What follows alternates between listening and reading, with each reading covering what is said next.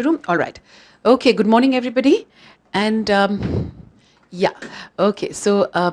we start from where we left last night? We were doing cardiovascular system. Good morning, everybody. Vijayawada, Kolhapur, Bikaner, Mangalore, Vishakhapatnam. Yes, great. So ready for a very long session today, isn't it? So I hope you've come well prepared, mentally prepared, that we're going to have a long session, right? Okay. So good morning, Kota and Gulbarga as well.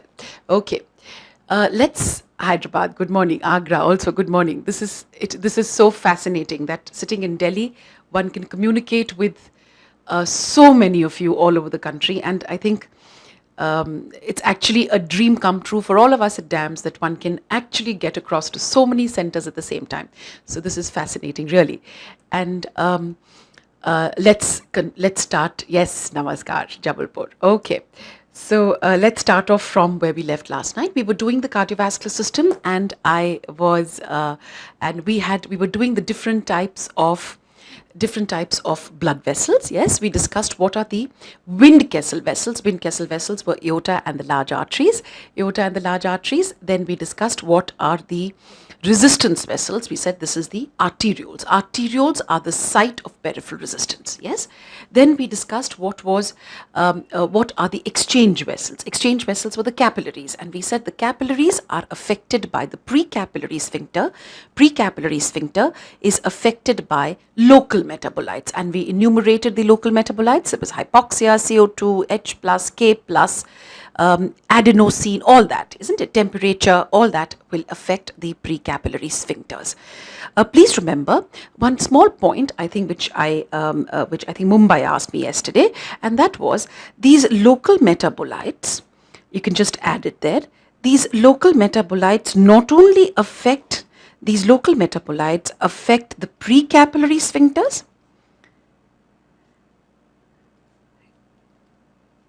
Precapillary sphincters as well as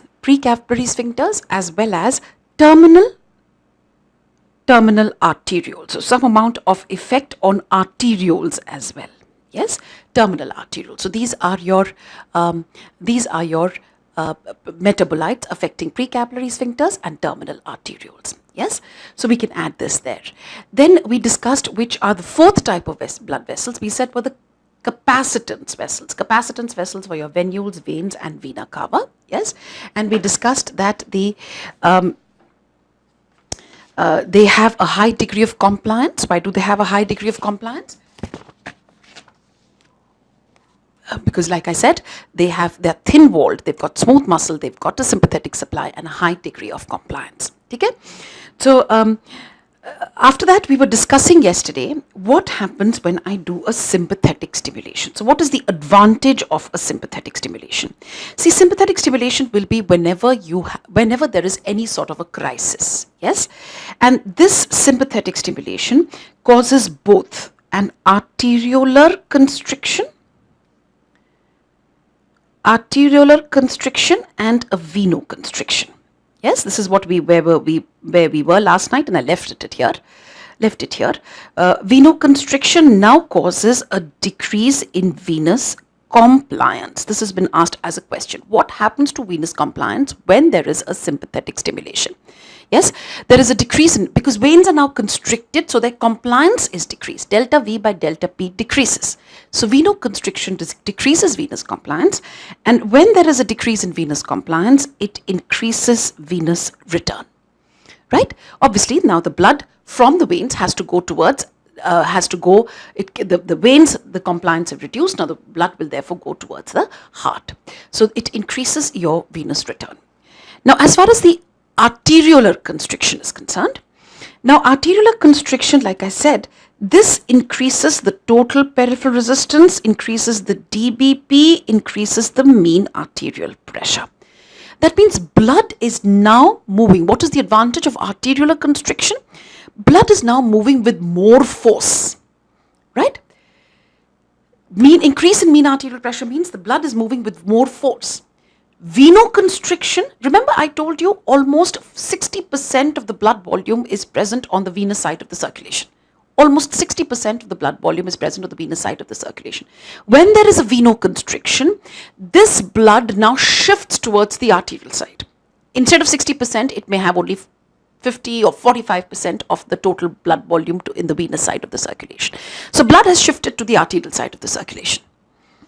Have you got my point? So basically, what is the advantage of sympathetic stimulation? You have more blood on the arterial side and moving with more force.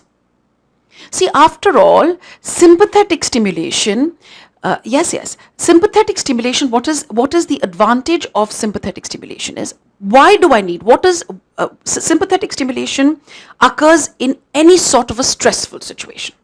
And when there is any kind of a stressful situation, this will, that means now there has to be a better tissue perfusion.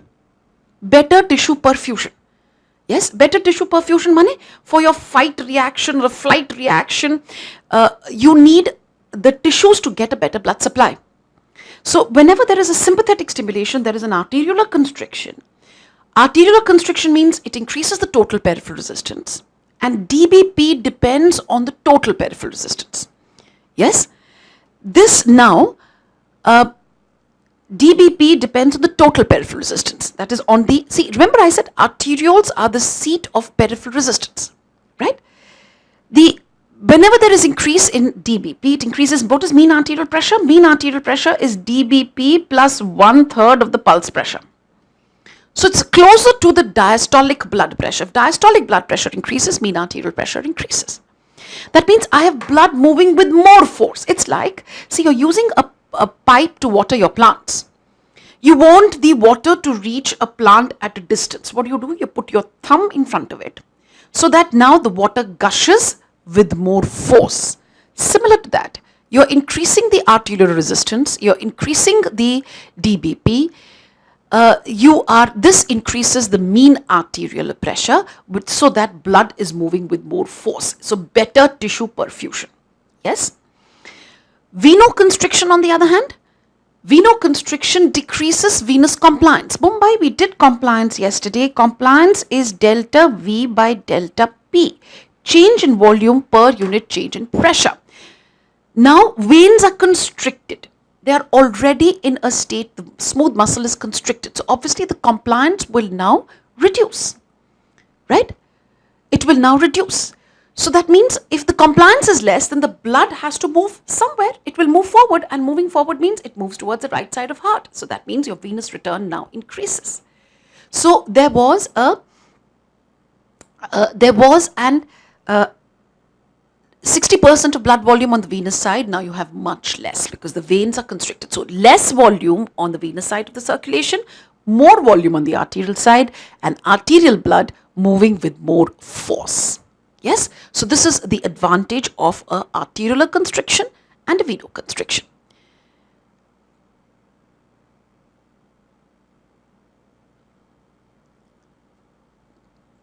Which condition mean arterial pressure is monitored?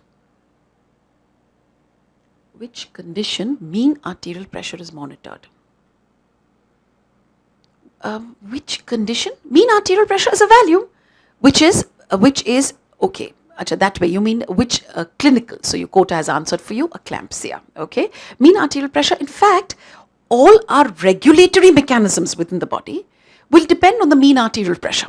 Have you understood? It's not on systolic. We'll do it as we go along. Not to worry. This is just the beginning of your vascular system. Right. So I'm just describing the blood vessels here. Right. The arteriolar constriction, like I said, arteriolar constriction and venoconstriction. So I was doing veins with you. So we said veins are capacitance vessels, and sympathetic stimulation decreases venous compliance. So this was just introducing you to what happens with arteriolar constriction. The fifth type of blood vessels in the cardiovascular system are what are known as shunt vessels. And shunt vessels are your arteriovenous anastomoses. Arteriovenous anastomoses. They also have a sympathetic supply. And these arteriovenous anastomoses, they are not located everywhere. They are in certain specific locations, like they are in the fingertips, They are in the earlobes. Yes, and their function is a temperature regulation. Temperature regulation. So these are your shunt vessels. So 5 types of vessels in the cardiovascular system: the Wind-Kessel vessels, the resistance vessels, exchange vessels, capacitance vessels, and shunt vessels. So 5 types of vessels. All of them have a sympathetic supply except the capillaries. Capillaries do not have a sympathetic supply. Capillary flow increases or decreases due to the presence of local metabolites. Local metabolites, right? Now, this is as far as your different types of blood vessels is concerned. Let's take on the next one, and this is a part of hemodynamics. It is part of biophysics, and the next section is what is known as hemodynamics. Hemodynamics. Yes. Now, these are principles of physics.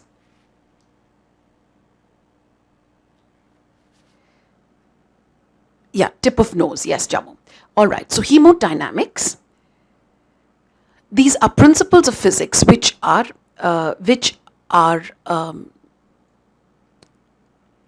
concerned with, they are principles of physics concerned with blood flow, right? So this is a part of your biophysics. You know, there are questions which can be asked from biophysics. And what is biophysics as far as physiology is concerned?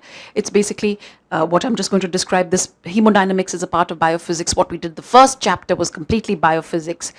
Resting membrane potential, action potentials, conduction of nerve impulse, all biophysics. So there's nothing, we are covering biophysics as we go along, right? So now this is hemodynamics. The first principle of hemodynamics, this is based on the Ohm's law. This is based on the Ohm's law, and Ohm's law we did in physics of our class 11, 12. And this says that flow through a tube. So if I have a tube over here, flow through a tube is P1 minus P2. It is the difference, it is directly proportional to delta P. Delta P is P1 minus P2, the pressure at the two ends of the tube, divided by the resistance to flow. Yes, divided by the resistance to flow. This gives us flow through this tube. Flow is directly proportional to delta P by R. Flow is equal to delta P by R, right? The pressure difference at the two ends of the tube divided by the resistance to flow, right? The second point here is the velocity of flow. The velocity of flow is inverse to the total cross-sectional area. Velocity of flow is inverse to the total cross-sectional area. Now, when I look at the cross-sectional area of the aorta, this is 2.5 centimeters squared, and cross-sectional area of the capillaries is 2500 centimeters squared, right?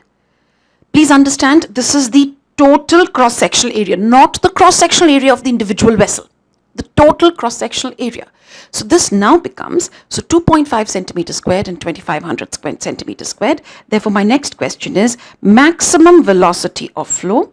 Maximum velocity of flow is in which segment? Is it in the aorta or the capillaries? Your answer becomes aorta, right? Aorta.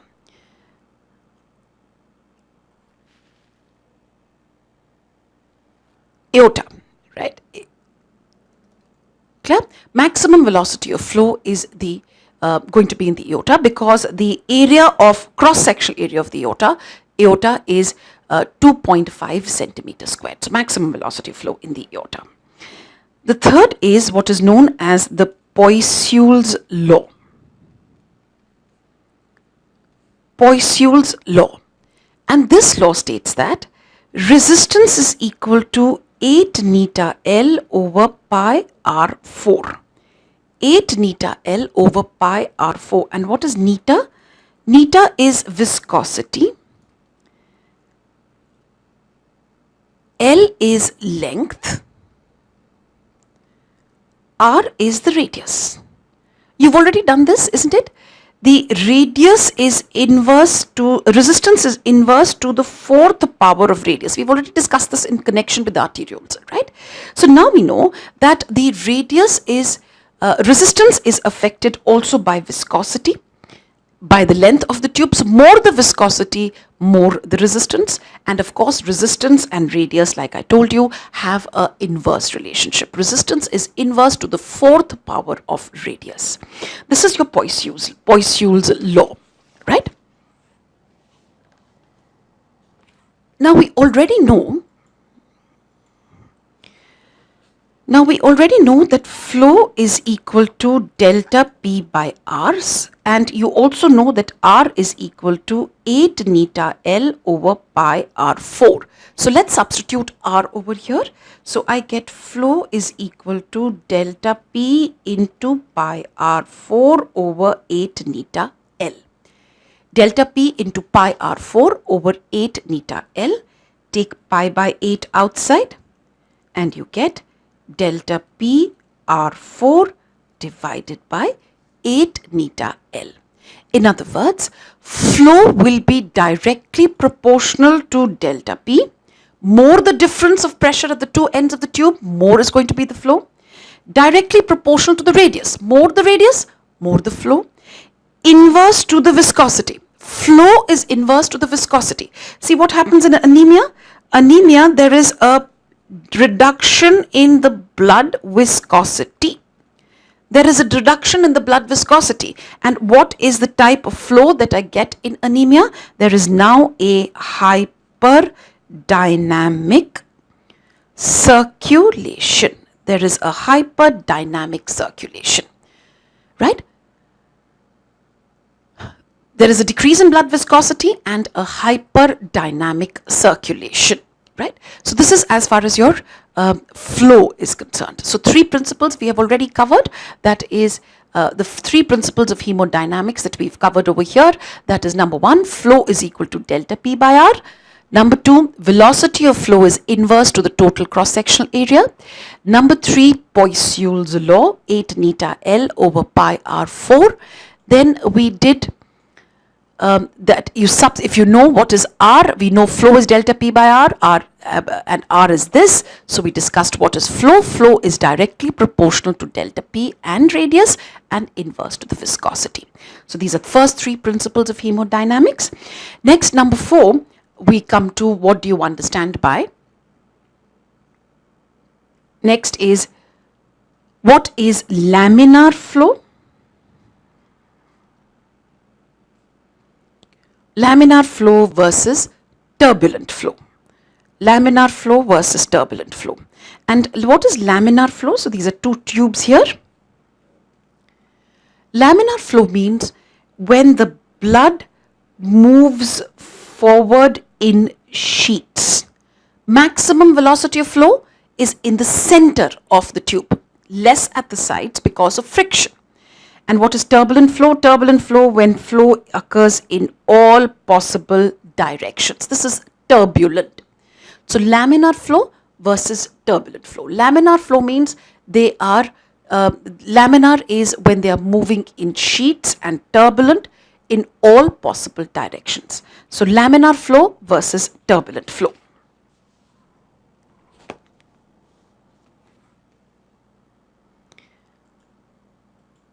Now, laminar flow, the tendency of turbulence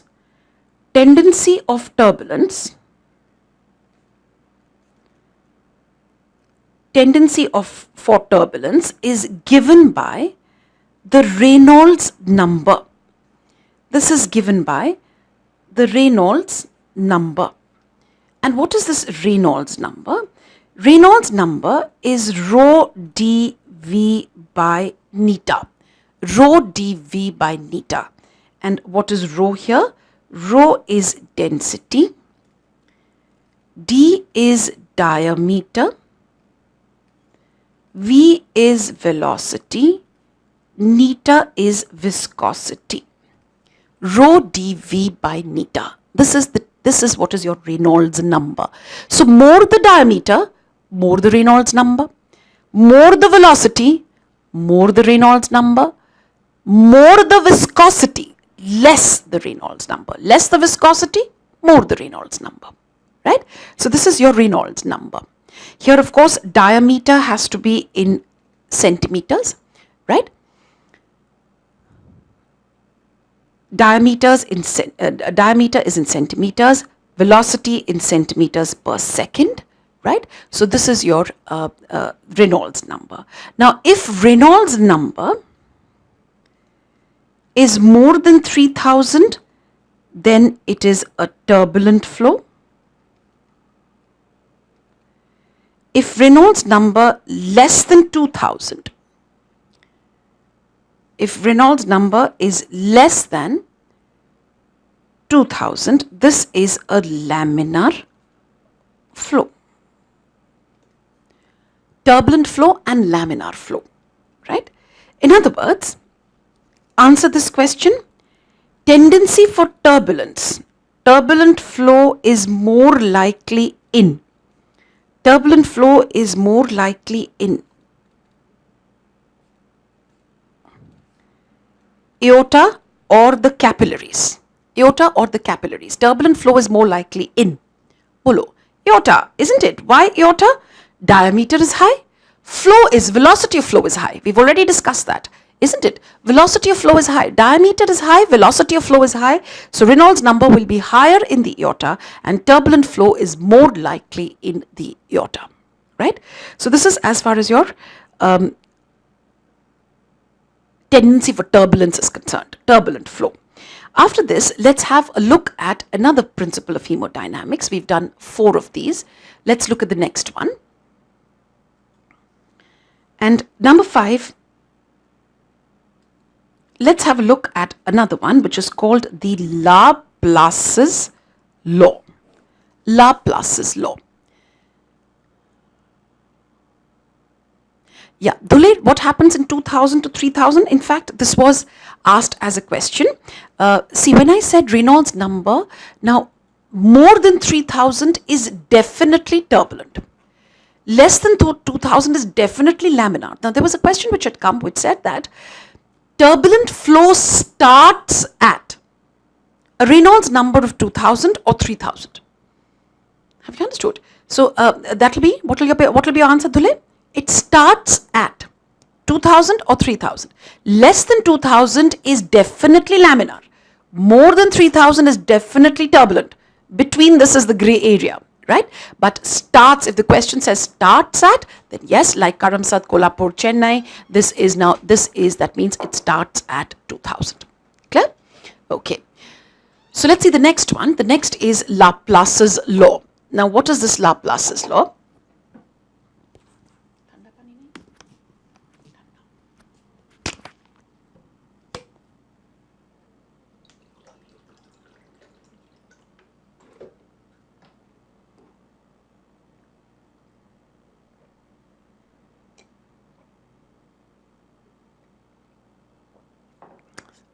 All right, so this is your Laplace's law. Let's see these. Now, what is Laplace's law? This gives us the relationship between P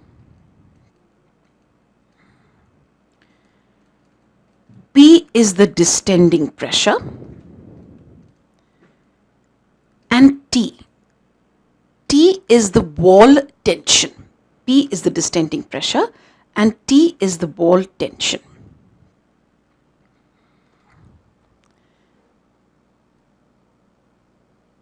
Right? And this states that for a thin-walled viscous,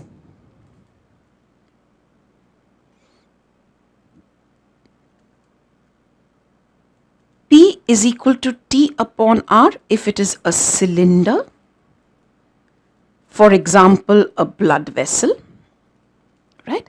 P is equal to T upon R. P is equal to 2T upon R if it is a sphere. If it is a sphere, for example, an alveolus, right? So P is equal to T upon R, P is equal to 2T upon R, yes? This is, so I can also write it as T is equal to PR, right? So that means answer this question. What happens to wall tension in capillaries? Do capillaries have a high wall tension or a low wall tension? What happens to wall tension in the capillaries? Is it a high wall tension?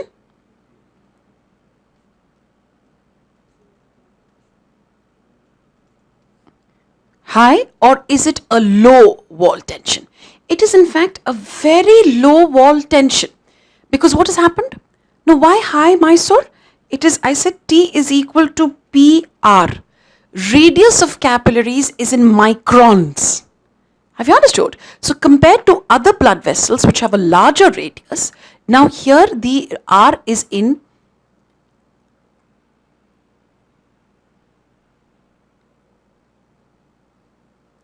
but R is less so? Mysore, I'm sorry? Where is it? Where does it say inversely proportional? Where does it say inversely proportional? This is T is equal to PR, no? Why would it be inversely proportional?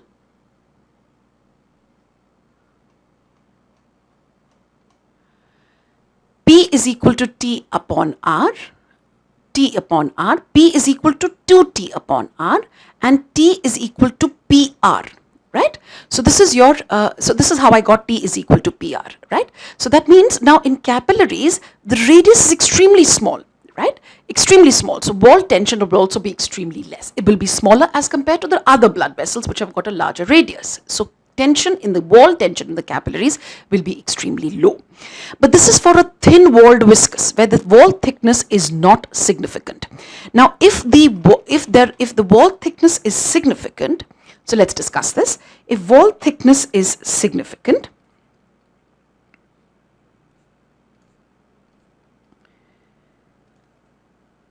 is significant, then it becomes T is equal to PR by W, where W is the wall thickness. So wall thickness is significant where T is equal to PR by W.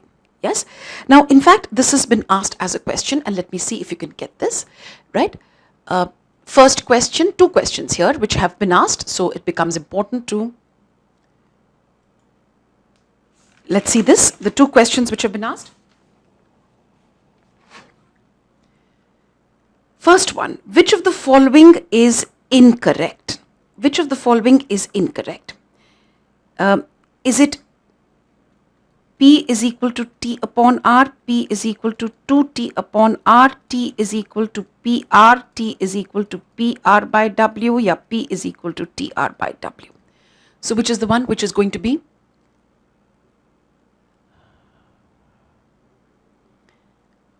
Which is going to be? Tell me. Which of the one is going to be A, B, C, D or E? This is the one which is going to be incorrect. Yes, T is equal. All the others are correct forms of the Laplace's law. This has been asked as a question.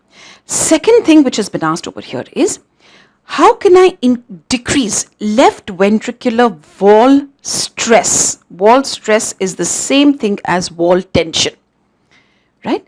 How can the left ventricular wall stress be decreased?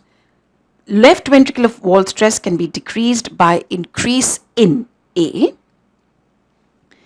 distending pressure,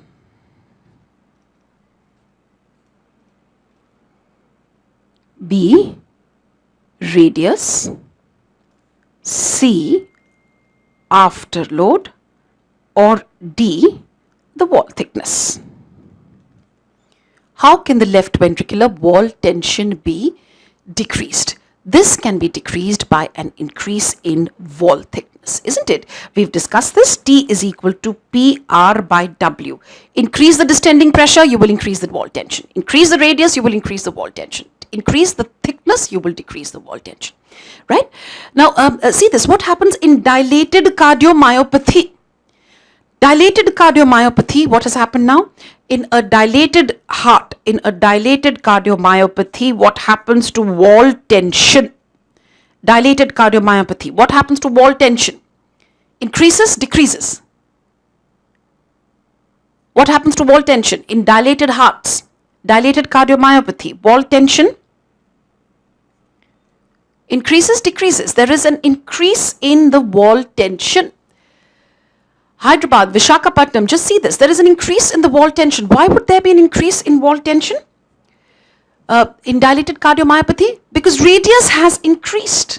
Radius is more, isn't it? We've done this already. T is equal to PR by W. More the radius, more the wall tension. Right? But what has happened to wall thickness in a dilated heart? Wall thickness has reduced. Yes? Wall thickness has reduced. So wall thickness reduces, tension increases. Radius has increased, so there is increase in wall tension. Wall thickness is reduced, so increase in wall tension. So in a dilated cardiomyopathy, there is an increase in wall tension. Failure is common in a patient of dilated cardiomyopathy.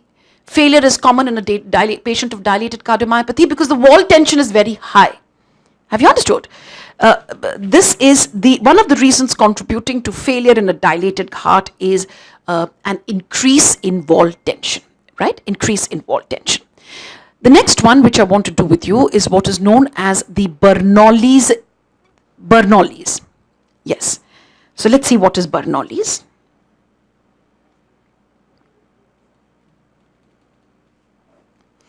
Now Bernoulli's tells you that the total energy is equal to the kinetic energy of flow plus the potential energy of flow. Kinetic energy of flow plus the potential energy. Just 1 second, I need to change my refill. Just one second.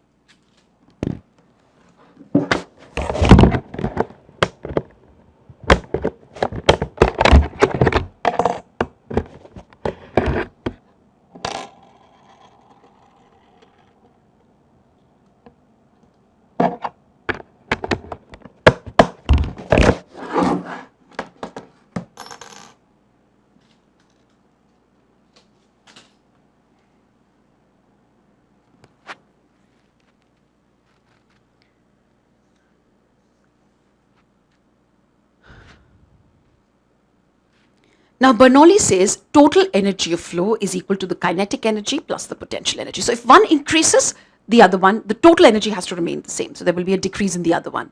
And when I talk in terms of flow through a blood vessel, this is a blood vessel here. Yes.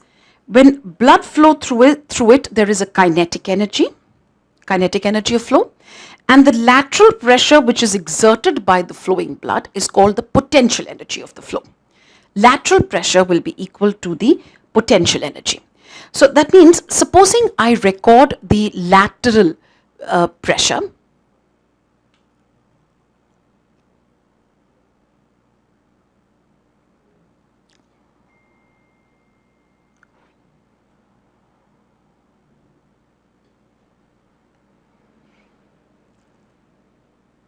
this is,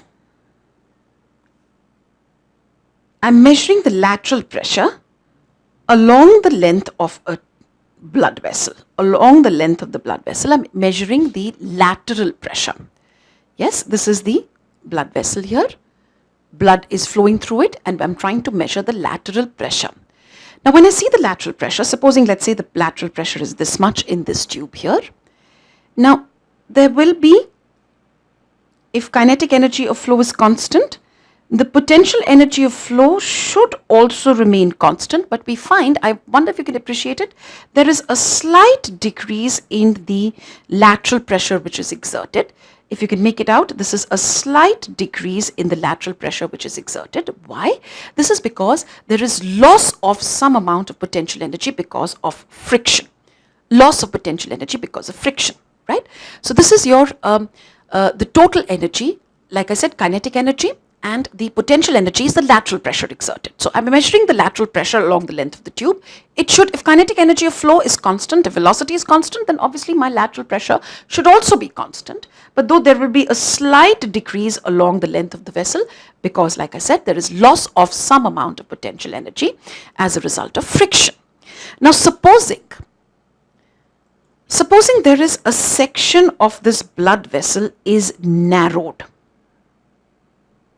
Maybe there is an atherosclerotic plaque. There is an atherosclerotic plaque. Now let's see what are the changes which are going to occur.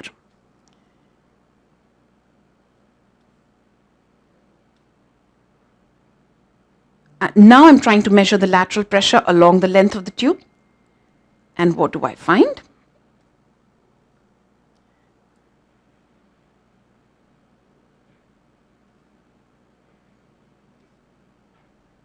It should have been like this, but what do I find in the middle tube? The pressure recorded is much lower. And then when again the tube broadens out, the pressure will be what is expected. So what's happened? Why has this happened? Because when blood flows through this narrowed section, the kinetic energy of flow increases. And when the kinetic energy of flow increases, the lateral pressure or the potential energy exerted by it decreases. Total energy of a system remains constant. Then when again the tube broadens out, again the lateral energy or the potential energy recorded increases. Right? So this is your, this is what is known as your Bernoulli's. That is, total energy of a system, total energy of flow remains the same. Right?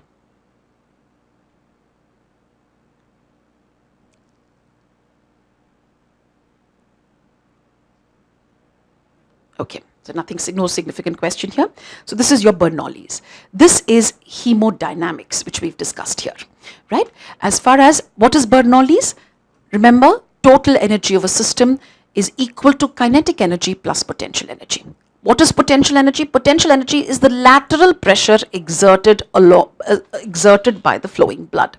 So if I record the lateral pressure along this blood vessel here, I find that if the kinetic energy of flow remains constant, the lateral pressure should also remain constant, but in effect I see a small decrease along the length, and the small decrease is because of loss of energy due to friction.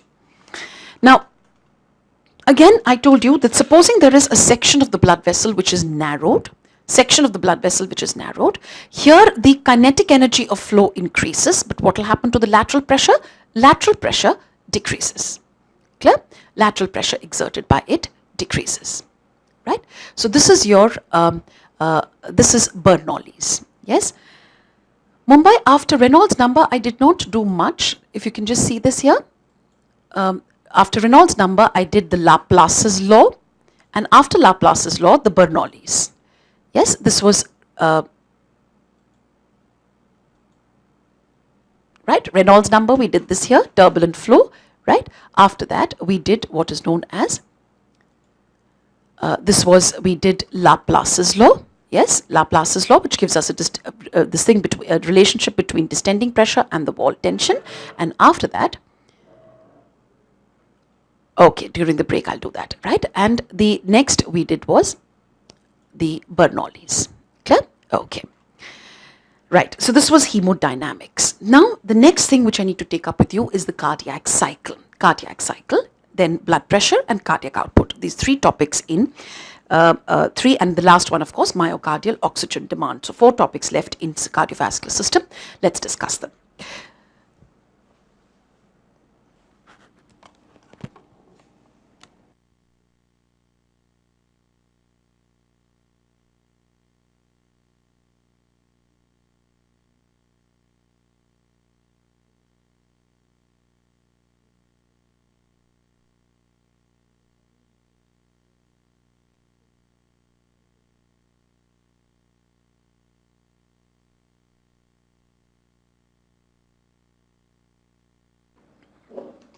All right.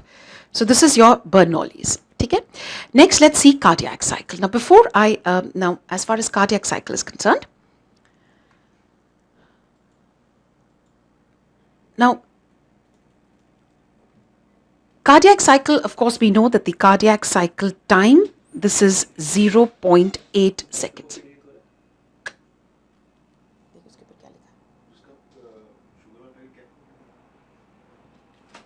वो तो पुराना पड़ा हुआ है ना यहाँ पर sugar cup के ऊपर देख क्या लिखा है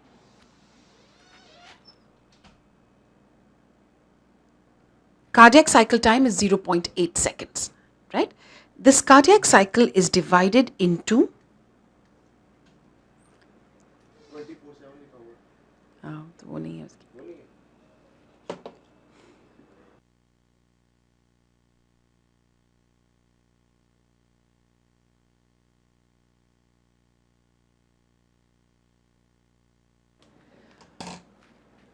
atrial events and the ventricular events. Cardiac cycle is divided into atrial events and ventricular events. Atrial events are atrial systole and atrial diastole. Atrial systole is 0.1 second, atrial diastole is 0.7 seconds. Ventricular events are ventricular systole 0.3 seconds, ventricular diastole 0.5 seconds. Right? Ventricular systole is 3 phases of the ventricular systole. What are these three phases? What is that?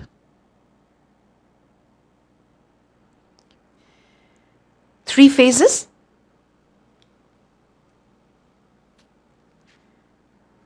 Ventricular systole 3 phases. This is isovolumetric contraction phase.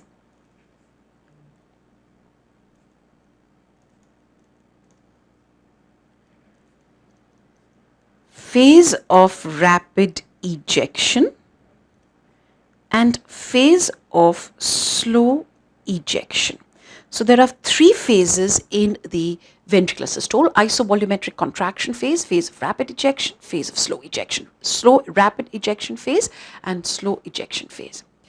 Ventricular diastole, on the other hand, consists of four phases. And what are these 4 phases? Isovolumetric relaxation,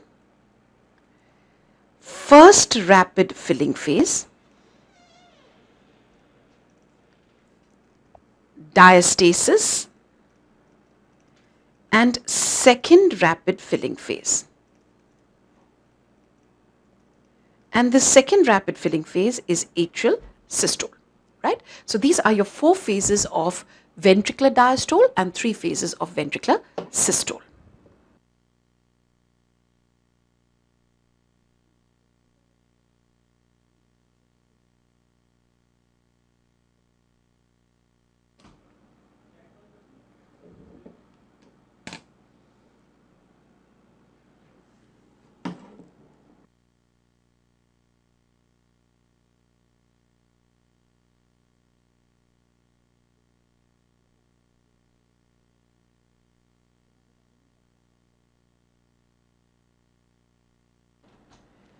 All right, so this is your isovolumetric contraction, phase of rapid ejection, phase of slow ejection, the 3 phases of ventricular systole and 4 phases of ventricular diastole.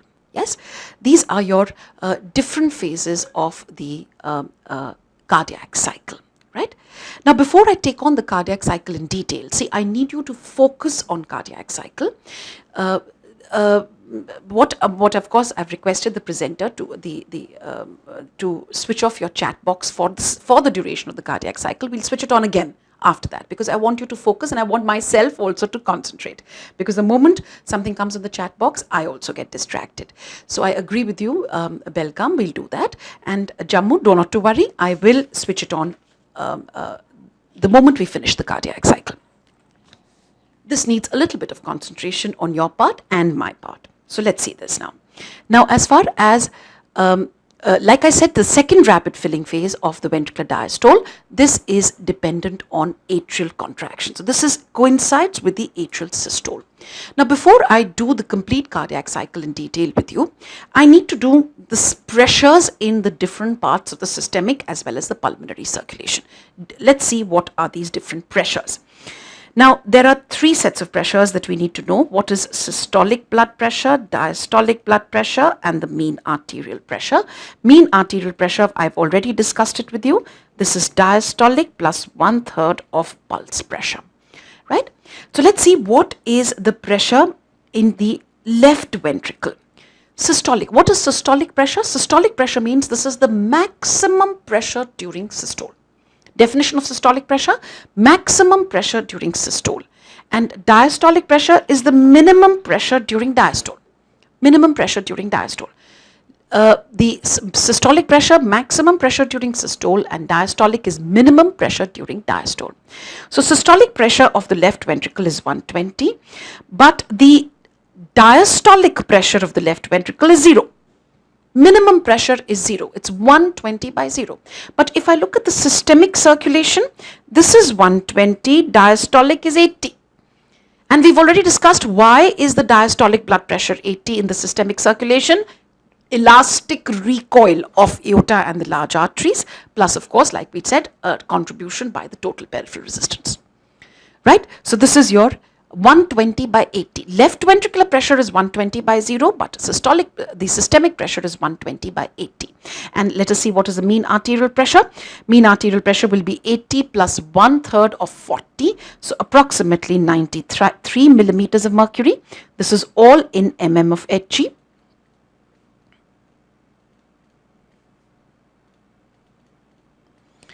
But we normally take it as 100, approximately 100.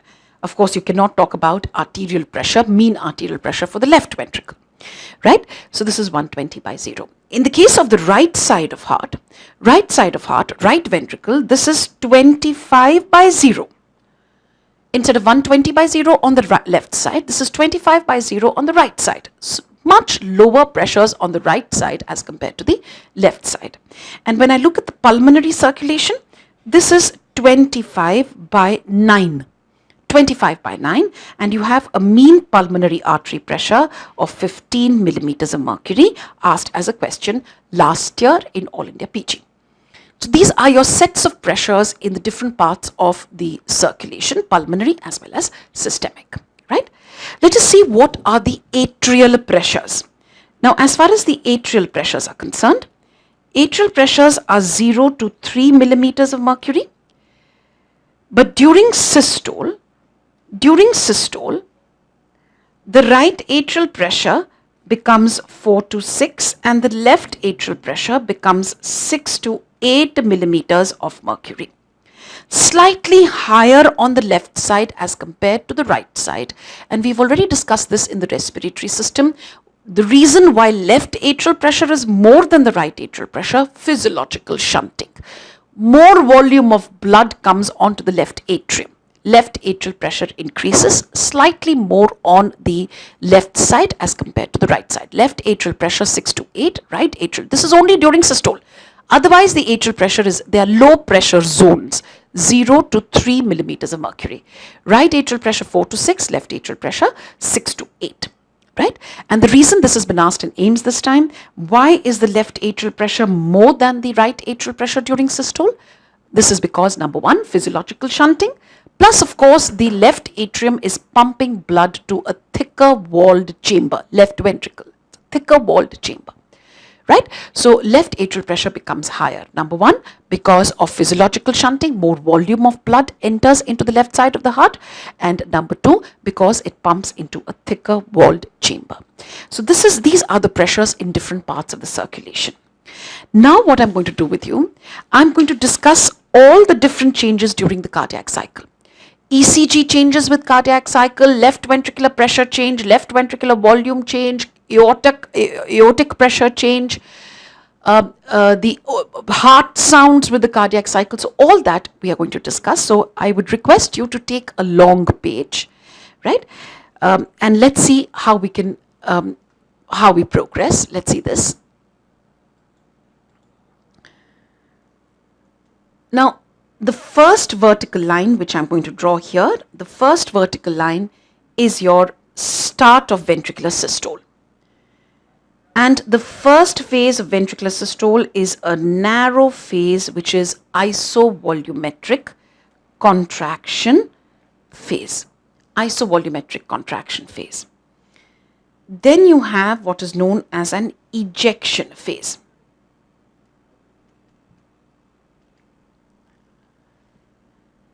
I'm not dividing the ejection phase into rapid and slow ejection. I'm making it into one ejection phase. This is your ventricular systole. Isovolumetric contraction phase, ejection phase, and together they form your ventricular systole. Then the next, now starts the ventricular. So this is your end of ventricular systole and beginning of diastole. So the first phase of diastole is the isovolumetric relaxation phase. Then you have the first rapid filling phase.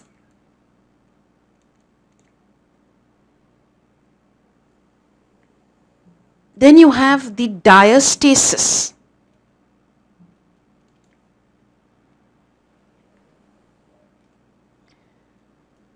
and the second rapid filling phase, and remember the second rapid filling phase coincides with atrial systole. So this is your ventricular diastole, right? This is your phase of filling. So these are your 7 phases of the cardiac cycle. In ventricular systole, isovolumetric contraction, rapid ejection, slow ejection, but like I said, I have kept them as one, that is one ejection phase.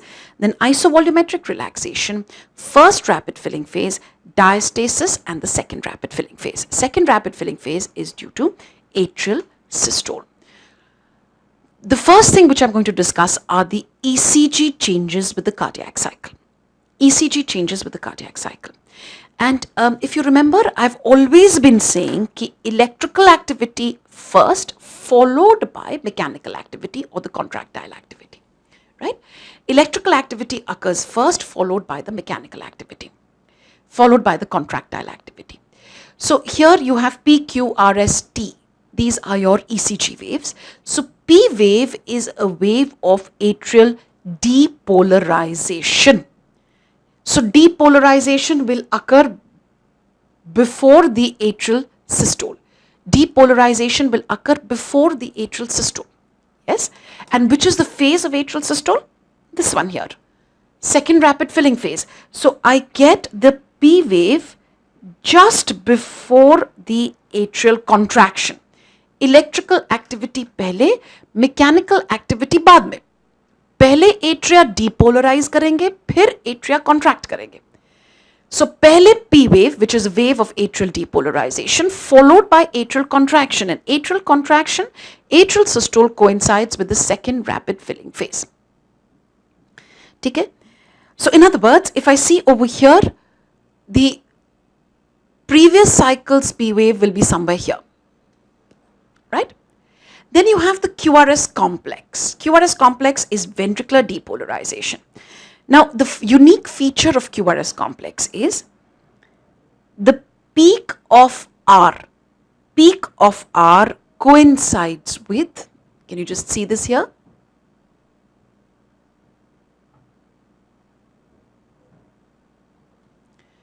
The peak of R coincides with the onset of isovolumetric contraction phase. This is Q, this is R, this is S, Q, R, S. The peak of R coincides with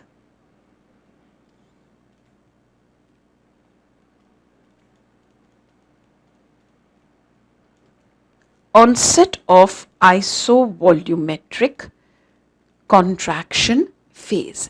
Peak of R coincides with onset of isovolumetric contraction phase, right? Peak of, this is the peak of R, right? It coincides with onset of isovolumetric contraction phase. Okay? Keyboard hai, keyboard.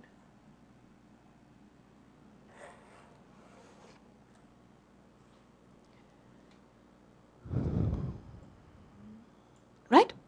Then starts ventricular repolarization. So you've got P before atrial systole. Peak of R coincides with, isn't it? Onset of isovolumetric contraction is here.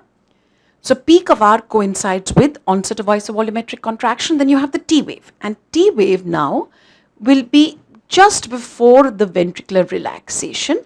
So this is your T wave. And I hope you can just sort of correlate what we did yesterday. Remember, I told you that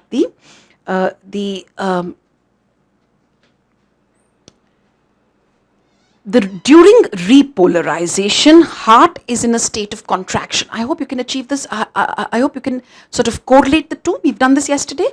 That during repolarization, see, the T wave is falling during the phase of ventricular systole. During repolarization, heart is in a state of contraction. And I hope you can sort of understand this now, because please remember, repolarization wave will occur before the ventricular relaxation, So this is your ECG changes with the cardiac cycle. P wave, QRS complex and the T wave. Okay? Next, let's see what are the left ventricular pressure changes and left ventricular volume changes with the cardiac cycle.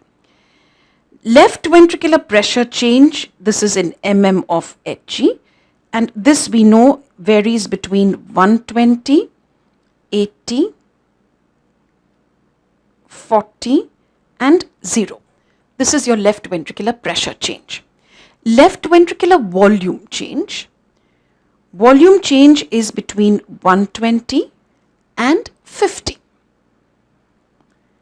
This is left ventricular volume in milliliters. Left ventricular volume in milliliters.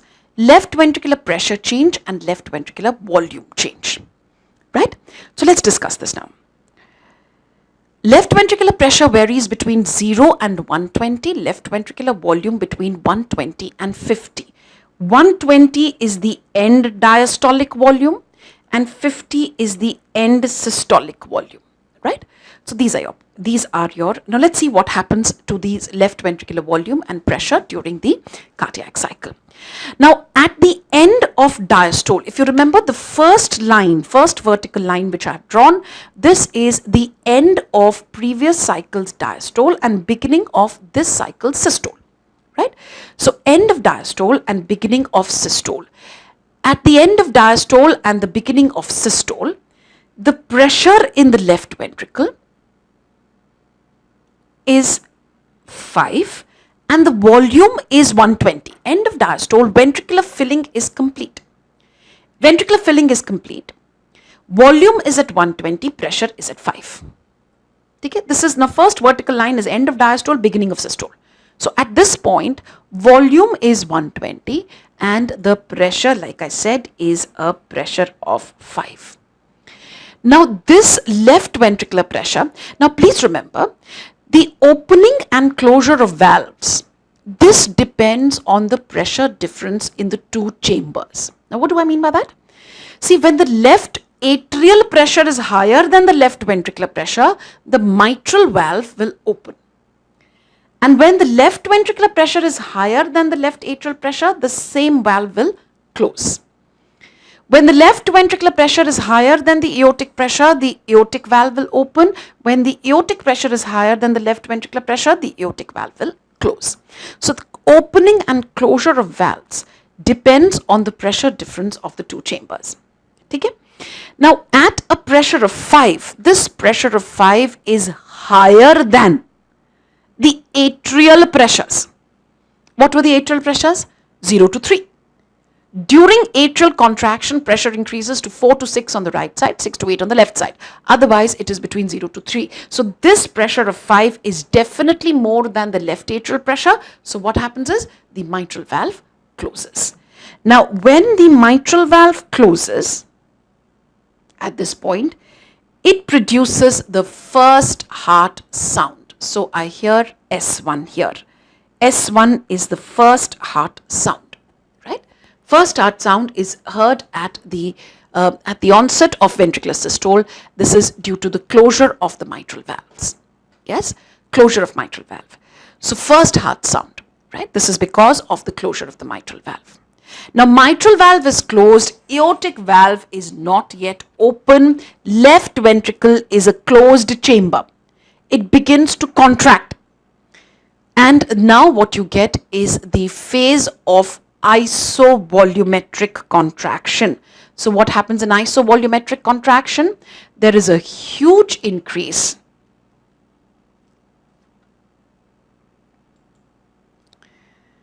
There is a huge increase in pressure.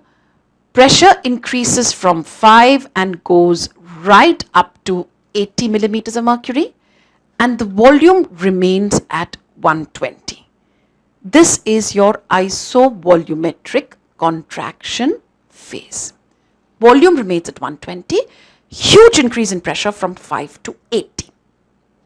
Right? This is your isovolumetric contraction phase. Right? Meanwhile, let's look at the aortic pressure. Now, aorta was in diastole. So aorta's diastolic pressure is at 80. So aorta is here at 80. Aortic pressure is at 80 millimeters of mercury. Right? Now, the moment the left ventricular pressure crosses the diastolic pressure of the aorta, this causes the opening of the aortic valve. Aortic valve now opens. And remember, heart sounds are not produced by opening, only by closure. So we do not hear any heart sound here. Clear? Aortic valve opens, now starts the phase of ejection. There is a rapid increase in the left ventricular pressure. It increases to 120. And there is a rapid decrease in the left ventricular volume. The left ventricular volume now rapidly decreases. This is your rapid ejection phase. Rapid increase in left ventricular pressure, rapid decrease in volume. And if you can see the aortic pressure curve as well, aortic pressure curve, now aortic valve has opened, blood gushes from the left ventricle into the aorta. Now what do I find? There is an increase in the aortic pressure curve. There is an increase in the aortic pressure as well. Aortic pressure closely follows the left ventricular pressure change. Left ventricle pumps blood into the aorta, rapid ejection phase, rapid increase in the aortic pressure as well. There is a decrease in aortic volume, but a rapid increase in the aortic pressure, right? This is your rapid ejection phase. Now let's see the next one, that is slow ejection phase. Now what has happened is, most of the aortic blood, most of the left ventricular blood has gone into the aorta. Most of the left ventricular blood has gone into the aorta. Aorta is relatively empty. Rapid ejection phase means most of the aortic blood went into the aorta. So the left ventricle is relatively empty.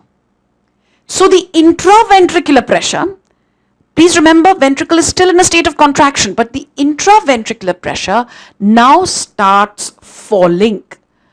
The intraventricular pressure now starts falling, right? This is my slow ejection phase. Slow ejection phase, there is a much slower decrease in the left ventricular volume. Left ventricular volume now slowly decreases to the end systolic volume of 50 ml. Right? So this is your left ventricular pressure changes, left ventricular volume changes during the phase of systole. Isovolumetric contraction phase, rapid increase in left ventricular pressure, no change in volume. Phase of rapid ejection, further increase in left ventricular pressure, reaches a maximum of 120, volume decreases rapidly. Slow ejection phase, though the ventricles are still in a state of contraction, but intraventricular pressure starts falling, so you have a slower ejection and a slower decrease in left ventricular volume. This is your this end diastolic volume minus end diastolic minus end systolic. This is your stroke volume. What is stroke volume? This is end diastolic volume minus the end systolic volume. And what is ejection fraction? Ejection fraction is stroke volume divided by end diastolic volume into 100. Stroke volume we've just seen is about 70 divided by 120 into 100. This gives us approximately 55 to 65%. This is your stroke volume and the ejection fraction. Stroke volume divided by end diastolic volume into 100, so 55 to 65% is the ejection fraction. Clear? Next, let's see. We've discussed this, the ventricular systole. Let's now have a look at ventricular diastole. See what's happened now? See what happens to the aortic pressure curve.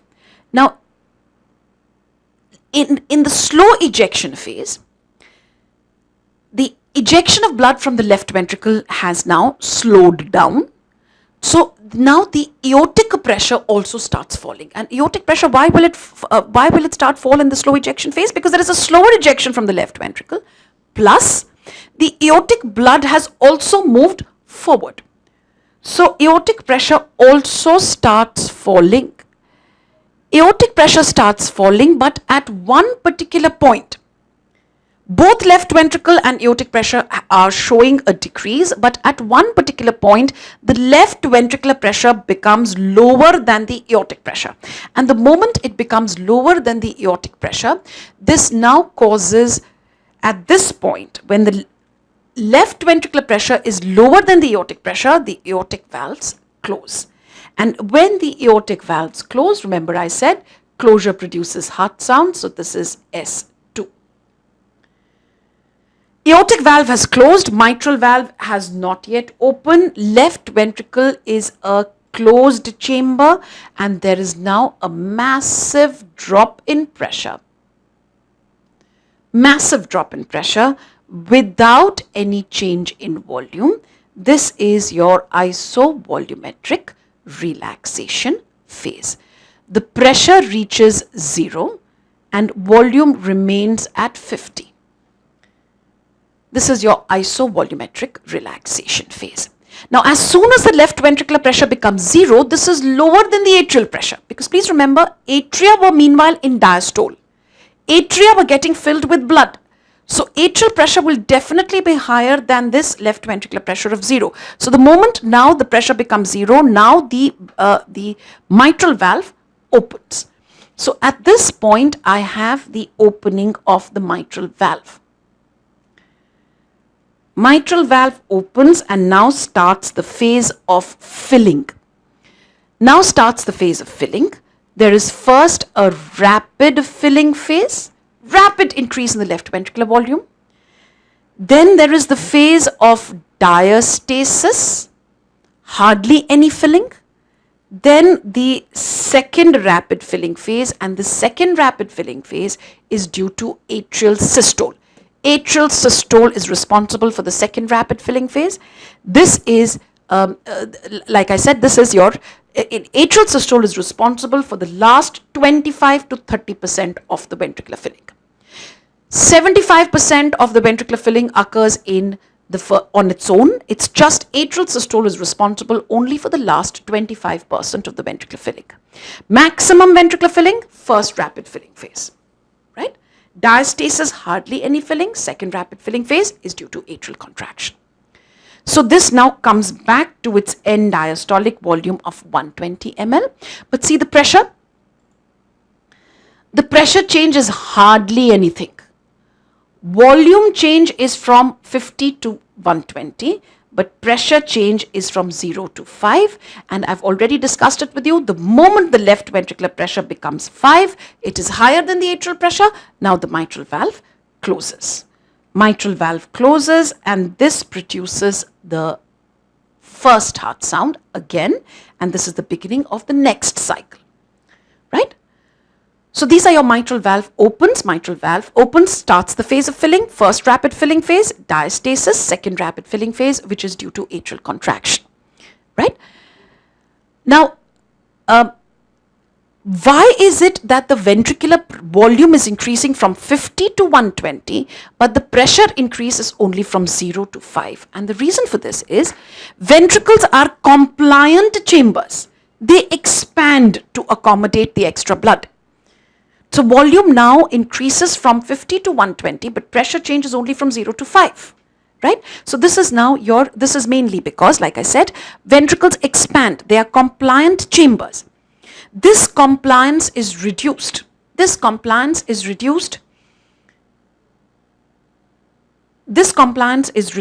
in left ventricular hypertrophy. Left ventricular hypertrophy, the compliance reduces. Yes? So this is as far as your left ventricular volume and pressure changes are concerned. Let's see the heart sounds. Let's complete the heart sounds. Third heart sound is heard in the first rapid filling phase. Fourth heart sound is normally not heard, but is heard in conditions such as left ventricular hypertrophy. Why in left ventricular hypertrophy? Atrial systole, ventricular compliance is reduced, and that produces a sound. That is fourth heart sound.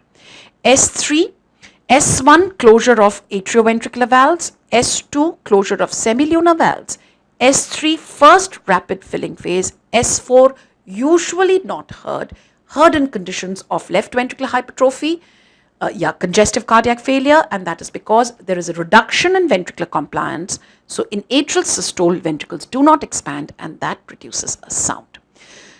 So we've discussed the ECG changes with cardiac cycle, we've discussed the heart sounds with cardiac cycle, left ventricular pressure change, left ventricular volume change, right? Let's have a look at the aortic pressure change with the cardiac cycle. Now, aortic pressure we have discussed over here, diastolic pressure in the aorta, rapid ejection phase, rapid increase in aortic pressure reaches 120, then the aortic pressure starts, left ventricular pressure starts falling, aortic pressure also starts falling. Now, at the pressure, at the closure of the aortic valve, I get something which is not very prominent here, but I'll do it again with you. This is rapid ejection phase, rapid increase in pressure, slow ejection phase.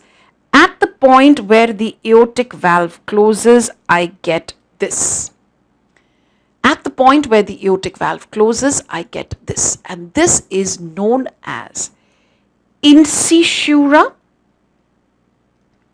on the aortic pressure curve, or something known as the dicrotic notch. Dicrotic notch. Incisura on the aortic pressure curve and the dicrotic notch.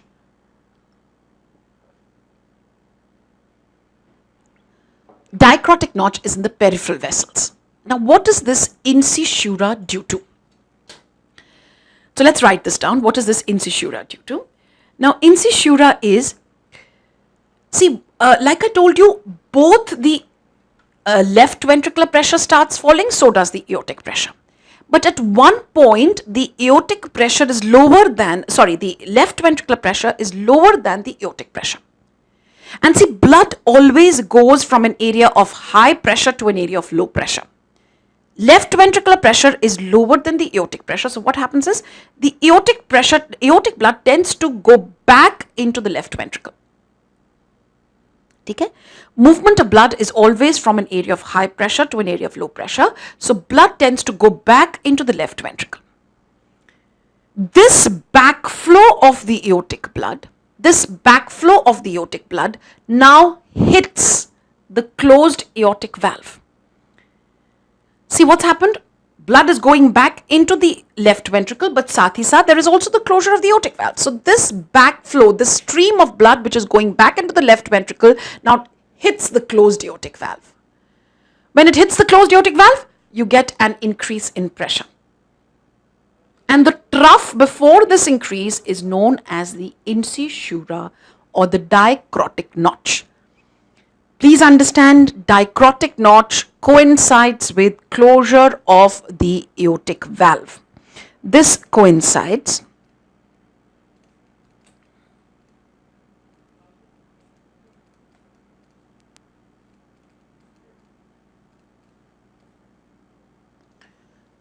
with closure of the aortic valve, right? This is your dicrotic. So incisura, this is due to, what is this due to? Backflow of aortic blood into the left ventricle, hits, HITS, hits the closed aortic valve. Backflow of aortic blood into the left ventricle, hits the closed aortic valve, producing the dicrotic notch, producing incisura or the dicrotic notch in the aortic pressure curve. Dicrotic notch actually is a term used for peripheral vessels, but in the aortic pressure curve it is known as the incisura, right? So this is your incisura or the dicrotic notch coincides with the closure of the aortic valve. So these are your, like I said, the aortic pressure changes. So let's see this again. You've done the ECG changes with the cardiac cycle, the heart sounds with the cardiac cycle, left ventricular pressure curve with the cardiac cycle, the aortic pressure curve with the cardiac cycle, right? The left ventricular volume curve with the cardiac cycle, right? So these are your different changes which you see in the cardiac cycle. Now there are 2 or 3 terms which I need to do with you, and that is, supposing I am recording ECG, supposing I am recording the ECG the phonocardiogram. Phonocardiogram is your heart sounds and the aortic pressure curve. And the aortic pressure curve with the cardiac cycle. Supposing I'm recording these three things with the cardiac cycle: ECG, phonocardiogram, and the aortic pressure curve, aortic pressure with the cardiac cycle. There are 2 or 3 terms which I need to do, and the first one is QS2. QS2. This is total electromechanical systole. Total electromechanical systole. Now let's write the definition, then we'll see it on the cardiac cycle. What is total electromechanical systole? This is from the onset of Q. From the onset of Q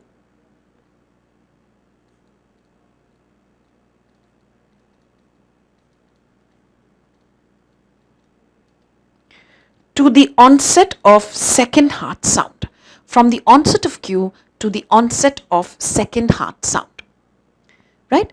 This is the total electromechanical systole from the onset of Q to the onset of second heart sound. When I see it on the cardiac cycle, let's see where does it go from. Like I said, it is from the onset of Q. Q starts here to the second heart sound. If I measure this time from the onset of Q to the onset of second heart sound, this period will be known as the QS2. Onset of Q to the onset of second heart sound. This is total electromechanical systole. This has been asked twice in AIIMS. What is the definition of, this was asked as recently as 2012 and once before that, total electromechanical systole from the onset of Q to the onset of second heart sound. Second is left ventricular ejection time. Left ventricular ejection time. This is from onset of carotid pressure rise. Instead of doing aortic pressure, we are doing a carotid pressure rise. Carotid pressure rise to the dicrotic notch. Left ventricular ejection time is from onset of carotid pressure rise to the dicrotic notch. Mani, if I see it over here on my cardiac cycle, so it is from the onset of carotid pressure rise. Pressure rise is here to the dicrotic notch. So this phase now becomes my left ventricular ejection time. LVET. Left ventricular ejection time. So QS2 and left ventricular ejection time. The rest, the third one is PEP. And what is PEP? PEP is pre-ejection period. Pre-ejection period. This is QS2 minus LVET. QS2 minus LVET. This is your pre-ejection period. From QS2 subtract the LVET, you get your pre-ejection period. Now the ratio of PEP to LVET is 0.35. PEP to LVET, this is normal ratio.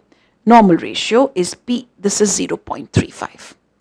Right? So these are your 3 important definitions. फिर से देखो, where is QS2?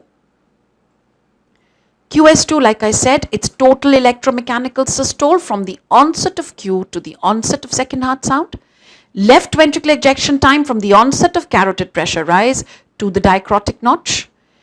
PEP will, from the QS2, from the complete total electromechanical systole, subtract LVET and I get a PEP, pre-ejection period. So this becomes the pre-ejection period. Right? Pre-ejection period. So this is your QS2 minus, this is PEP is QS2 minus LVET. Then I told you the normal ratio is PEP to LVET is 0.35. Yes? Now I need to do one question with you, and that is,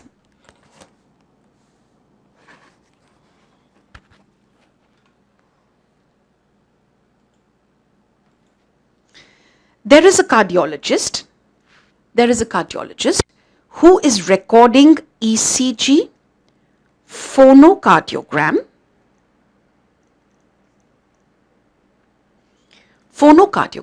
ECG, phonocardiogram. Phonocardiogram means heart sounds. ECG, phonocardiogram, and the carotid pressure changes. Carotid pressure changes with the cardiac cycle. All these three are being recorded simultaneously. Again, this is an AIMS question. These are being recorded simultaneously. But his carotid pressure transducer is not functioning properly. Which of the following is normal? Which of the following is normal? Chat box on kar. Chat box ko on kar. Which of the following is normal? A, only QS2. B, LVET, only LVET. C, LVET and PEP. And D, all are normal. So let's see if you can understand this question. Will you? Yes. Done. I've got my first answer, and that is only QS2, isn't it? If the carotid pressure transducer is not functioning properly, that means you will not get LVET. LVET reading will be incorrect. If LVET is incorrect, then so will be, if LVET is incorrect, then so will PEP be incorrect. Both of these, so only one which I can get normal is QS2.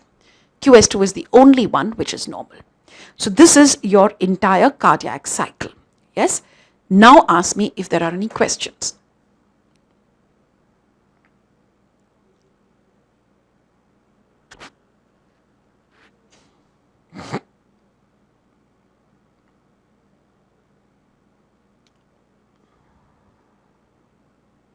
Are we okay, everybody?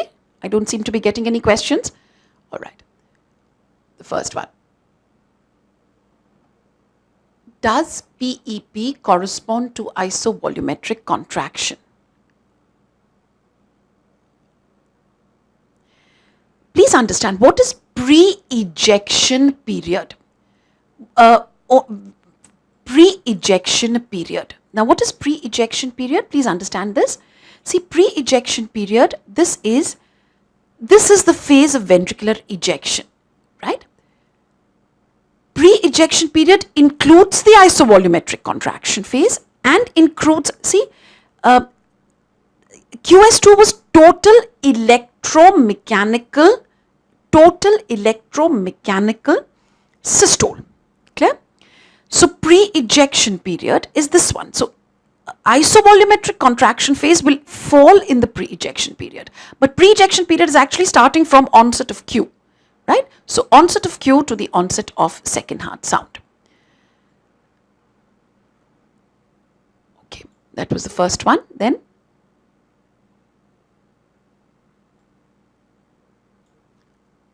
LVET plus what? Kochi? I'm sorry, I cannot understand what you've written. Please write in caps because I just can't read from this distance. Okay, I'll just tell you Aligarh. Protodiastole. See, protodiastole is no longer, the term is no longer used, protodiastole. This has become redundant now, so I have not told you about it. But this protodiastole is that very brief duration during which is just before the onset of isovolumetric relaxation phase. That is called protodiastole, but it is a redundant phase now. It is no longer being used. Diastasis means no filling, no Dehradun. It just means much slower filling. Much slower filling. Heart sounds, first heart sound, onset of ventricular systole, S2, onset of ventricular diastole, S3, first rapid filling phase, S4, usually not heard, but if heard, it is present in conditions such as left ventricular hypertrophy or in cardiac failure. And this is because the atrial systole, the ventricles do not relax. So it produces a sound which is known as S4, right?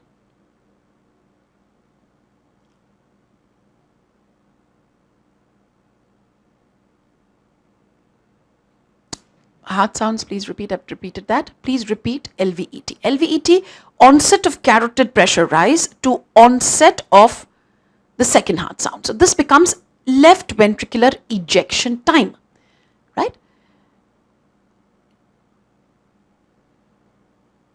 S3 normally heard, yes, normally heard, first rapid filling phase. This is now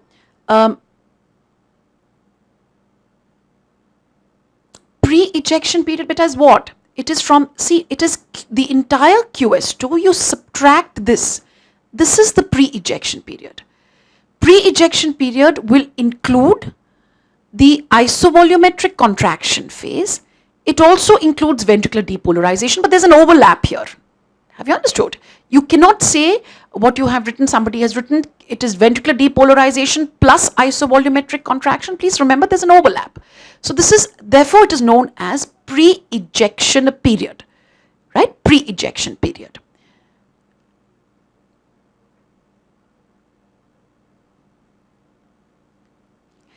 Hyderabad cardiac cycle begins with, you normally talk in terms of S1 to S2 is your ventricular systole, then S2 to next X1. S1 is your ventricular diastole. So I would say with end of ventricular diastole, beginning of ventricular systole.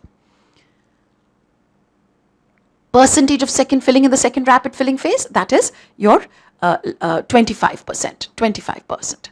Significance of QS2. See, I told you that the normal value, normal ratio of PEP to LVET, we've done this.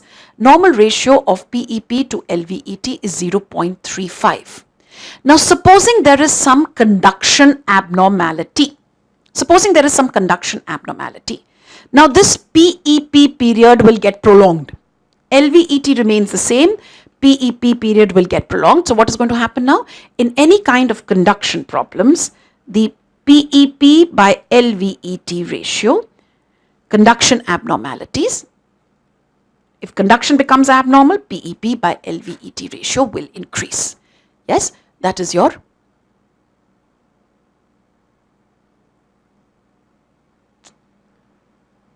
S3 and S4. I told you first rapid filling phase, S4 is atrial systole.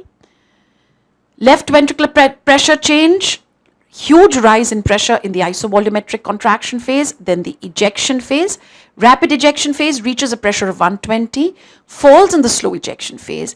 Isovolumetric relaxation phase, a massive drop in pressure to 0. Then during diastole, because of filling, the pressure increases to 5. So I think that by and large takes care of most of your questions. Yes, what you did ask me is JVP with the cardiac cycle. JVP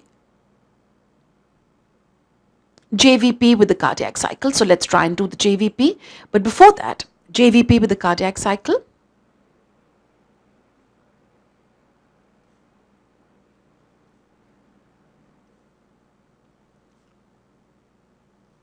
Okay.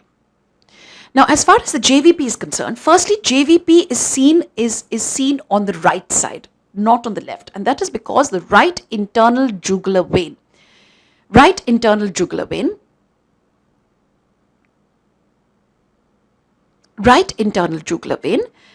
in direct communication with the right atrium. So whatever the right atrial pressure changes, they will be recorded they will be seen on the JVP. JVP is better seen than felt. Carotid is better felt than seen. JVP, there's a definite upper level. Yes, definite upper level.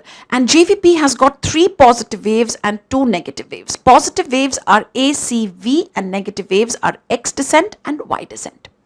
Okay, na? So these are your 3. So let's see what are these 3 positive waves. 3 positive waves. Like I said, A wave. A wave is because of atrial systole. Atrial systole, if you remember, is in the second rapid filling phase. So this is my A wave, right? Second rapid filling phase. Let me see if I can sort of make it a little better for you. A wave will be somewhere here in the second rapid filling phase. Atrial systole. Atrial systole will be responsible for the A wave. So this is the A wave recorded in the second rapid filling phase, right? Now C wave. C wave is in isovolumetric contraction phase. What happens in C wave? Why is there a positive wave seen in isovolumetric contraction phase. See, the tricuspid valve is closed during isovolumetric contraction. Now, in isovolumetric contraction, there is a huge increase in the right ventricular pressure. So, when there is an increase in right ventricular pressure, this closed tricuspid valve sort of bulges into the right atrium. And this bulging of the closed tricuspid valve into the right atrium produces the C wave. Bulging of the closed tricuspid valve into the right atrium. Then during the phase of ejection, this closed tricuspid valve is pulled downwards. When it's pulled downwards, the right atrium volume increases, pressure decreases. So I get the first negative wave, and the first negative wave is the X descent. Right? So you've got an A wave due to atrial systole, C wave in isovolumetric contraction. Why is that so? Because of the bulging of the closed tricuspid valve into the right atrium. X descent is the same valve is pulled downwards during the phase of ejection, right? And then I have a V wave, and what is the V wave due to? V wave is due to venous filling of the right atrium, filling of the right atrium, venous filling of the right atrium. This now increases the right atrial pressure, and this is seen as a positive wave. But the moment the tricuspid valve opens, tricuspid valve will open over here. This is where tricuspid valve opens. Now, when the tricuspid valve opens, now the atrial blood will go into the ventricle, and what will happen to my JVP? I see a negative wave here, which is the Y descent. Right? So, AC, X descent, V wave, Y descent. V wave is a positive wave. This is because of venous filling of the atrium during the phase, venous filling of the atrium, and the moment the tricuspid valve opens, the blood goes into the right ventricle, producing a negative wave, which is known as the Y descent. See, please understand, this is the phase. A wave is seen in the phase of atrial systole. Atria remain in diastole for all the other phases. Remember, I told you atrial systole is only for 0.1 second and diastole is for 0.7 seconds. So atrial filling is occurring in the remaining phases. Atrial systole only in the second rapid, only responsible for the second rapid filling phase. So Dehradun, I hope that you can understand that. Atria is contracting only during this phase. All the other phases, atria are relaxed. Aortic stenosis, what do you want to know? Aurangabad, let that be told to you in medicine, because, right? So this is as far as you're different. Now, a little bit, just one little point here. What is the relationship of the heart sounds with the cardiac cycle, with the JVP? Please see this. The first heart sound is heard between the A and the C waves. First heart sound, I hope you can appreciate here. First heart sound was here. So this is at the onset of isovolumetric contraction. C wave is during the isovolumetric contraction. So first heart sound is between the A and the C waves. Second heart sound is here. This was second heart sound. See, second heart sound, closure of the semilunar valve, so you get the second heart sound here. Second heart sound is just before the V wave. Just before the V wave is second heart sound. First heart sound between A and the C waves, second heart sound just before the V wave. And third heart sound coincides with the Y descent. Fourth heart sound coincides with the A wave. So these are the relationship of heart sounds with the cardiac cycle. Now see, what are the types of questions which have been asked from the cardiac cycle? Number one, isovolumetric relaxation phase starts with the closure of which valve? Isovolumetric relaxation phase starts with the closure of the semilunar valves, right? Second question, dicrotic notch. Dicrotic notch. What happens? Dicrotic notch coincides with closure of the aortic valve. Yes, dicrotic notch is due to the closure of the aortic valve and coincides with the second heart sound. Okay. Next, second heart sound is heard with the V wave, before the V wave, after the V wave. So your answer becomes with the just before the V wave. Okay? Next, A wave coincides with which phase of the cardiac cycle? A wave coincides with atrial systole. Have you got my point? These are the questions which are asked from the cardiac cycle. Very simple questions. Another one, which is the phase of least cardiac activity? Which is the phase of least cardiac activity? Bolo.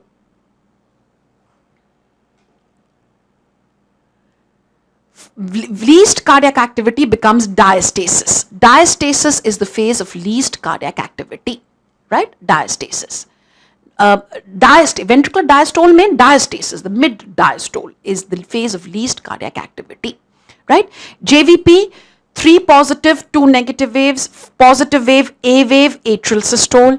C wave, bulging of the closed tricuspid valve into the right atrium during isovolumetric contraction phase. X descent, the same valve is pulled downwards during the phase of ejection. V wave, venous filling just before opening of the tricuspid valve. Y descent coincides with first rapid filling phase. Okay? Mumbai, the third heart sound coincides with the first rapid filling phase. Okay? This is as far as your cardiac cycle is concerned. Let's go on to the next one. Let's see the next one, and the next one, of course, becomes regulation of blood pressure. Let's discuss blood pressure and the regulation of blood pressure. Again, what we have, let's follow the same thing. Let's have questions at the end of blood pressure. In between, please try and not write any questions, because again, we will be able to. Okay. Next, let's see blood pressure. Now, blood pressure, the definition of blood pressure, this is we've already discussed a little bit. We said there is a systolic blood pressure, which is the maximum pressure during systole, and there is a diastolic blood pressure, which is a minimum pressure during diastole. Right? Kya Rotak, kya ho gaya? S3, S4, first rapid filling phase, S4, second rapid filling phase. S3, see what happens in first rapid filling phase? Water gushes from the atria into the ventricles. So the third heart sound. In second rapid filling phase, atrial systole, blood moves into the ventricles. That produces the fourth heart sound. But like I said, fourth heart sound is usually heard whenever the ventricular compliance is reduced. Right? So that compliance is reduced in left ventricular hypertrophy, cardiac failure, etc. Right? So these are your Rotak. I hope that's okay. Yes? Karam sir, do you want a break?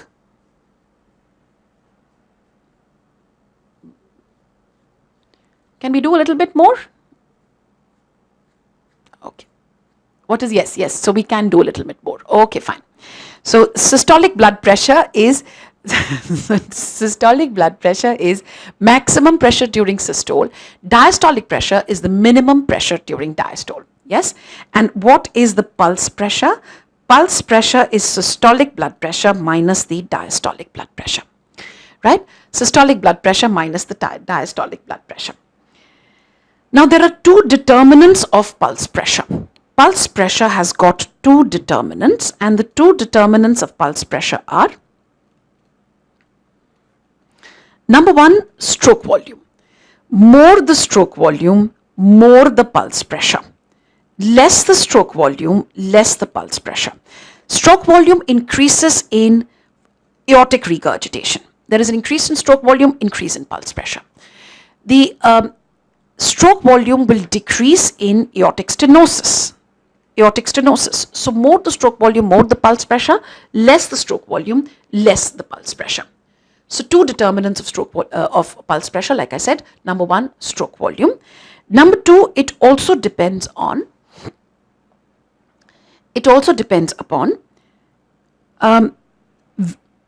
arterial compliance. More the arterial compliance, less the pulse pressure, less the compliance, more the pulse pressure.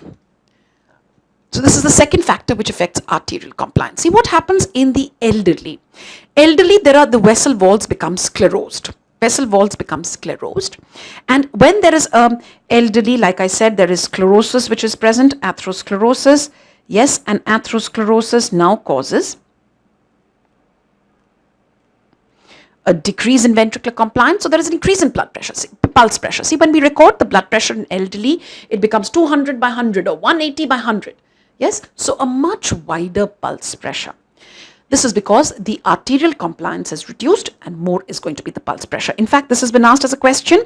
Tell me, pulse pressure is least in aorta, femoral artery, popliteal artery, and dorsalis pedis artery. Aorta, femoral artery, popliteal artery, or the dorsalis pedis artery. My answer becomes, bolo, this becomes aorta, isn't it? Why aorta? Because this is the most compliant vessel. Most compliant vessel, it's got elastic tissue. Aorta has got elastic tissue is plus. Maximum compliance, so least pulse pressure. This is as far as your pulse pressure is concerned. Next, let's see, what do you understand by mean arterial pressure? Now, as far as mean arterial pressure, like I said, this is diastolic blood pressure plus 1/3 of the pulse pressure. Diastolic blood pressure plus 1/3 of the pulse pressure. So it's closer to the diastolic pressure rather than the, it is closer to diastolic, right? So this is your mean arterial pressure. Okay? Next comes an important point, and that is when we do which pressure is higher? Which pressure is higher? When we do, is it an intra-arterial or sphygmomanometry? Which blood pressure is higher? Intra-arterial recording or sphygmomanometry? Now please understand, normally we think sphygmomanometer gives us a higher pressure because you have to overcome the tissue resistance first and then compress the blood vessels. So sphygmomanometry is higher. But please understand, it is in fact, see, there are plenty of research has been done on this. They have compared intra-arterial blood pressure recordings with sphygmomanometry being done simultaneously. And they found that the intra-arterial blood pressure is higher than sphygmomanometry. So this is an important learning point. Intra-arterial higher than sphygmomanometry. And if there is any sort of a problem, problem in believing this, then you could see this article by Hanyar. Hanyar is a famous physiologist. He published an article in 1978. You can Google search Hanyar and you'll find this article. You can go through this article. He has done a simultaneous recording of intra-arterial and sphygmomanometry, and he found that intra-arterial pressure is higher than sphygmomanometry. Just to make it a little more, take one step forward, and that is, see this question, this little line here which I'm writing, sphygmomanometry underestimates the systolic blood pressure, but overestimates the diastolic blood pressure, and overestimates diastolic blood pressure. The money, systolic pressure is lower in sphygmomanometry, but the diastolic is higher. But the difference in systolic is much more. The difference in systolic is almost 20 millimeters of mercury, right? Whereas in diastolic, the difference is 4 to 5. So if the question only says blood pressure which is higher, then your answer should be intra-arterial. But if the question says systolic blood pressure which is higher, again, intra-arterial is higher than sphygmomanometry, right? But if the question says specifically diastolic blood pressure, then sphygmomanometry is higher as compared to the intra-arterial, right? But if it says only blood pressure, then you should answer intra-arterial higher than sphygmomanometry. Why am I saying blood pressure? Because like I said, the difference in systolic is almost 10 to 20 millimeters of mercury, whereas in the difference in diastolic is 4 to 5 millimeters of mercury, right? So we can comfortably say that intra-arterial recording is higher than sphygmomanometry. Next, let's have a look at regulation of blood pressure.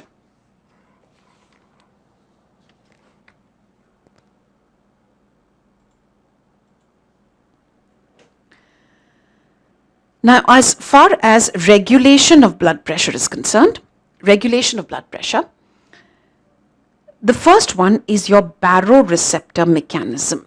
Baroreceptor mechanism. This is the most important. This is your neural control of respiration. This is your baroreceptors neural control. Baroreceptors are known as our buffer nerves. They are known as buffer nerves. Why? Because your baroreceptors are involved in minute-to-minute control of blood pressure. Minute-to-minute control of blood pressure. Right? This is because of the baroreceptor mechanism. Minute-to-minute control of blood pressure is baroreceptors. So these are known as your buffer nerves. Neural control of blood pressure, and like I said, minute-to-minute control of blood pressure is your buffer nerves. That is why they're known as buffer nerves. Now, these baroreceptors are stretch receptors. Stretch receptors money. If there is an increase in mean arterial pressure, there is increase in the stretch of the vessel wall, and when there is an increase in the stretch of the vessel wall, it increases the firing rate of baroreceptors. It increases the firing rate of baroreceptors. Baroreceptors have got stimulated. So stretch receptors. Increase in mean arterial pressure produces increase in stretch and increases the firing rate. Right? Next is, which are these baroreceptors? Baroreceptors are found at the bifurcation of the carotid, and these are known as your carotid sinus baroreceptors, and along the arch of aorta, and these are your aortic arch baroreceptors.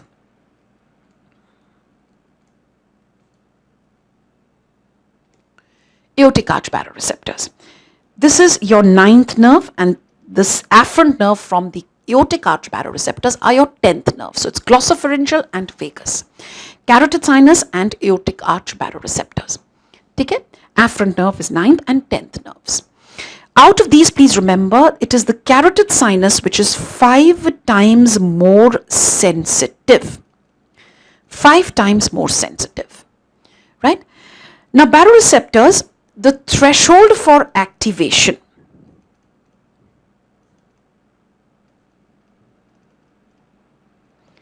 The threshold for activation of baroreceptors is a mean arterial pressure of 50 mm of Hg. 50 millimeters of mercury is the threshold for activation of the baroreceptors. Threshold for activation of the baroreceptors is a mean arterial pressure. Now, this is little different from the 23rd edition of Genong. 24th edition में थोड़ा सा change है. 23rd edition में बोला था कि the range of activity is 60 to 160 for baroreceptors. But in the 24th edition of Genong, the threshold for activation has been given to be 50 millimeters of mercury. Now, as the mean arterial pressure increases beyond 50, the firing rate of baroreceptors will also keep on increasing. Mean arterial pressure more than 200 millimeters of mercury, there is no further activation.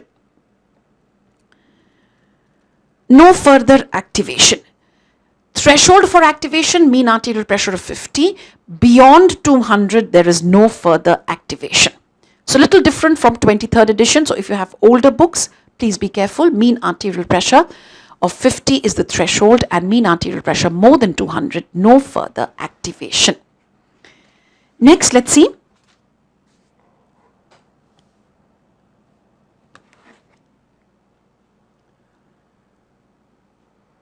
Let's go on to the next one, and that is baroreceptor reflex.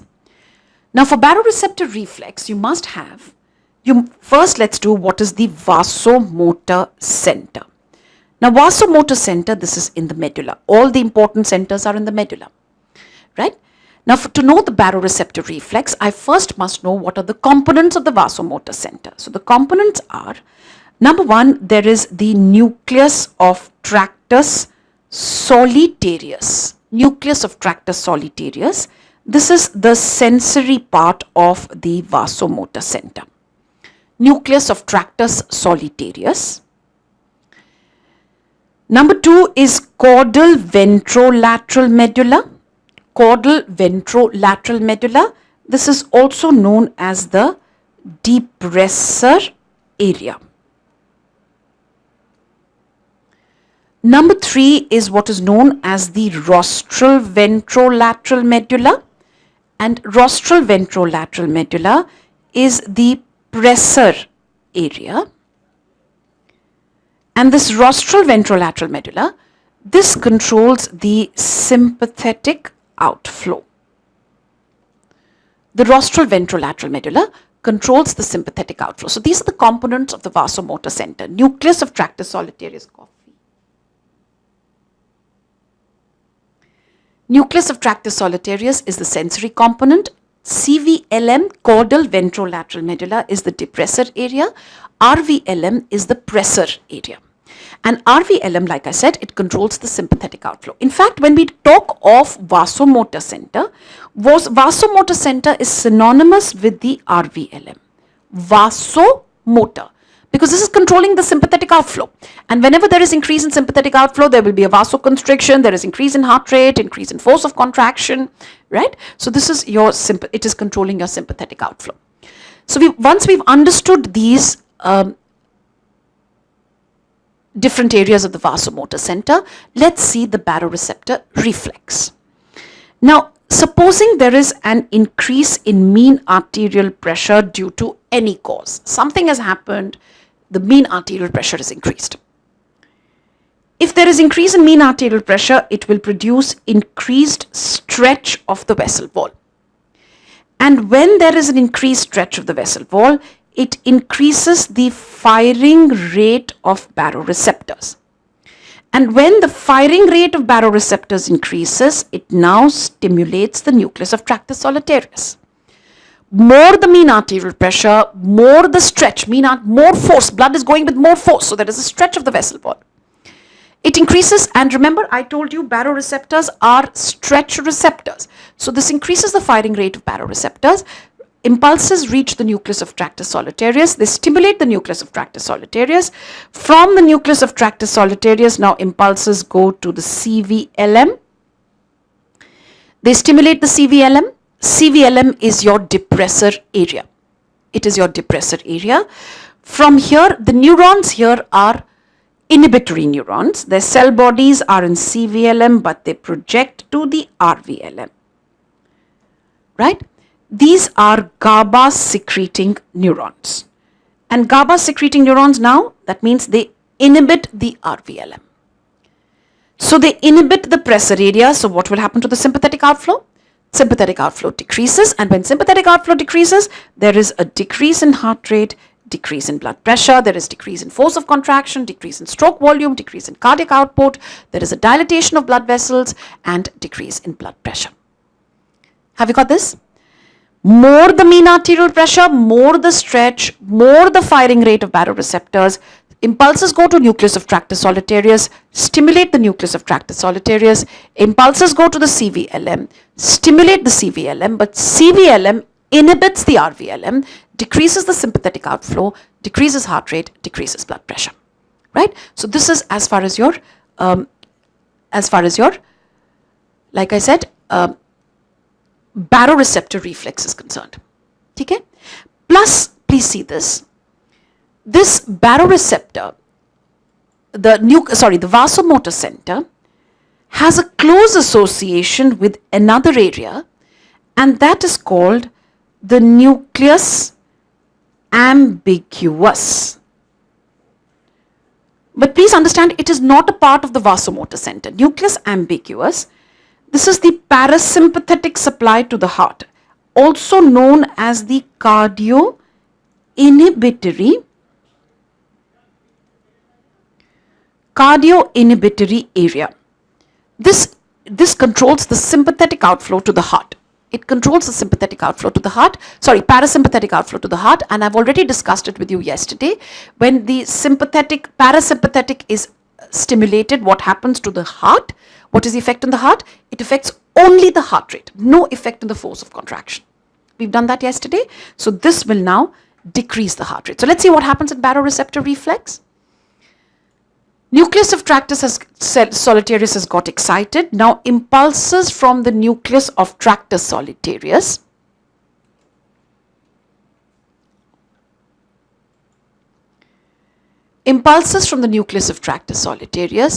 now go to this nucleus ambiguous, and they stimulate the nucleus ambiguous. When the nucleus ambiguous gets stimulated, there is increase in parasympathetic, and when the parasympathetic flow to the heart increases, this causes a decrease in heart rate. I hope you are able to appreciate this now. Whenever there is increase in mean arterial pressure, baroreceptors are stimulated, the sympathetic outflow decreases, parasympathetic outflow increases. But both of these will result in a decrease in heart rate and a decrease in blood pressure, so that the blood pressure comes back to normal. That is why I said the baroreceptors are known as your buffer nerves. These are responsible for your minute-to-minute control of blood pressure. Right? And please see which change will be easier for me to see. Which is the change which occurs first? The change which occurs first is a decrease in heart rate. Have you understood? So if the baroreceptors are stimulated, I get a decrease in heart rate before I get a decrease in blood pressure. Now let's take the reverse. This was if the blood pressure, mean arterial pressure increases. Let's take now. There is a decrease in mean arterial pressure. There is a decreased stretch of the vessel wall. There is a decreased firing rate of baroreceptors, decreased stimulation of nucleus of tractus solitarius, decreased stimulation of the depressor area, decreased inhibition of the pressor area. Decreased inhibition of the pressor area means now the sympathetic outflow increases, there is an increase in blood pressure, increase in heart rate. Decreased inhibition of the pressor area. So pressor area activity increases. Plus now there is a decreased stimulation of nucleus of tractus solitarius. So decreased parasympathetic, increase in heart rate. माने बहुत simple सा बात है. That is, when there is a increase in mean arterial pressure, it stimulates the baroreceptors, and when the baroreceptors are stimulated, vasomotor center is inhibited. There is a decreased sympathetic outflow and an increased parasympathetic. If there is a fall in mean arterial pressure, decreased stimulation of baroreceptors, now the inhibition of the vasomotor center decreases. So increased sympathetic and a decrease in parasympathetic. This is your baroreceptor reflex. Let's do a couple of questions here. My first question.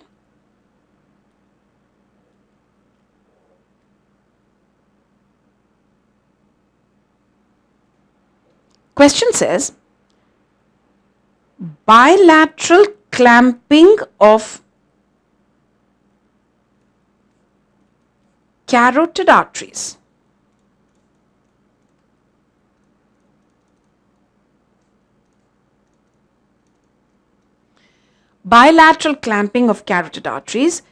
below the carotid sinus. This is the carotid sinus here. If I clamp the carotid artery below the carotid sinus, obviously we don't do this in human beings, we do this in animals, experimental animals.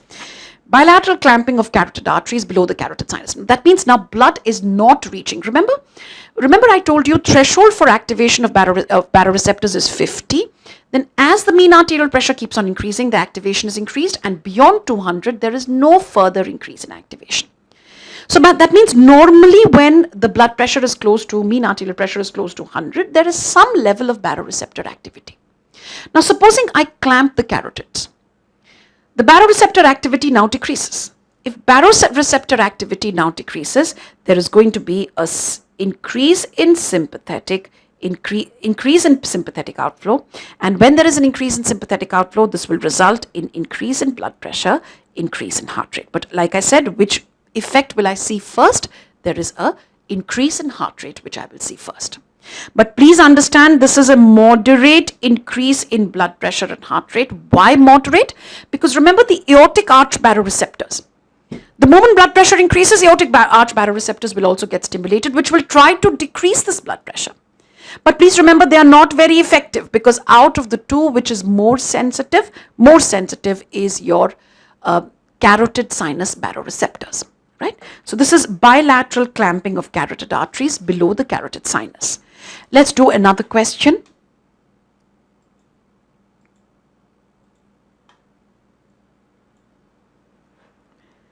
The next question is bilateral section of carotid sinus nerve. Carotid sinus nerve, this is known as the Herring's nerve. Bilateral section of the carotid sinus nerve. So from carotid sinus, there is a nerve which joins the ninth nerve, right? And bilateral section of this nerve, bilaterally if this nerve is sectioned, what will happen? Bilateral section of the carotid sinus nerve, right? Now, if there is bilateral section of the carotid sinus nerve, no impulses reach the vasomotor center, and now there will be increase in sympathetic, so this causes increase in blood pressure, increase in heart rate, right? Bilaterally, if you cut the carotid sinus nerve, no impulses or less impulses reach the medulla, reach the vasomotor centers, vasomotor center output increases. So increase in blood pressure, increase, same as the previous question that we have done. Another question, bilateral clamping of carotid arteries.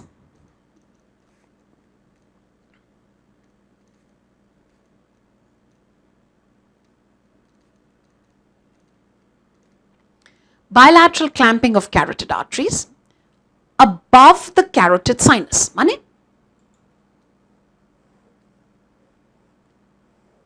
You've blocked the carotid arteries over here. Bilateral clamping of carotid arteries above the carotid. It's like when you have water flowing through a plastic pipe, you've put your foot on it. Obstruction to flow. So just proximal to the obstruction, there is stimulation of the carotid sinus, right? And the carotid sinus activity increases. And when the carotid sinus activity increases, effect is a decrease in blood pressure, decrease in heart rate. Decrease in blood pressure, decrease in heart rate, right? So this is your carotid sinus. Above the carotid sinus, below, this was asked, above the carotid sinus was asked in All India PG 2012, right? So I need to know whether you have understood this, but I think your chat box has been blocked. Chat box khol do.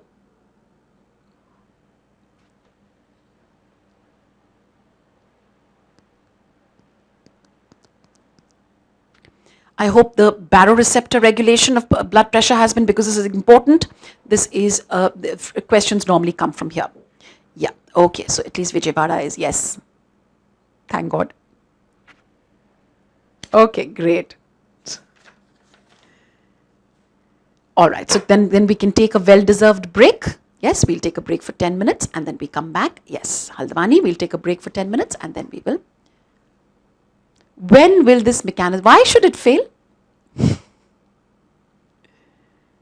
We want to condition our baroreceptors means what?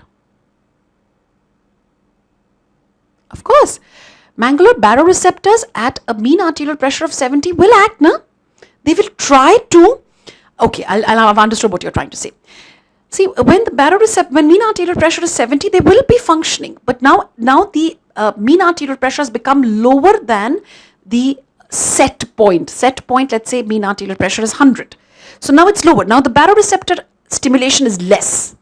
So remember, threshold was 50. Now the baroreceptor stimulation is less. If baroreceptor stimulation is less, there is increase in the sympathetic outflow. So this will try to increase the blood pressure. Have you got my point? Right? And only thing is, if blood pressure remains elevated or decreased, if there's a persistent increase or a persistent decrease for more than 2 days, then the baroreceptors itself will adapt to the new pressure. Have you understood this point? This I will in fact tell you in CNS, but they will adapt to this pressure.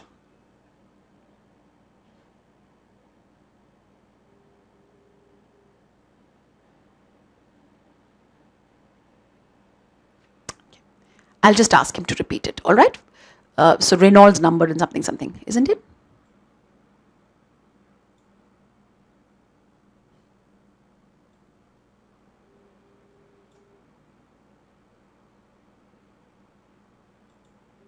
Yeah.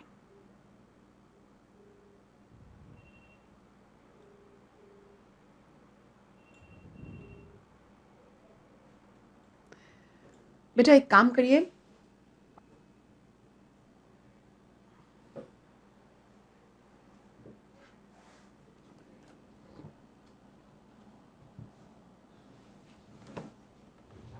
Break, लेकिन ना इनको ये slides दिखानी है,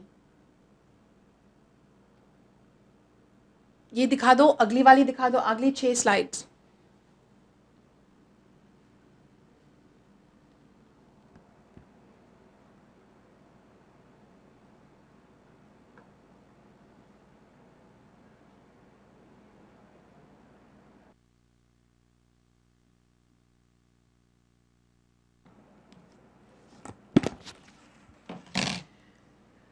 So, okay, so we are back. Let's discuss now the remaining part of CVS. Yes, let's see this. We had discussed this, right? We discussed the baroreceptor reflex, and I discussed 3 questions with you: bilateral clamping of carotid arteries above below the carotid sinus, section of the carotid sinus nerve, and the bilateral clamping of carotid arteries above the carotid sinus, right? Let's see, there are some more influences on the vasomotor center. And remember, when I said vasomotor center, I referred to the rostral ventrolateral medulla. Vasomotor center, this has been asked, questions have been asked like this last time, which said baroreceptor stimulation stimulates the vasomotor center or inhibits it. So remember this, that the vasomotor center stimulation of the baroreceptors will inhibit the vasomotor center or the rostral ventrolateral medulla, right? So this is your rostral ventrolateral medulla, the vasomotor center, right? Now, as far as,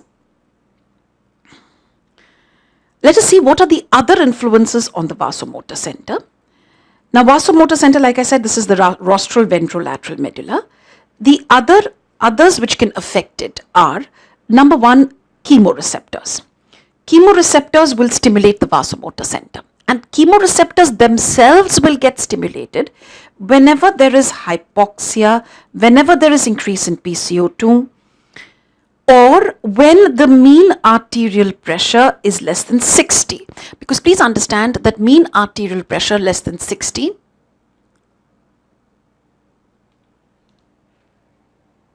what is that? I'm sorry, Rohtak, what have you said?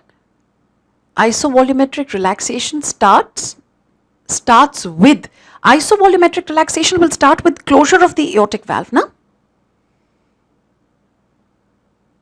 Okay, diastole starts with closure of the aortic valve. So, starts with closure of aortic valve and then ends with opening of the mitral valve. Isn't it? Alright, so this is Dehradun above the carotid sinus. See, above the carotid sinus is not difficult to understand at all. What was above the carotid sinus? ये देखो, जब आप above the carotid sinus करोगे तो just proximal to the obstruction there will be some amount of dilatation of the vessel wall. Isn't it? I remember I told you that little example. There is a plastic pipe जिसमें से पानी जा रहा है, आपने पैर रखा, just proximal to the obstruction there will be stretch of the vessel wall. And when there is a stretch of the vessel wall, the baroreceptors get activated. And when the baroreceptors get activated, what happens to blood pressure and heart rate? Decreases. So this will be decrease in blood pressure, decrease in heart rate. I hope that's okay, Dehradun. You're still query, Dehradun? Okay, fine, great. So let's go on to what I was trying to tell you. What are the other influences on the vasomotor center, right? So this is Jabalpur. फिर वापस देखो, जब section of herring nerve किया, अब impulses reaching the vasomotor center को क्या हुआ? कम हो गए, ठीक है? जब वासोमोटर सेंटर पर इंपल्सेस कम हो गए, उन वासोमोटर सेंटर का जो इंपल्सेस पहुंच रहे हैं यहाँ पर कम हो गए, so what happens now the vasomotor centre activity increases. When vasomotor centre activity increases there is increase in blood pressure, increase in heart rate. बोल जबलपुर, हैव यू अंडरस्टूड? जब आपने कैरोटिड साइनस नर्व को सेक्शन किया, so impulses reaching the vasomotor centre decrease, so the output of the sympathetic increases, increase in blood pressure, increase in heart rate, right? चलिए तो यहाँ जाइएगा. Now chemoreceptors, like I said, decrease in O2, increase in PCO2, or a mean arterial pressure less than 60 will stimulate the chemoreceptors, and they in turn stimulate the vasomotor center and increase. और जब vasomotor center it directly, please understand, the chemoreceptors are not going through the rostral, through the caudal ventrolateral medulla. They directly stimulate the rostral ventrolateral medulla. And when they directly stimulate the rostral ventrolateral medulla, there is an increase in sympathetic outflow. There is increase in blood pressure, increase in heart rate. Right? So chemoreceptors जब activate होंगे वो directly RVLM को stimulate करेंगे, and there is increase in sympathetic, increase in blood pressure, increase in heart rate. When do the chemoreceptors get activated? Whenever there is hypoxia, increase in PCO2, or if the mean arterial pressure is less than 60. And you know mean arterial pressure less than 60 will be associated with some amount of hypoxia and increase in carbon dioxide. So are chemoreceptors important in regulating blood pressure in the physiological range? No. They are important only when the blood pressure decreases less than 60, or if there is hypoxia, increase in PCO2 due to some other cause. Have you got my point? Right? So this is your increase in sympathetic, increase in blood pressure, increase in heart rate. Then even cortex can cause a direct stimulus of the vasomotor center. Hypothalamus can also influence it. Limbic system, you know there is a very close association of the blood pressure and heart rate with emotions. So limbic system stimulate the hypothalamus, which in turn stimulate the rostral ventrolateral medulla. Then pain afferents. Again, pain afferents, hypothalamus. This is a very common experience again. When you are in pain, there is increase in blood pressure and increase in heart rate.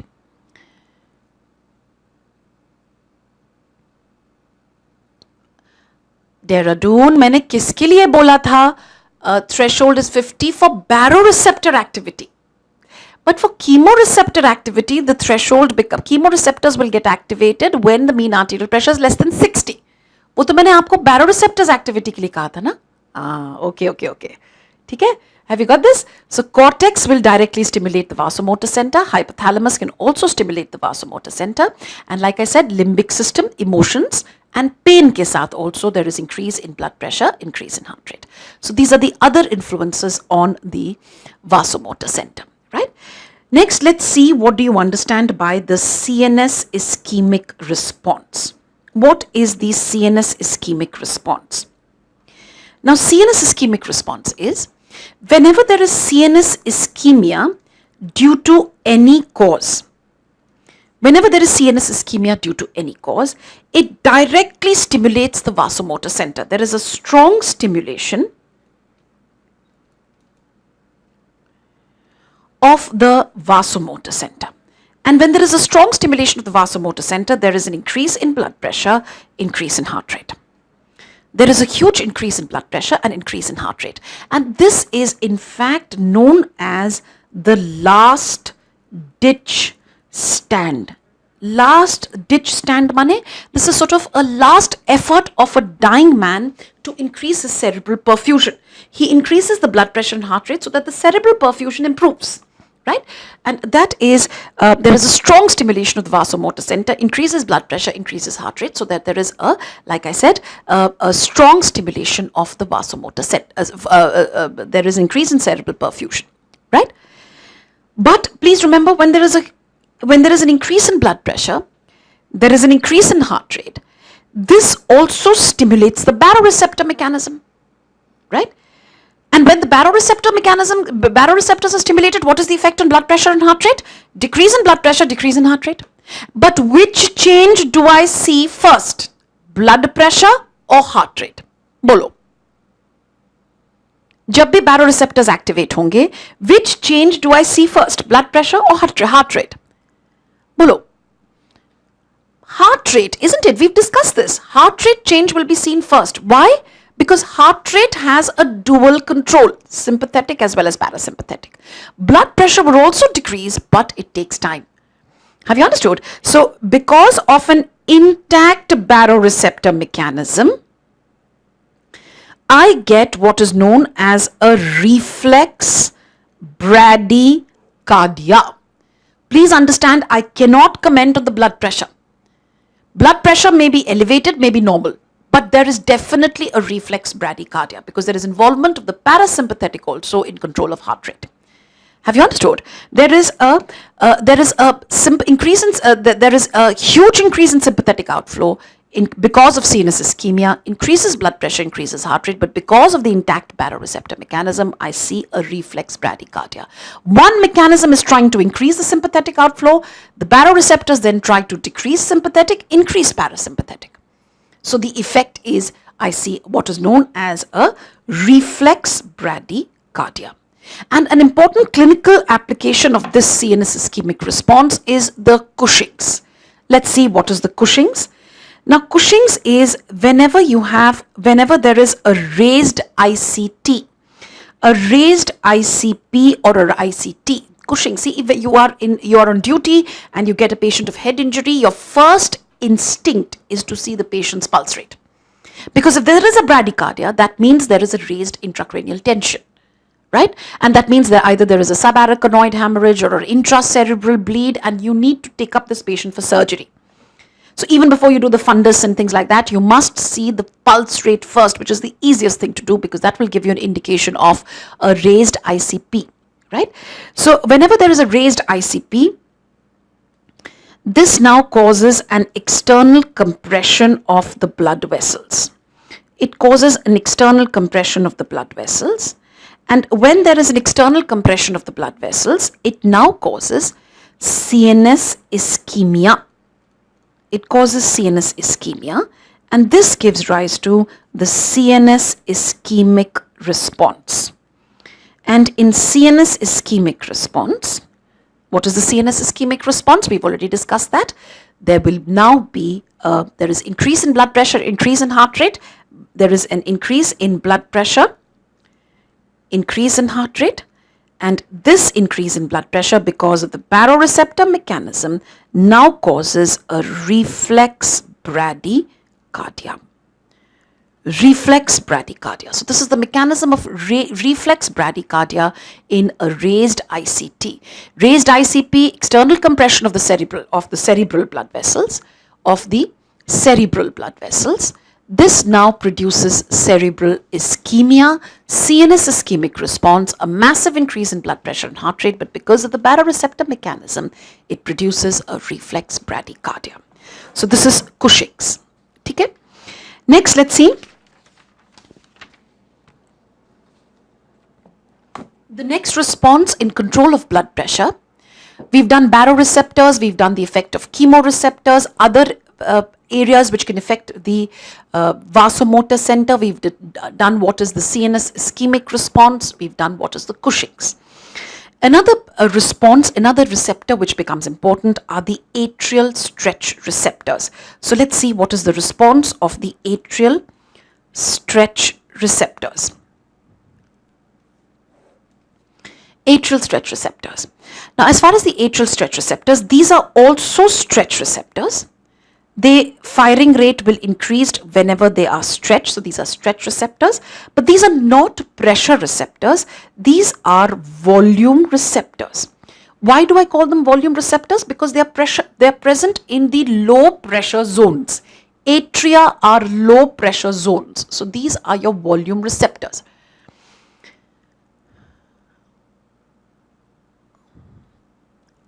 Volume receptors, right? Kochi, I'll project the missed slides in the break, right? So atrial stretch receptors, we are discussing atrial stretch receptors in regulation of blood pressure. These are stretch receptors. They are called volume receptors. Why volume receptors? Because like I said, whenever there is increase in blood volume, it stimulates the atrial stretch receptors.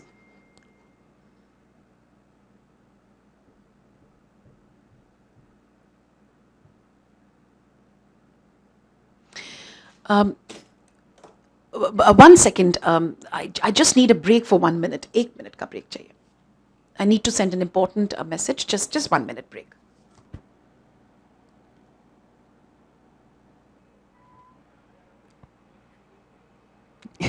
All right. Sorry for that. I had an urgent matter to attend to. But what I like is your conversation which is going on the side. Okay, so now let's concentrate on our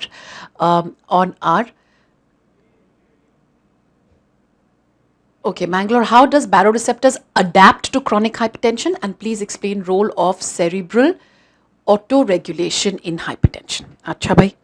Okay. I'll tell you about adaptation of baroreceptors. Give me a little time. When I come to CNS, I'll be talking about adaptation of receptors, and I'll especially focus on the baroreceptors, right? And cerebral autoregulation, don't worry. Again, we will cover this in CNS. Okay. Chaliye. So let's concentrate on the task at hand. We've got atrial stretch receptors. Like I said, these are stretch receptors. These are volume receptors. Okay.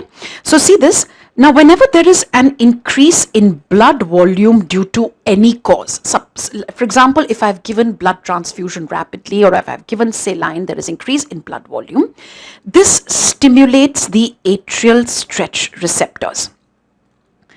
It stimulates the atrial stretch receptors. And when the atrial stretch receptors are stimulated, there are something like 4 responses which are seen. And what are these 4 responses of the atrial stretch receptors? These are, number 1, there is increase in the secretion of atrial natriuretic peptide. Atrial natriuretic peptide. And what happens in atrial natriuretic peptide? This produces natriuresis. Natriuresis, right? Whenever there is increase in blood volume, it stimulates the atrial stretch receptors. There is increase in the secretion of atrial natriuretic peptide. This produces natriuresis. And whenever there is natriuresis, now this will decrease the blood volume. Second is, there is a decrease in the secretion of ADH, antidiuretic hormone, right? This now causes a decrease in ADH, decrease in antidiuretic hormone. Mane, there is diuresis, and this decreases the blood volume. It stimulates the atrial stretch receptors, increase in ANP, decrease in ADH, diuresis, and decreases blood volume. Next, number 3, there is also a vasodilation, and makes a lot of sense na, because there is decrease in the secretion of vasopressin. Decrease in secretion of vasopressin means there is a vasodilation. And number 4, there is also an increase in heart rate. Impulses go from the atrial stretch receptors to the SA node, and this in turn increases the heart rate. Right? So, increase in ANP, ADH, vasodilation, and heart rate. These are the effect of the atrial stretch receptors. Okay? Then the next mechanism which is important in the control of blood pressure is the renin-angiotensin-aldosterone system. Renin-angiotensin-aldosterone system. So, let's take the next one. Let's see this, renin-angiotensin-aldosterone system. Now, as far as the renin-angiotensin-aldosterone system is concerned, whenever there is increase in renin, it increases, it acts on angiotensinogen, converts it into angiotensin 1, angiotensin 2, aldosterone. So, let's see what are the stimuli for renin secretion. Now, renin secretion increases whenever there is hypovolemia due to any cause. Something has happened, decrease in blood volume. It could be because of hemorrhage. It could be because of dehydration. It could be because of excessive use of diuretics. It could be whenever there is renal hypoperfusion. For example, whenever there is renal artery stenosis. I have touched upon renal artery stenosis and the effect on renin secretion in kidney, right? So, hypovolemia, hemorrhage, dehydration, excessive use of diuretics, renal hypoperfusion, renal artery stenosis, right? Then even in prolonged standing,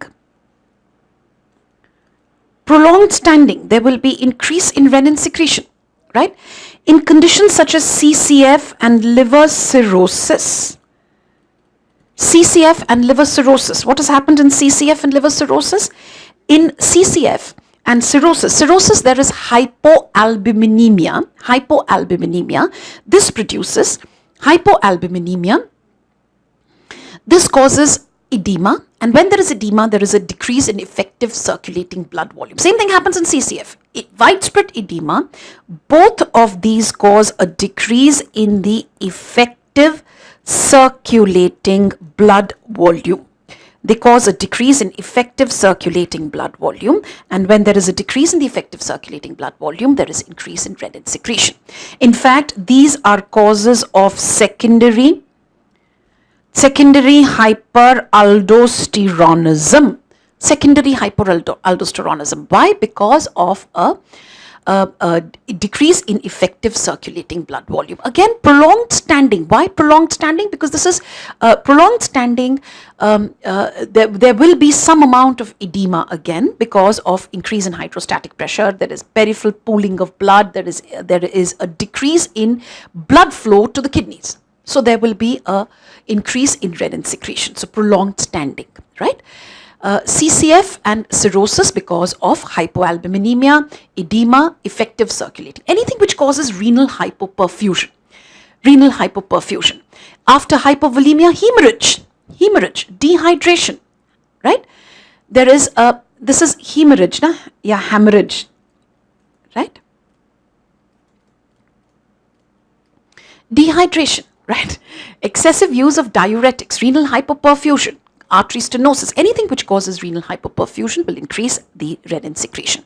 So this is your renin angiotensin aldosterone system. Next, in the regulation of blood pressure, so we've discussed baroreceptor mechanism. I discussed the CNS ischemic response. I discussed Cushing's. I discussed what is the effect of chemoreceptors on the vasomotor center. I discussed what are the other influences on the vasomotor center. We discussed the atrial stretch receptors. We've discussed the renin angiotensin aldosterone. Of course, you know that all these systems will act in an integrated fashion in situ. In an intact human being, all these different mechanisms of blood pressure regulation will act in an integrated fashion. But from your MCQ point of view, you must know what is the response of each. Have you got this? Right? So this becomes important from an MCQ point of view. Next, there are some important cardiovascular reflexes which I need to talk about. Some important cardiovascular reflexes. The first one is what is known as the Mary's law. Mary's law states that heart rate is inverse to the blood pressure. Heart rate is inverse to the blood pressure. This was asked as a question in All India PG 2013. Aldosterone escape jumbo is because of secretion of ANP. So edema is not seen in, generally not seen in hyperaldosteronism because of aldosterone escape. Yes. So there is Mary's law, like I said, heart rate is inverse to the blood pressure. And we can explain this inverse relationship of the heart rate and blood pressure. See, whenever the blood pressure increases, baroreceptor mechanism is activated, and the first change that I see is the heart rate change. So Mary saw that whenever the blood pressure increases, heart rate decreases. Whenever the blood pressure decreases, heart rate increases. So this inverse relationship, Mary said, this is my law, and called it the Mary's law. Have you got it? So this is heart rate and blood pressure are inverse to each other, right? Next is the Bainbridge reflex.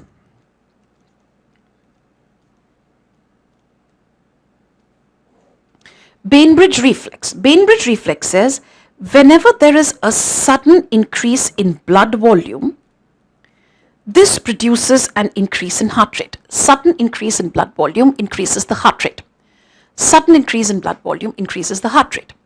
Now, what is this increase in heart rate due to? This increase in heart rate is due to, number one, the atrial stretch receptors. I've already discussed it with you. When the atrial stretch receptors are activated, there is increase in heart rate. And number two, it is because of a direct stretch of the SA node. Direct stretch of the SA node. So this is, but please remember, main action is because of the atrial stretch receptors. Direct stretch of the SA node is responsible for 10 to 15% of the increase in heart rate.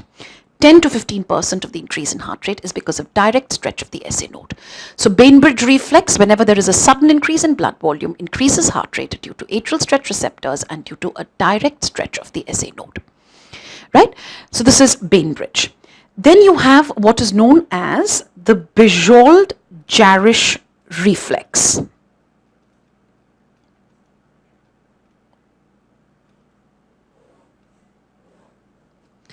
Bijold-Jarisch reflex. Now what is this Bijold-Jarisch reflex? This is injection of alkaloids, injection of serotonin, capsaicin, veratridine. Serotonin, capsaicin, veratridine, these basically irritants into the coronary arteries. This gives rise to 3 responses, and that is your Bijold-Jarisch reflex. Whenever we inject these substances into the coronary arteries, we get 3 responses which constitute the Bijold-Jarisch reflex. And what are these 3 responses? There is apnea followed by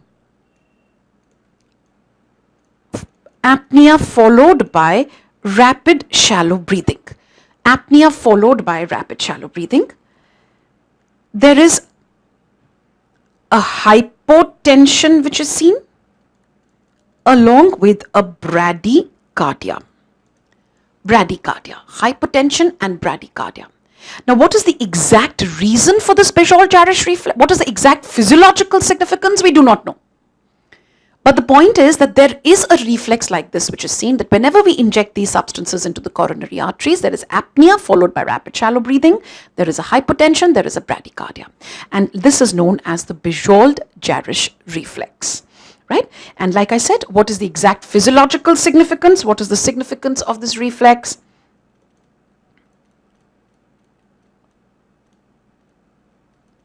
We do not know. Okay? Next, let's see.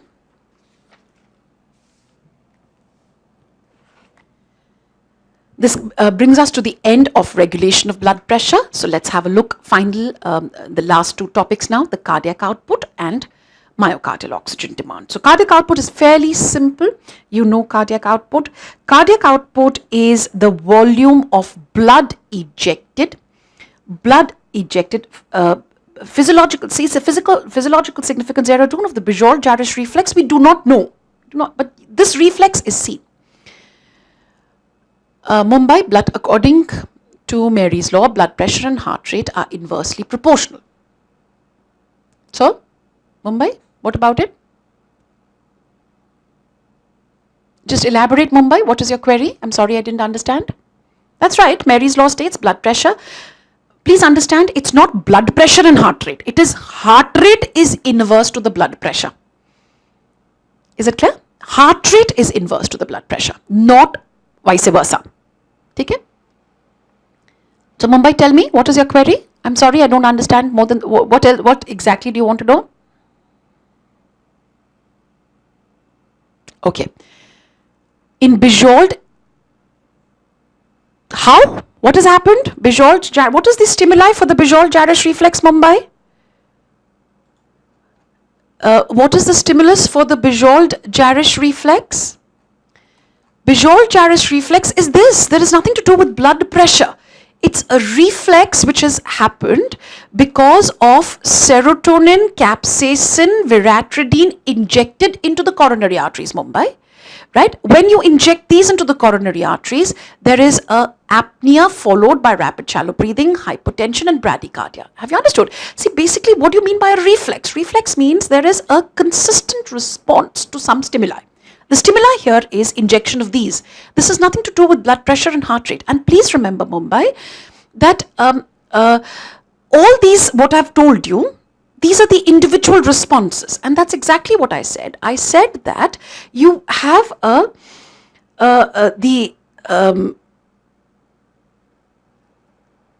in inside the body, in an intact human being, it is an integrated response of all of these acting together. Have you understood?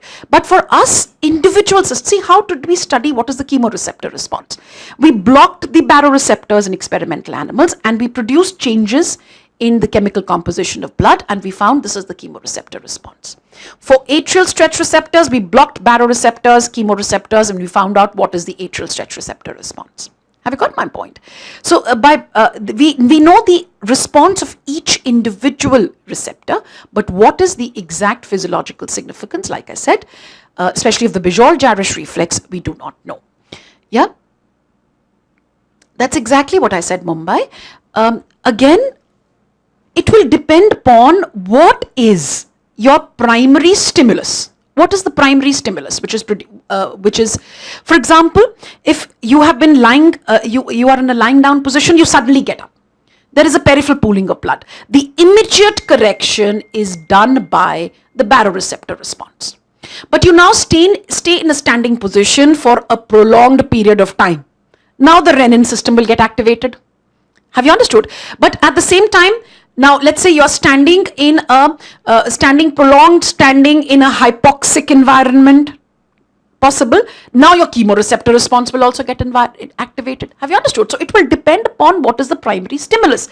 If the stimulus is an increase, suddenly you've increased the blood volume. You're giving blood transfusion rapidly. Yes, this happens sometimes in the ward also. Sometimes a patient is receiving blood and the patient starts complaining of palpitations. What has happened? Bainbridge reflex. What was the Bainbridge reflex? Sudden increase in blood volume that produces a tachycardia. Have you understood? So it depends upon what is the primary stimulus. Okay? Yeah.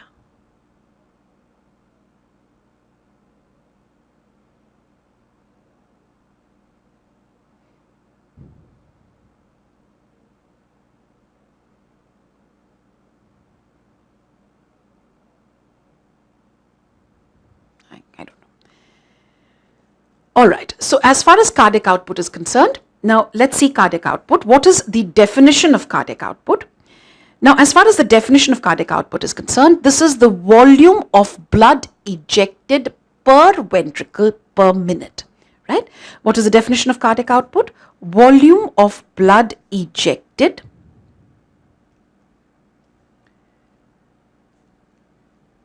per ventricle per minute. This is cardiac output. Yes. So when I say cardiac output is 5 liters per minute, it means that the left ventricular output is 5 liters per minute and right ventricular output is also 5 liters per minute. Have you understood? It's not 2.5 and 2.5. Got my point? So normal cardiac output, like I said, this is 5 liters per minute. So the right ventricular output is also 5 liters per minute. Right ventricular output 5 liters per minute. And the left ventricular output is also 5 liters per minute, though of course we know that the left ventricular output is actually slightly more than the right ventricular output. We know that is because of physiological shunting, right? Now we said cardiac output is heart rate into the stroke volume. Heart rate into stroke volume. Cardiac output can also be defined in terms of mean arterial pressure and total peripheral resistance. Cardiac output is mean arterial pressure divided by total peripheral resistance. Sometimes you say that the mean arterial pressure in fact is related to cardiac output as well as the total peripheral resistance. Yes, this is your cardiac output. Like I said, heart rate into stroke volume. This is mean arterial pressure divided by total peripheral resistance. Now, what is cardiac index? Cardiac index is cardiac output per meter squared of body surface area. Per meter squared of body surface area. Cardiac index is cardiac output per meter squared of body surface area. This is normal value 3.2 liters per minute per meter squared of body surface area. This was asked as a question in last year's All India PG. 3.2 liters per minute per meter squared of body surface area. This is your cardiac output per meter squared, right? Next comes, let's see what are the factors affecting the cardiac output. Factors affecting cardiac output.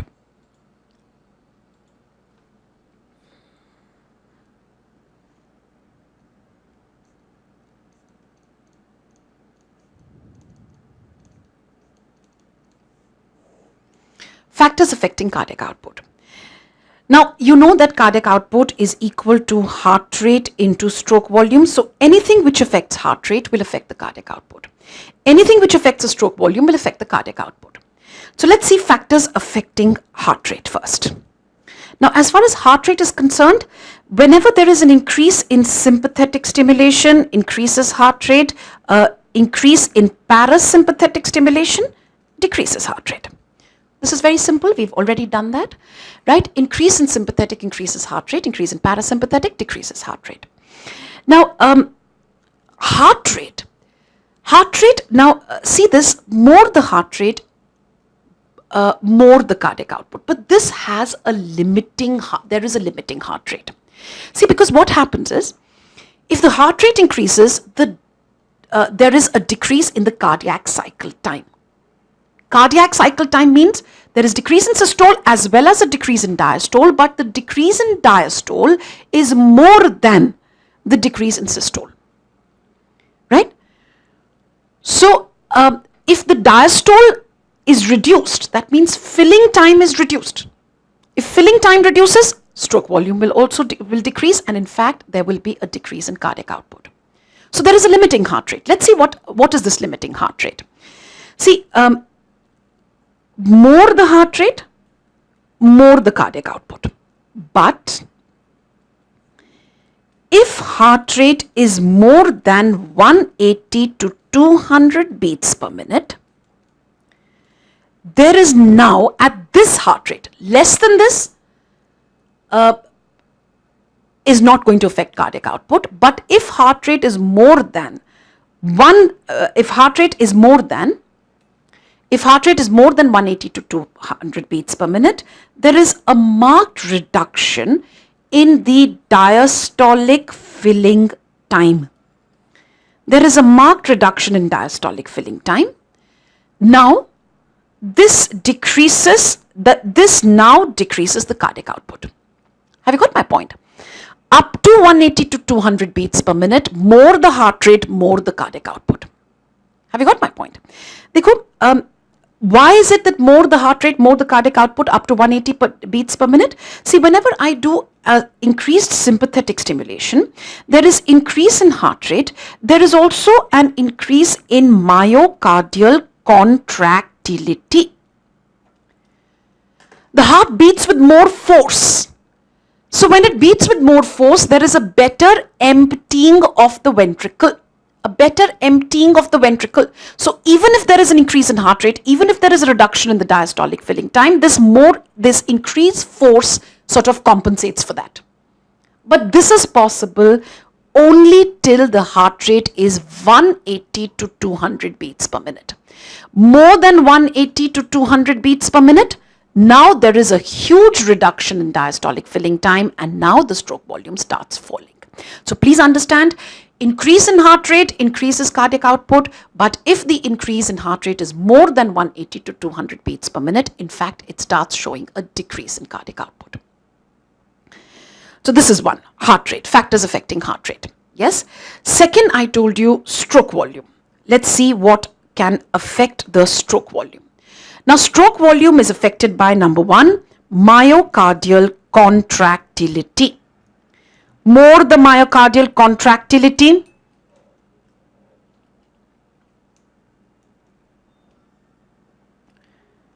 more the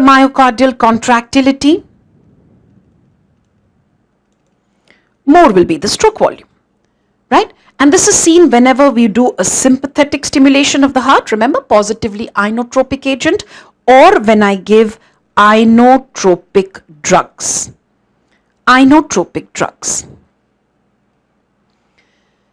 Whenever there is sympathetic stimulation, there will be sympathetic stimulation or inotropic drugs. Yes, this is your, okay. This is, Shimla, I'll repeat RAS, just let me finish cardiac output, I'll repeat it for you. Increased myocardial contractility increases stroke volume. How? How does myocardial contractility increase? Whenever there is sympathetic stimulation, whenever we use inotropic drugs. So there is increase in stroke volume, and if the stroke volume increases, obviously cardiac output increases. So this is stroke volume, the first factor affecting stroke volume. Second factor which affects stroke volume is venous return. Venous return, yes, and we know this.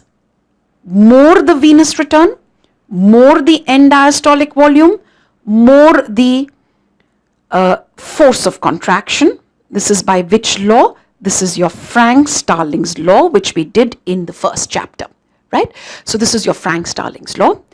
More the venous return, more the end diastolic volume, more the force of contraction, more the stroke volume, more the cardiac output. Yes? So next let's see what are the factors affecting venous return.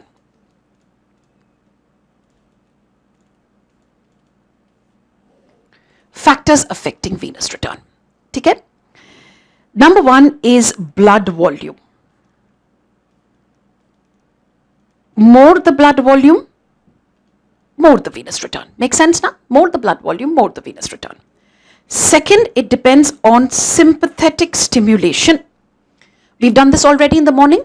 We said that increase in sympathetic, this causes a decrease in venous compliance, and that in turn increases the venous return.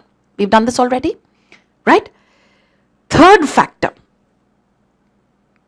So more the blood volume, more the venous return. Sympathetic stimulation, more the sympathetic stimulation, decrease in venous compliance, increases venous return. Third factor which affects venous return, this is posture. When you go from lying to standing, there will now be a decrease in venous return. The moment you go from lying to standing, peripheral pooling of blood, decrease in venous return. If you go from a standing to a lying position, there is an immediate increase in venous return. Right? This was in fact asked as an AIMS question. Right? So this is posture. Number 4. It also depends on muscle contraction. This is known as the muscle pump. When you are exercising, your calf muscles are contracting. So more the muscle contraction, more will be the venous return. Right? Number 5.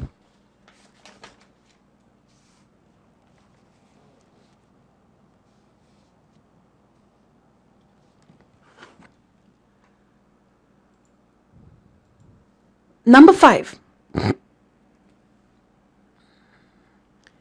is deep inspiration. When we take a deep inspiration, it has a sort of a suction effect on venous return.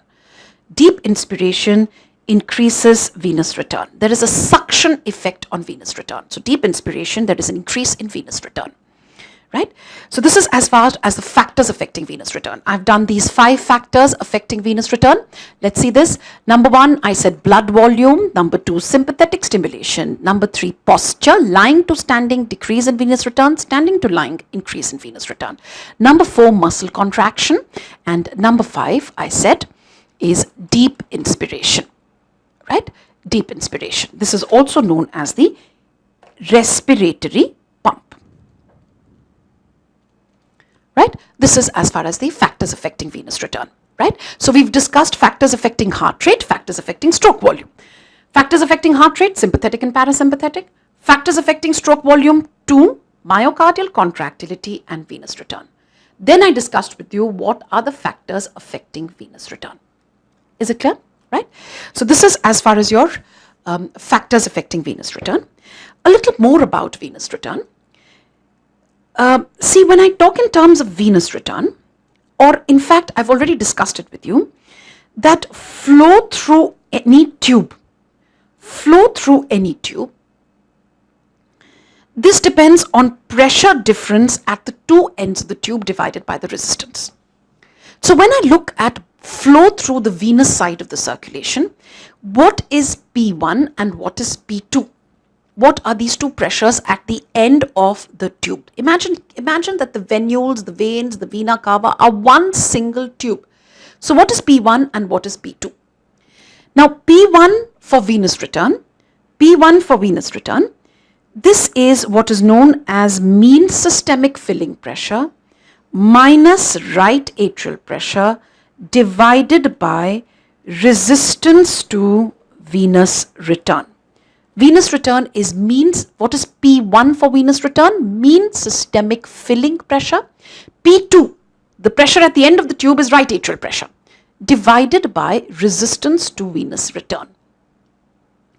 This is the formula for venous return, right? Now I need to do with you what is mean systemic filling pressure. So let's see what is mean systemic filling pressure. Now mean systemic filling pressure, also sometimes known as the mean circulatory filling pressure.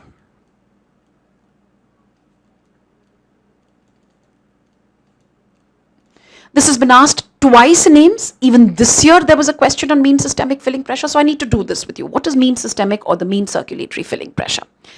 Now the definition is when the heart stops beating, or circulation comes to a standstill.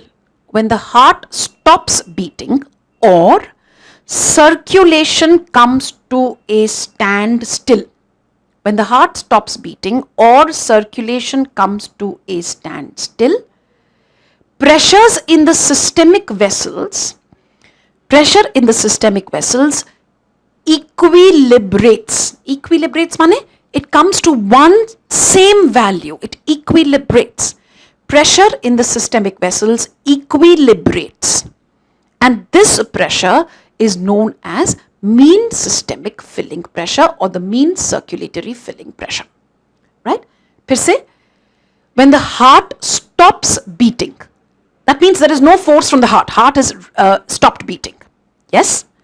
Heart stops beating. So heart stops beating, circulation, or if circulation is at a standstill. How can I stop the circulation?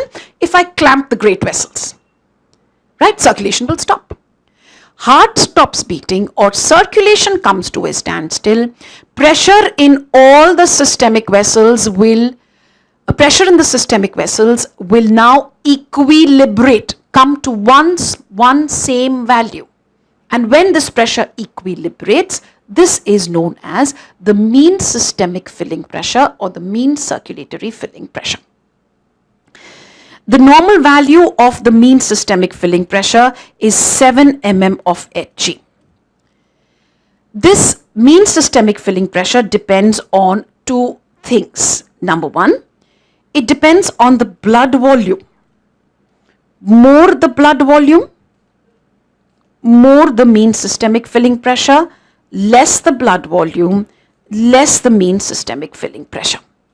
Isn't it? You have a patient who is bleeding. What is the first thing that you do? This is Vijayawada. I said they are different in the sense. I said they are almost same with you. I didn't say now the values are same, almost same with each other, except how you record the mean systemic filling pressure and the mean circulatory filling pressure is different. Method of in the mean circulatory filling pressure, what have you done? You have caused a clamping of the vessels. And in mean systemic filling pressure, the heart has stopped beating. Have you understood? So this is just the way you record it. So when you say circulatory filling pressure, this also includes the pulmonary vessels. This is only the systemic blood vessels. So they are almost equal to each other. But at the same time, they are different. Have you understood? This is the mean circulatory filling pressure, means all over the circulation. This is only in the systemic vessels. Okay?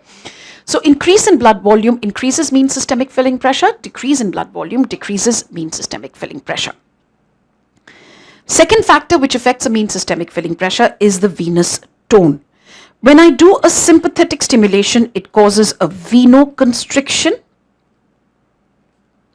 Venoconstriction means increase in venous tone, and this in fact increases the mean systemic filling pressure.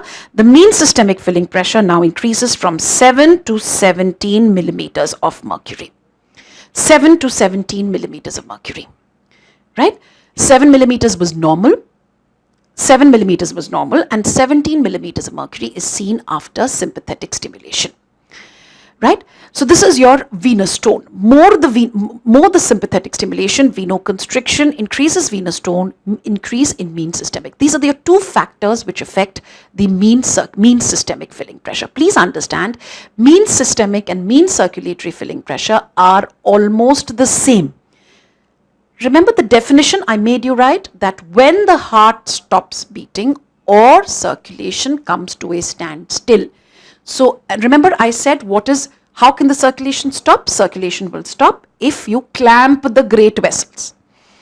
Right? So just the way of recording these pressures is a little different. Otherwise, practically speaking, these two values are almost the same. Right? Practically speaking, we take them as same. Now, RVR is resistance to venous return. Belgaum, denominator has to be resistance. Na? P1 minus P2 in the numerator, resistance in the denominator. Right? Right? So this is your, in other words, let's now just see this once again. I told you, venous return is mean systemic filling pressure minus right atrial pressure divided by resistance to venous return. We said, now normal venous return. What is the normal venous return? This is 5 liters per minute. 5 liters per minute is the normal venous return. Mean systemic filling pressure, normally 7 millimeters of mercury. Right atrial pressure, I've discussed it with you. This is between 0 to 3 millimeters of mercury. I can use these values to calculate resistance to venous return. Venous return is mean systemic filling pressure minus right atrial pressure divided by resistance to venous return. So resistance to venous return now becomes 7 minus, let's take it 2 for example, okay, or let's take 0 for instance. If this is 7 millimeters of mercury divided by 5 liters per minute, this gives us a value of approximately 1.4 millimeters into minute per liter. Yes, this gives us a value of 1 to 1.4 millimeters into minute per liter. And this millimeters into minute per liter is known as a Wood unit. Wood unit. This is your normal resistance to venous return. Therefore, becomes 1 to 1.4 Wood units. What is Wood unit? Nothing much. It is millimeters into minute per liter. Right? So this is as far as your resistance, how we can calculate resistance to venous return. See this? Venous return will be the same as cardiac output. Jitna cardiac output hai, utna hi to venous return hoga. So venous return is 5 liters per minute. This is mean systemic filling pressure minus the right atrial pressure divided by resistance to venous return. Values 7 millimeters, this is 0 to 3. So I've taken this as, I've taken right atrial pressure as 0. In that case, it becomes 7 upon 5. In that case, the answer is 1.4. But like I said, it can be 3 as well. In that case, it will be approximately 1 to 1.4 millimeters per minute, millimeters into minute per liter, which is known as a Wood unit. This is your resistance to venous return. So venous return, mean systemic filling pressure minus the right atrial pressure divided by resistance to venous return. This is as far as your cardiac output is concerned. We've discussed what is the definition of cardiac output, why the left ventricular output is slightly more than the right ventricular output, because like I said, of physiological shunting. We discussed what is cardiac index. We discussed what are the factors affecting cardiac output. That means what are the factors affecting heart rate, what are the factors affecting stroke volume. Heart rate, sympathetic, parasympathetic. Stroke volume, two things: myocardial contractility, venous return. Next, I discussed what are the factors affecting venous return. Because like I said, more the venous return, more the end diastolic volume. Frank-Starling's law, more will be the force of contraction, more will be the stroke volume. So we did factors affecting venous return. Next, I've discussed this formula, that is what is venous return equal to. Venous return is P1 minus P2 divided by divided by resistance to venous return. So this is your venous return, right? Next. Now, as far as venous return is concerned, as far as cardiac output is concerned, there are different, I'll just tell you about critical closing pressure. There are different methods of measuring cardiac output. So methods of measuring cardiac output.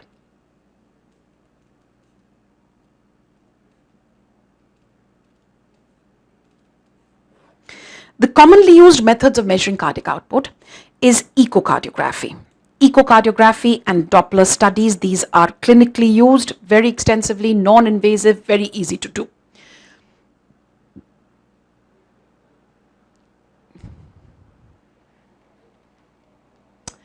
Mysore, when we talk in terms of RVR, when we talk in terms of venous return, we look at systemic circulation. Pulmonary circulation resistance, give me some time. Okay, I'll just deal with it.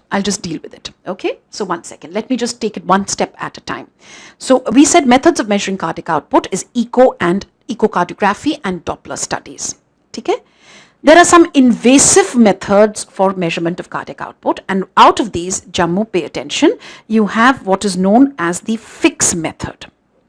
Fix method of measuring cardiac output. Mysore kar rahi hu, ruk ja. Right? So this is your fix method for measuring of cardiac output. Now what is this fix method?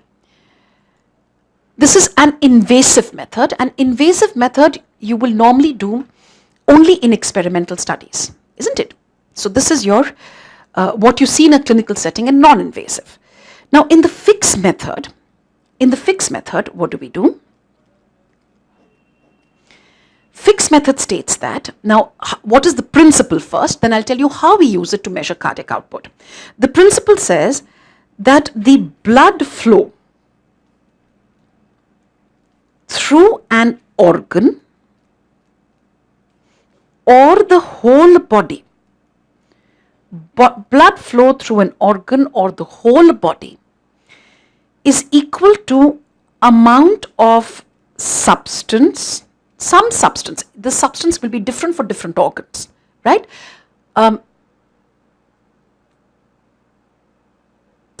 Amount of substance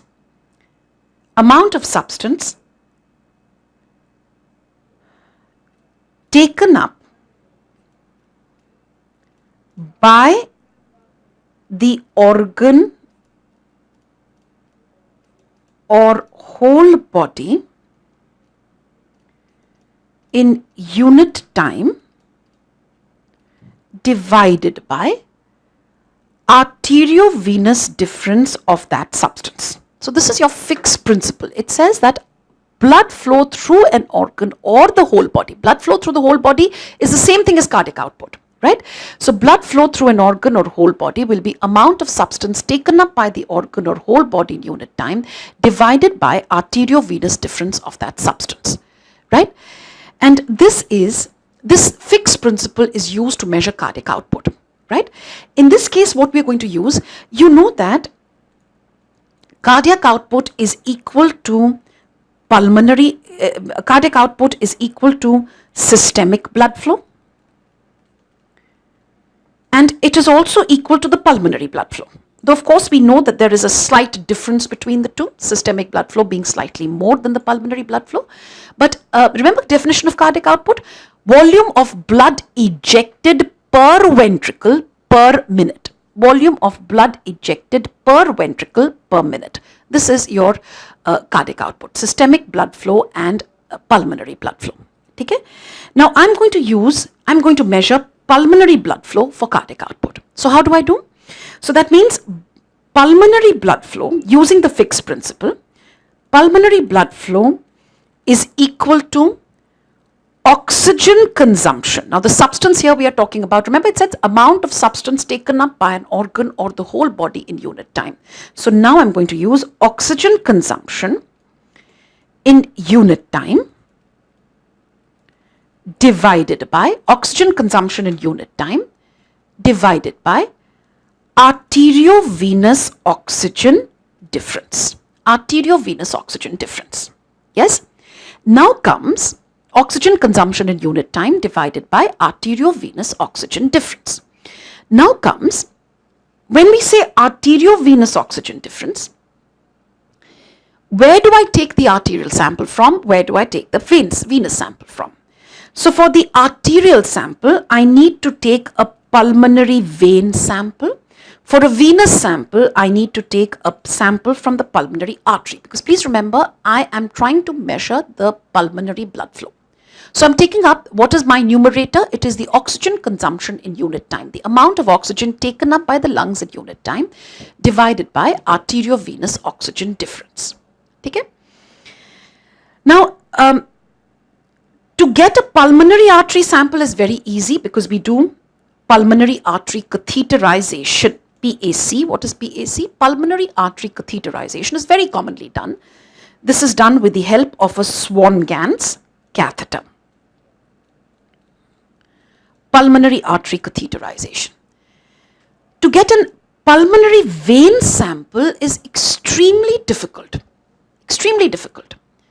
Because please remember, to get a pulmonary vein sample, now I must introduce not impossible but difficult. Because what happens is, now I have to introduce the catheter in the femoral or in a peripheral artery, goes to the left atrium, left ventricle, and from there to the pulmonary vein. So it has to go against blood flowing in a high pressure, right? So this is your pulmonary.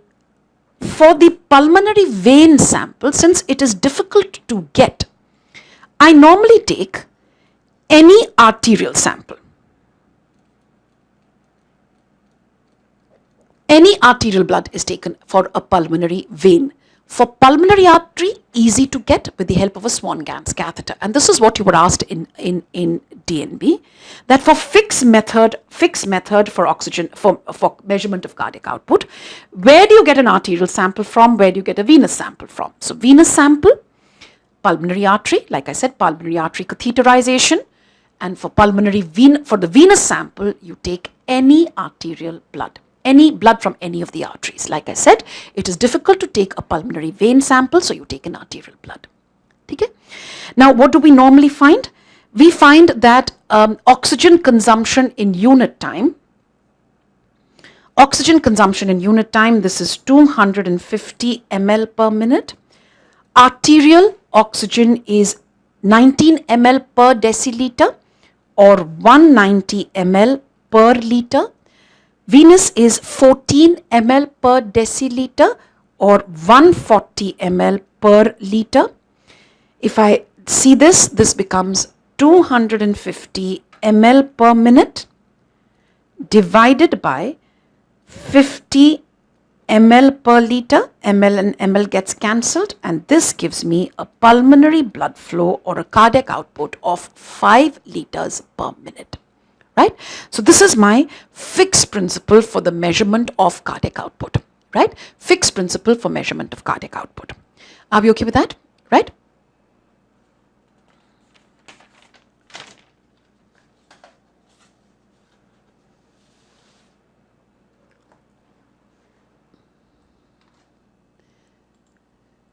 There is another invasive technique for the measurement of cardiac output, and that is known as the dye dilution technique.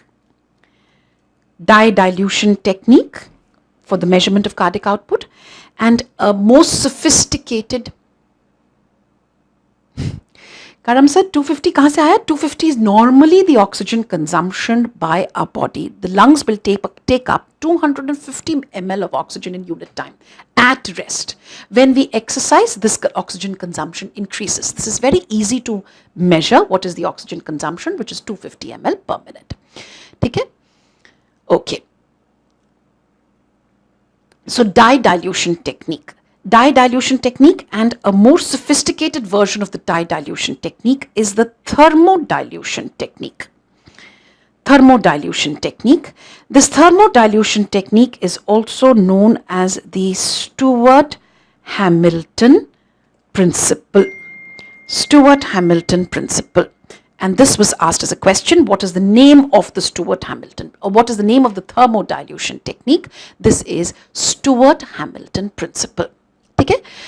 Now, dye dilution technique and thermodilution matlab instead of using a dye, you're using warm or cold saline, right? So that is known as a thermodilution technique. Now, please try and listen to me very carefully about the thermodilution technique, because there's a lot of imagination involved here, and you need to be with me. Concentrate, right? So let's see this. Now, what do we do in the dye dilution technique is, now I inject a known quantity.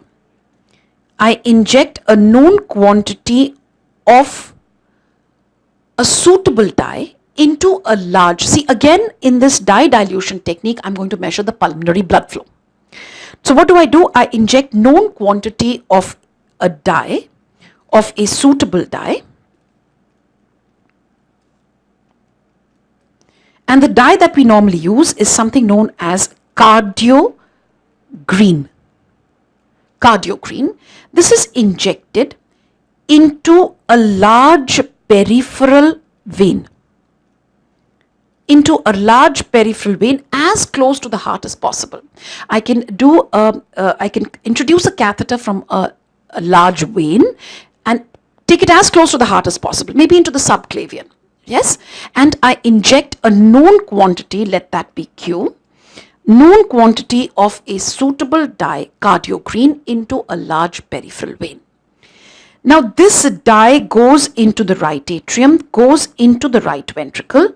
From here it goes into the pulmonary circulation, right? Pulmonary circulation. From here into the left atrium, left ventricle, and from here into the aorta. I have already, there is a catheter placed in the aorta.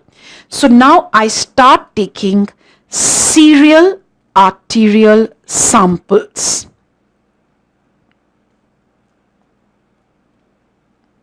I take serial arterial samples. That means I take arterial sampling one after the other. And in these serial arterial samples, I see the concentration of the dye. Concentration of the dye is seen in these serial arterial samples, right? I inject a known quantity of a suitable dye, which is cardiogreen, into a large peripheral vein. It goes into the right atrium, right ventricle, into the pulmonary circulation, left atrium, left ventricle, and the moment it comes into the aorta, I start taking serial arterial samples. One after the other, I take arterial samples and see the concentration of dye in that sample. Mane, please tell me, even before the dye reaches the tissue capillaries, I have already finished taking my samples. Before the blood goes into the systemic circulation, into the tissue capillaries, I've already finished sampling. I've finished my arterial sampling. Okay? Now what I do is I plot a graph.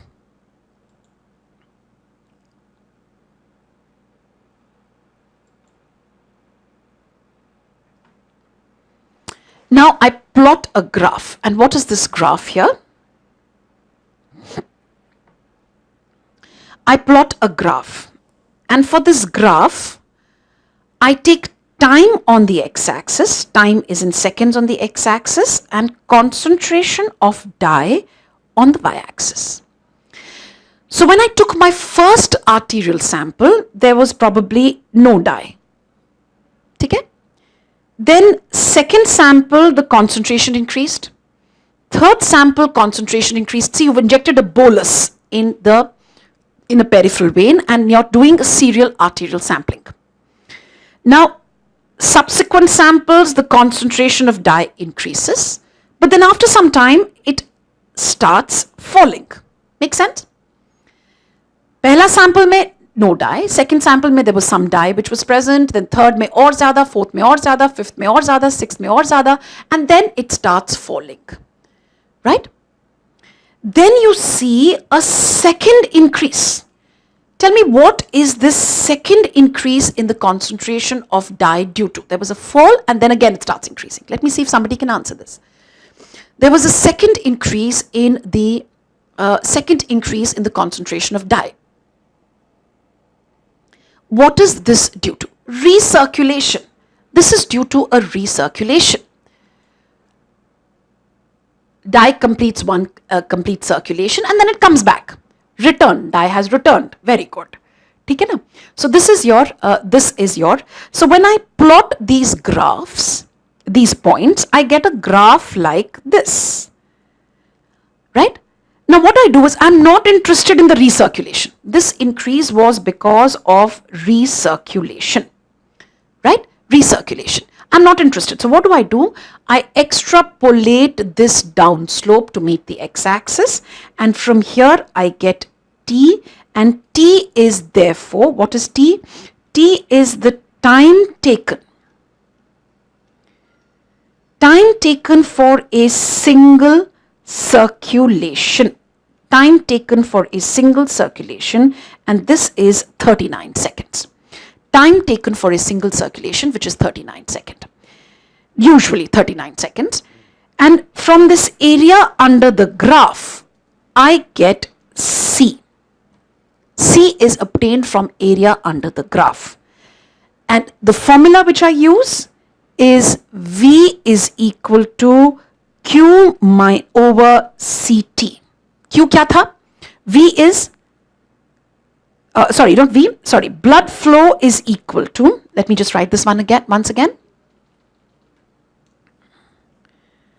Pulmonary blood flow, which I said is the same thing as cardiac output. This will now be equal to Q over CT. Q was the quantity of dye injected. C is the concentration of dye obtained from area under the curve. And what is T? T is the time taken for a single circulation. T is the time taken for a single circulation. So I get flow is equal to Q upon CT. Clear? That means answer this very simple question. Supposing I get, if the area under the curve is more, I get a larger curve.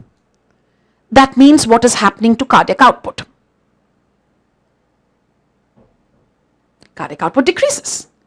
If the area under the curve is less,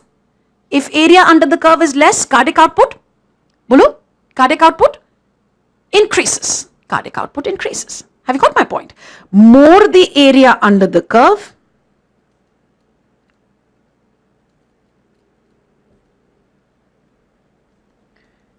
cardiac output is less. Less the area under the curve, cardiac output increases. Have you got this point?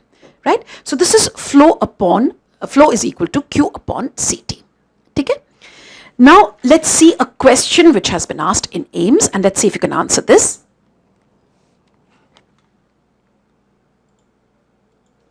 A question which has been asked in AIIMS, and that is, this says that we are using a dye, and the name of that dye, C kya tha beta? Ludhiana C was the concentration of dye obtained from area under the curve. Yes, very good, Kolhapur. Concentration of dye obtained from area under the curve. Okay? The question says, now let's listen to this question. This is an AIIMS question. This says there is a dye XYZ which we are using to measure blood volume as well as cardiac output. I can do that. If you remember, blood volume we did in the first chapter. Remember, V is equal to Q minus E over C, and here flow is equal to Q over CT. I can use same dye to measure these, but the procedure is completely different. For blood volume, I must wait for the dye to mix with the blood completely. For cardiac output, inject into the peripheral vein, passes through the pulmonary circulation, serial arterial sampling. Clear? Now I replace this dye by another dye ABC, but ABC diffuses out of tissue capillaries. It diffuses out of tissue capillaries. And once it diffuses out of tissue capillaries, now the question says, what will happen to blood volume and the cardiac output measurements? Blood volume and cardiac output. Blood volume, will it be remain the same or will it be altered? Cardiac output, will it be the same or will it be altered? We've already done a part of this question in the first chapter. So now you just have to tell me about cardiac output. Bolo. Allahabad नहीं ध्यान दीजिएगा. Blood volume, सबसे पहले मुझे बताओ blood volume को क्या होगा, सेम होगा या ऑल्टर होगा, बस इतना बताओ. Blood volume, yes, falsely high. So blood volume is definitely altered, and we have done this question. This was a falsely high. Clear? Cardiac output. Cardiac output, will it be, yes, what will happen to cardiac output? Will it be the same or will it be altered? Bolo. Not altered. This will remain the same because even before the dye reaches the tissue capillaries, we have already finished taking our sample. So this is, right, cardiac output remains the same even before it reaches the tissue capillaries. So even if it diffuses out of tissue capillaries, what does it matter? If it diffuses out of tissue capillaries, that second rise will be affected. But I'm not bothered about the second rise at all. Have you got my point? So this is as far as your dye dilution technique is concerned. And a more sophisticated method of this is the thermodilution technique. But like I said, in the thermodilution technique, we take warm or cold saline. And this is done with the help of the pulmonary artery catheterization. So instead of using dye, we introduce warm or cold saline, and we use it to measure. Now this warm saline gets diluted, so we measure the temperature difference, not the concentration. Now the temp. Otherwise, the principle is just the same, right? Okay, फिर से देख लो. This we have already done in the first chapter. Flow is equal to Q. Q was the quantity of dye injected. C is obtained from area under the curve. T was the time taken for one circulation. Aligarh, see this? Q upon CT, right? Now I said we'd replace it by another dye called ABC, which diffuses out of tissue capillaries. So what will happen to blood volume? We said blood volume changes because what will happen if the dye, remember that in doing a volume of any fluid compartment, the key word was that we have to wait for the dye to mix. And while we were waiting for the dye to mix, it moves out of the tissue capillaries. Right? It moves out of the tissue capillaries. So what will happen? Your blood volume gets altered. But cardiac output, see cardiac output, even if the dye diffuses out of tissue capillaries, it is not going to affect my estimation. Because see, what was the method for cardiac output measurement? I said the dye goes into, we send the dye through the pulmonary circulation, yes, and then we start taking serial arterial samples. Even if the dye diffuses out of tissue capillaries, it is not going to alter the cardiac output. Cardiac output therefore remains the same. This is flow is equal to Q over CT. Right? So cardiac output remains the same. Next, I said the thermodilution technique.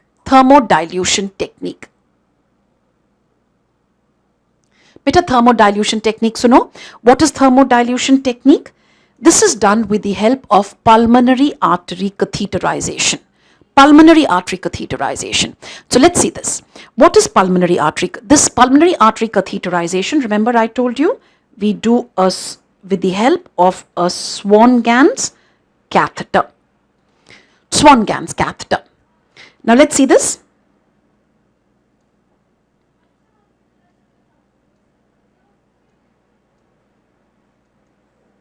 This is right atrium. I'm just showing you the right side of heart, right ventricle and the pulmonary artery, right? This is your superior and inferior vena cava. So what do we do here is, now we take a pulmonary catheter, right? Swan-Ganz catheter, A Swan-Ganz catheter is introduced through a peripheral vein, inferior vena cava. It goes into the right atrium, from the right atrium into the right ventricle, from the right ventricle into the pulmonary artery, and now we lodge it in one of the branch as far into the pulmonary artery as possible, right? So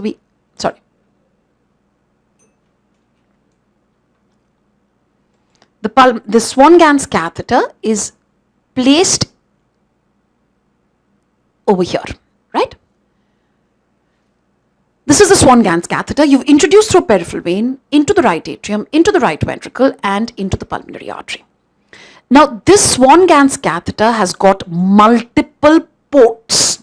There are side ports. You understand now what are ports?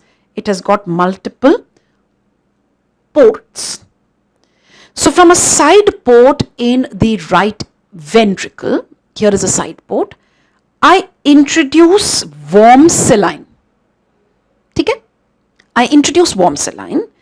This warm saline now moves along the Swan-Ganz catheter, reaches the tip, and at the tip we have very sensitive thermometers, and these are called thermistors. They will record the temperature change. See, now you know the distance between the side port and the tip. So you can see the temperature change, you can see the time taken, and you can use that to measure the cardiac output. Have you got my point? It's a more sophisticated method of the dye dilution technique. But here I need what is known as a pulmonary artery catheterization with the help of a Swan-Ganz catheter. So from a side port, I introduce warm saline. It reaches the tip. At the tip, you've got these thermistors which will record the temperature change. So this is your thermodilution. Formula is the same. Flow is equal to Q over Ct. You'll get the same kind of graph, but this is a much more sophisticated method of the same thing. Clear? This is your thermodilution technique. I hope you've got it. Everybody, please don't ask me to repeat it. I hope you've all got it. What is the thermodilution technique? The name, please remember the name. This is your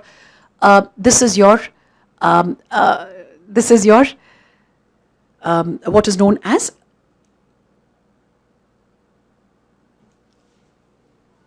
Stewart-Hamilton principle. Okay? Now, Stewart-Hamilton principle. Now, this thermodilution technique. Now, what is important is what was asked in AIMS. This technique, asked in All India PG last year. This thermodilution technique will become unreliable in. This is unreliable in the following conditions. It becomes unreliable whenever there is a tricuspid regurgitation. Make sense now? Tricuspid regurgitation hai to ye from right ventricle the warm saline will go into the left atrium. To the right atrium, so that it becomes unreliable in tricuspid regurgitation. It becomes unreliable in pulmonary regurgitation. It becomes unreliable in a large VSD, and it becomes unreliable in very low cardiac output. These are the conditions in which this technique becomes unreliable. Unreliable in tricuspid regurgitation, pulmonary regurgitation, large VSD, very low cardiac output. Alikar, why is it called a dilution? Because the saline this is warm saline, which you are introducing here. This will now mix with the colder blood. So the temperature will reduce now by the time it reaches here. Yes. So this is getting diluted. So thermodilution. Just like a dye is getting diluted in the blood, so this will also get diluted in the blood. So thermodilution. So this is unreliable in these following conditions. Now, the question which was asked last year in All India PG was,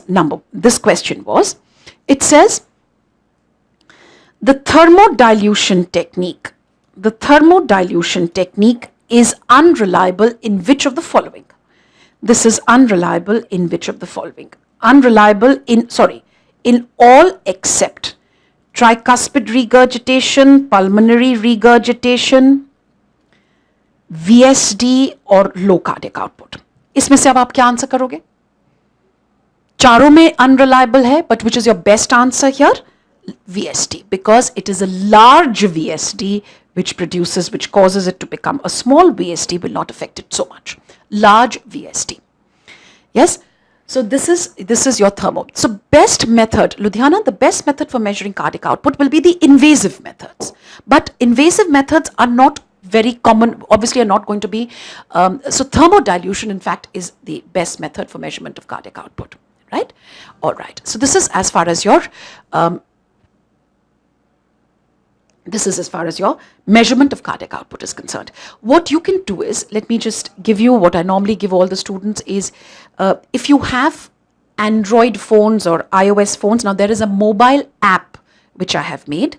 There is a mobile app which has got all this, what I'm doing with you, I have animated this, and the name of that app, you have to go to Google Play Store. It is a free app, so that's why I'm telling you about it. I have made this. This is called Learning Physiology Pro. Right? Learning Physiology Pro. This is on Google Play Store. You can download this. Let there be a good Wi-Fi connection. Download this because there are animations. This entire thermodilution technique, which I'm trying so desperately to make you understand, is I've animated this, shown you the Swan-Ganz catheter. How does it go into these different, the cardiac cycle. I've animated the whole thing with an animation team. We've sat down together. We've made this baroreceptor reflex. We've animated all that. So you can have a look at it. There are some MCQs. You can go, this is your iPhone. Yes, it is available for iPhone as well, but iPhones, it's a paid app. Yes, understandably, if you have an iPhone, then you can jolly well pay for it. But Androids, it's a free app. Okay? So you can have a look at this. There are MCQs to answer. This is made with a company called, I've made it with a company called Elsevier. Okay? So we've made this Learning Physiology Pro. Oh, I'll tell Elsevier Karamsad ki Windows pe kyun nahi hai. Okay? So all this, try and whatever I'm seeing, whatever I'm telling you you can have a look at it. It'll just reinforce it. And why? Because this thermodilution technique, dilution technique are important questions from AIMS point of view. Not just AIMS. I used to think only AIMS is asking, but last year you also got it in All India PG. Again, it's a favorite topic of National Board. That's why we've spent a little time on this. Okay?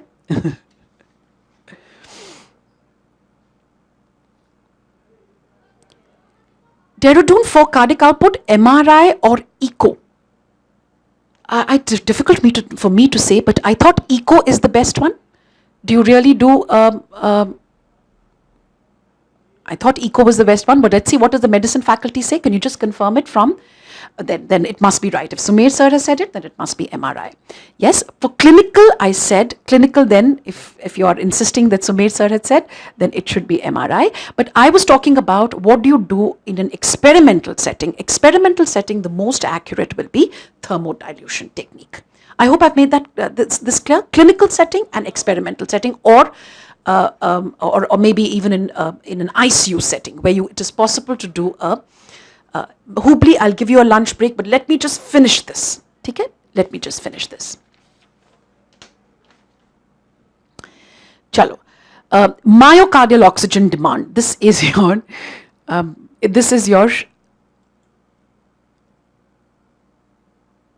Sir told echo cannot be applied to an elliptical and dilated heart. So normal conditions mein to so elliptical and dilated heart, so maybe that is the reason. Okay, great. Okay, so this is as far as your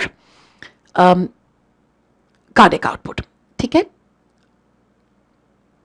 Okay.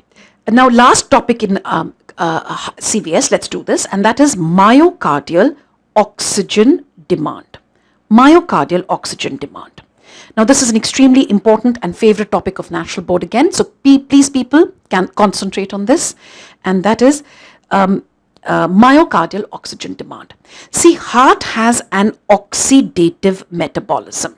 Heart has an oxidative metabolism, right? Very high oxygen demand of the heart. The fuel for the heart, the substrate, energy substrate for the heart, energy substrate is fatty acids. Fatty acids. So again, fatty acids need a lot of oxygen for metabolism, right? So oxidative metabolism, very high oxygen demand.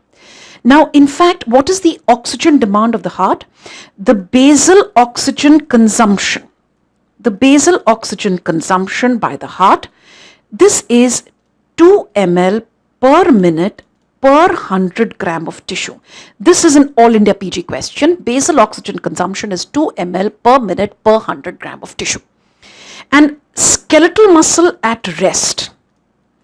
Skeletal muscle at rest consumes only 0.2 ml per minute per 100 gram of tissue. So you can imagine that basal oxygen consumption is huge. This is 2 ml per minute per 100 gram of tissue, and this is just 0.2 ml per minute per 100 gram of tissue. What is the oxygen consumption by a beating heart? Oxygen consumption by a beating heart. This is 9 ml per minute, beating heart at rest. This is 9 ml per minute per 100 gram of tissue. Mani kya? What is the difference between basal oxygen consumption and the oxygen consumption by a beating heart? See, what does basal oxygen consumption means? Heart is alive but not beating. See, only then I can compare it with skeletal muscle at rest. Right? Because heart at rest is already beating 70 times a minute. Right? And that is when you talk about beating heart at rest is 9 ml per minute per. Basal oxygen consumption means heart is alive but not beating. For example, during a bypass. Oxygen consumption, your heart is quiescent, alive but not beating. So that is 2 ml per minute. So it is a very high oxygen demand. And when it starts beating, when it is beating at rest, even more so. So therefore, the next question, which is the organ with a maximum arteriovenous O2 difference at rest. O2 difference at rest, this is in fact the heart. Heart is the organ with the maximum O2 difference at rest. Because it needs a lot of oxygen, so it extracts the maximum possible oxygen from the arterial blood. This is your myocardial, this is your oxygen consumption by the heart. So that means whenever there is an increase in O2 demand, whenever there is increase in myocardial oxygen demand, this is associated with increase in coronary flow. It is associated with increase in coronary flow. Has to occur, isn't it? Because see, as it is, the heart is extracting the maximum possible oxygen at rest. So whenever the demand increases, coronary flow has to increase. Okay? Now, for example, let's see what is the effect of sympathetic stimulation on coronary flow. The direct effect of sympathetic stimulation on coronary flow is a coronary vasoconstriction. But sympathetic also causes an increase in the work done by the heart. Sympathetic stimulation also increases more the work done, more the ATP hydrolysis.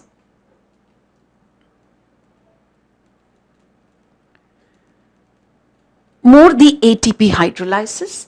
More the ATP hydrolysis means more will be adenosine, and I have discussed it with you yesterday that adenosine is an extremely important coronary vasodilator. So it produces, so indirect effect is a coronary vasodilation. Direct effect of sympathetic on coronary blood vessels is a constriction. But because of this indirect effect, increase in adenosine, and remember we discussed this yesterday, adenosine is a very powerful coronary vasodilator. So what becomes important whenever the work done by the heart increases? What increases coronary flow is local metabolites, primarily adenosine, right? Now, let's see now what are the factors affecting myocardial oxygen demand.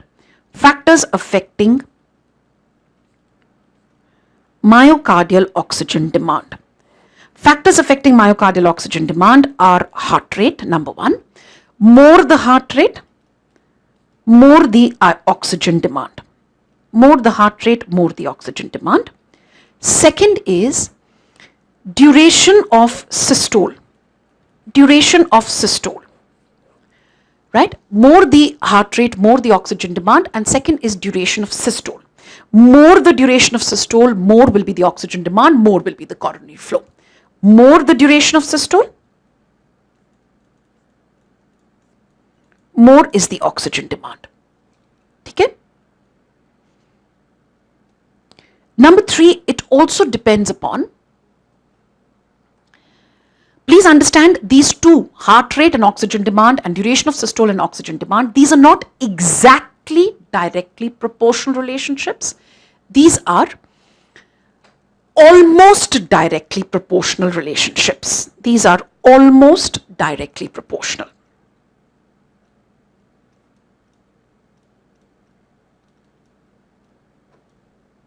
Okay?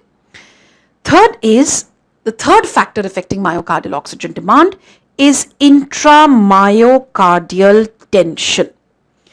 Intramyocardial tension, I've already discussed it with you in the morning, that the intramyocardial tension, T is equal to PR by W. So all these factors will affect the myocardial oxygen demand, the distending pressure, the radius of the ventricle, the wall thickness.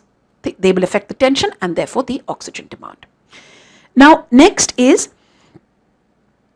the product of duration of systole and the intramyocardial tension. Intramyocardial tension, their product is known as tension time index. So what is tension time index? This is a product of duration of systole and the intramyocardial tension. Tension time index, right? Duration of systole and the intramyocardial tension, right? So more the tension time index, more will be the myocardial oxygen demand. More the tension time index, more the myocardial oxygen demand. Right? So these are three factors. Number one, we said heart rate. Number two, intramyocardial tension. Number three, duration of systole. Number three, intramyocardial tension. And then tension time index, which is a product of duration of systole and the intramyocardial tension. Number four factor affecting myocardial oxygen demand. The fourth factor affecting myocardial oxygen demand is your work done by the heart. And work done by the heart, this is stroke volume into mean arterial pressure. Stroke volume into mean arterial pressure. More the stroke volume,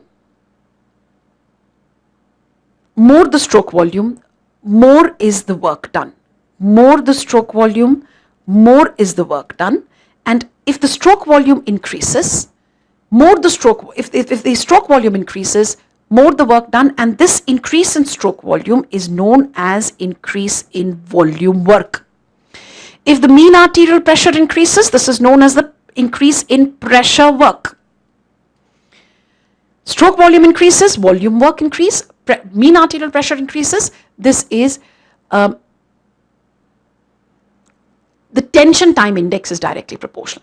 Pressure work is more the mean arterial pressure, that is called increase in pressure work, and that is that can also increase the work oxygen demand. See, a patient of AR there is increase in the stroke volume, increase in volume work, but a patient of AS, there is increase in pressure work, mean arterial pressure, and an increase in pressure work. Please understand that the myocardial oxygen demand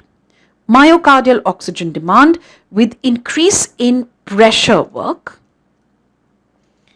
is more than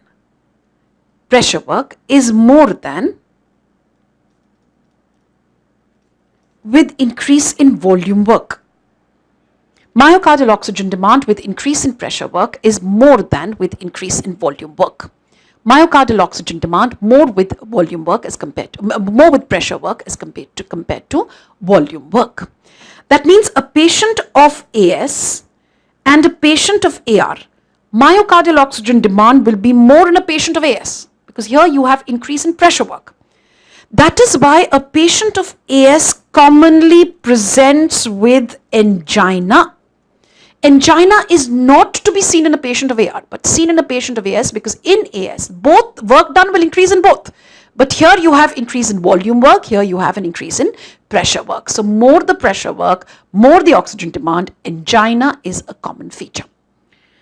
These are your factors affecting myocardial oxygen demand. Number 1, I said heart rate. Number 2, I said it depends upon duration of systole. Number 3, intramyocardial tension. Product of duration of systole and intramyocardial tension, tension time index. Number 4, I said work done by the heart. Work done is stroke volume into mean arterial pressure. Okay? Now, there is in one of your guidebooks, it is given that work done and oxygen demand, they have a constant relationship. And they said this is true. Can this be true? Impossible, no? You cannot have what is constant relationship? Constant relationship means more the work done,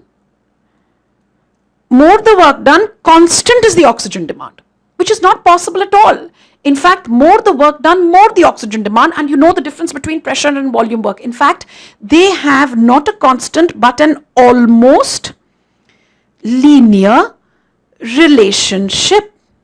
Almost linear relationship, right? Not a constant relationship. Constant relationship is not a possibility. This is a linear, almost linear. Why did I say almost linear? Because of the difference between volume work and pressure work, right? Let's see the distribution of cardiac output. Let's see the next one, last point in CVS, and that is distribution of cardiac output. See, liver receives 27% of cardiac output. Kidney receives 22 to 23% of cardiac output. The brain receives 12 to 13% of cardiac output. Heart receives 4 to 5% of cardiac output. This is your distributions. You know that cardiac output, this is divided into parallel circuits. Systemic circulation is divided into parallel circuits, and this is the distribution of cardiac output. Liver 27%, kidney, brain and heart. This is now during exercise. During exercise, there is a redistribution of cardiac output. During exercise, there is a redistribution of cardiac output. And what is this redistribution? The blood flow to the liver, to the kidney, to the splanchnic circulation decreases. Blood flow to the heart and the exercising muscles increases, but blood flow to the brain remains the same. This is redistribution. And this has been asked as a question. During exercise, which area receives the same blood supply? And the answer becomes brain. Blood flow to the liver, to the kidney, to the splanchnic circulation decreases, but to the heart and the exercising skeletal muscles increases. This is as far as your distribution of cardiac output is concerned, right? 2 or 3 important questions. Let's see that. First question. Organ with maximum blood flow per minute. Organ with maximum blood flow per minute. Kidney, heart, liver, brain. Bolo, jaldi bolo. Organ with maximum blood flow per minute. Liver, isn't it? Liver is receiving 27% of the cardiac output. Next question. Organ with maximum oxygen consumption per minute. Liver, heart, kidney, brain.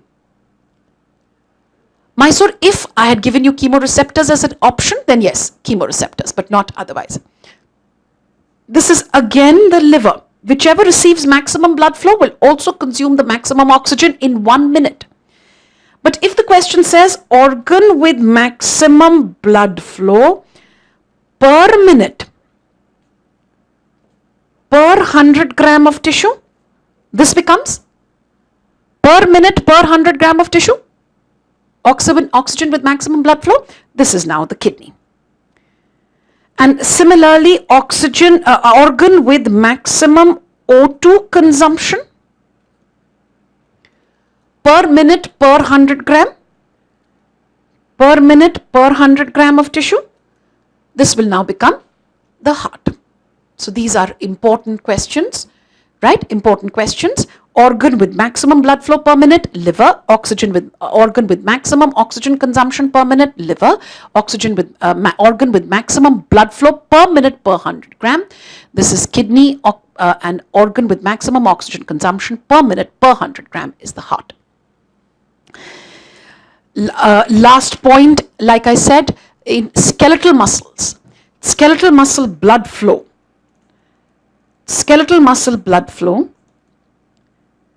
at rest, this is about 3 to 4 ml per kg, per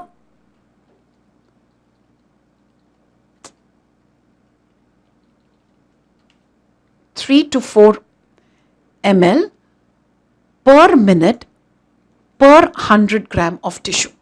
Skeletal muscle blood flow at rest is 3 to 4 ml per minute per 100 gram of tissue. But during exercise, there is a huge increase in blood flow. It becomes 100 to 120 ml per minute per 100 gram of tissue. Right? There is a huge increase in blood flow. So this is your skeletal muscle blood flow, which has also been asked last year in All India PG. Organ with maximum oxygen consumption is liver. Organ with maximum blood flow. Ludhiana, your question, it says oxygen consumption per minute. Then my answer is liver. There is no question of chemoreceptors. Chemoreceptors is organ, if it says organ with maximum blood flow per minute per 100 gram of tissue. In that case, if chemoreceptors are an option, then your answer becomes chemoreceptors. Okay? Chalo, I'll take a lunch break, and after that, let's take it for half an hour, and then we'll come back and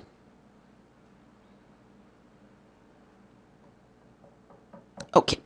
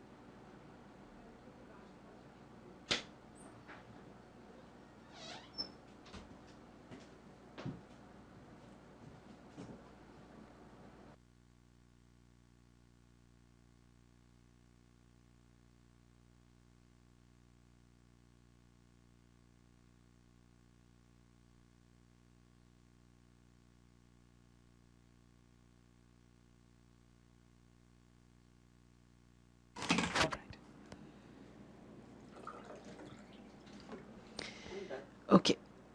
All right. So welcome back, and let's start off with a new chapter, and that is, of course, CNS. Let's start off with CNS, and let's see CNS now. Right? So now, as far as CNS is concerned, the first thing which I'm going to talk about, of course, I'm going to take up sensory, motor, and then we'll take up higher mental functions, right?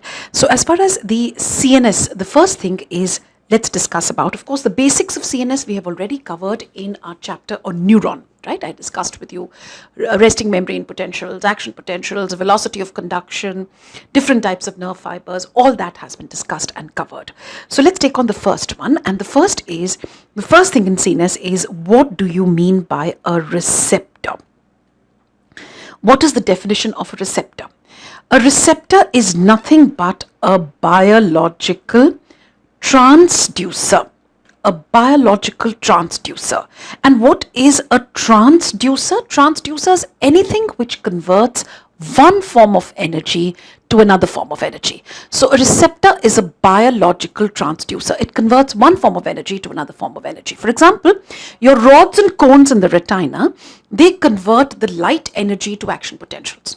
Your hair cells of the cochlea convert the sound energy into action potentials. Your mechanical receptors on the skin, the touch receptors in the skin, they convert mechanical energy into action potential. So these are biological transducer. And like I said, a transducer is any substance which converts one form of energy to another form of energy. Are we clear? Right? Now, this is, now when I look at a receptor, we've already discussed what is a threshold stimulus. If you remember, threshold stimulus is any stimulus which takes the neuron from a resting membrane potential to the firing level. And after it reaches firing level, then there is generation of an action potential by a positive feedback mechanism. So this is a threshold stimulus. Next is, what is an adequate stimulus? Please remember, adequate stimulus and threshold stimulus are two different things. What is adequate stimulus? Now, for example, take an example, let's say rods and cones. Now, rods and cones are responding to light. But if I give an intense pressure on the eyeball, I get flashes of light. Have you got my point? So that means your retina, rods and cones are responding to light and to pressure. But it is most sensitive to light, not to pressure. Therefore, adequate stimulus for the retina, for the rods and cones, becomes light and not pressure. So what is adequate stimulus? Adequate stimulus is defined as it is the stimulus to which a receptor is most sensitive. It is the stimulus to which a receptor is most sensitive. Stimulus to which a receptor is most sensitive is known as an adequate stimulus. It is the stimulus to which a receptor is most sensitive. For example, I gave you the example of rods and cones. In rods and cones, they are more sensitive to light rather than to pressure. Therefore, this is what is known as the adequate stimulus. Adequate stimulus. Yes. Next, let's see, what do you understand by sensory coding? Now, what is sensory coding? Sensory coding mane? Sensory coding mane, a receptor codes for a stimulus. A receptor codes for a stimulus. And what is the information about the stimulus that the receptor gives us? Sensory coding, like I said, it codes for a stimulus, codes for a particular stimulus. What is the information that this receptor gives us is, number one, it gives us information about the site or location of the stimulus. Number two, it tells us what is the modality of the stimulus. Site, location. A receptor gives us information about the stimulus. कौन सा information? Site क्या है? Site या location क्या है? What is the modality? Is it fine touch? Is it crude touch? Is it fine touch with cotton wool? Fine touch with a silk cloth? Fine touch with a feather? What is the modality of stimulus? Clear? Number three, it tells us about the duration of the stimulus. Number four, it tells us about the intensity of the stimulus. These are what are known as the four attributes of a stimulus. Yes, this is what is known as sensory coding. A receptor will code for, a receptor codes for the four attributes of a stimulus. Four attributes of a stimulus. right? A receptor codes for, which are the 4 attributes? Location, modality, intensity, duration. So these are the 4 attributes of a stimulus for which a receptor codes for, and this is known as sensory coding. 4 attributes of a stimulus: location, modality, intensity, duration. ठीक है? इसके बाद let's discuss what do you understand by adaptation. What is adaptation? Adaptation of a receptor. Adaptation of a receptor. Now, what do I mean by adaptation? Adaptation means stimulus is present, but the response decreases over a period of time. Yes? Stimulus is present, but response decreases over a period of time. That is called adaptation.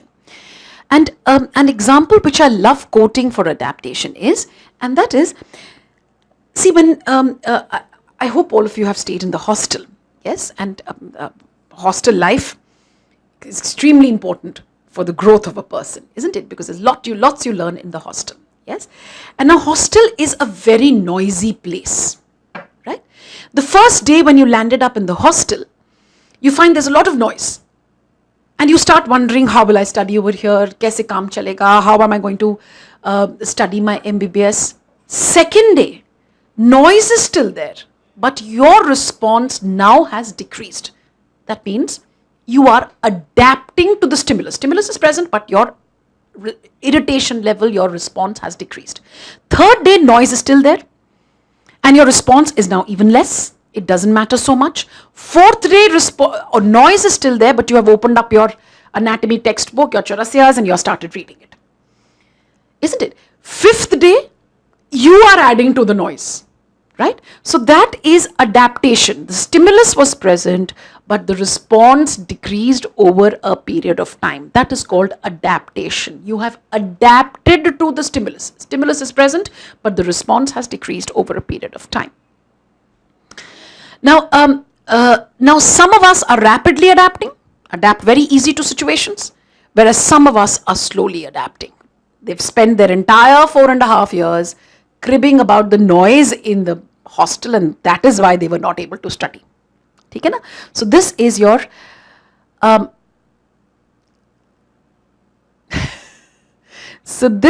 your rapidly and slowly adapting people. So we've got rapidly and slowly adapting receptors. So based on the time taken for adaptation, we divide the receptors into 2 types. We divide the receptors into 2 types. There are rapidly adapting receptors.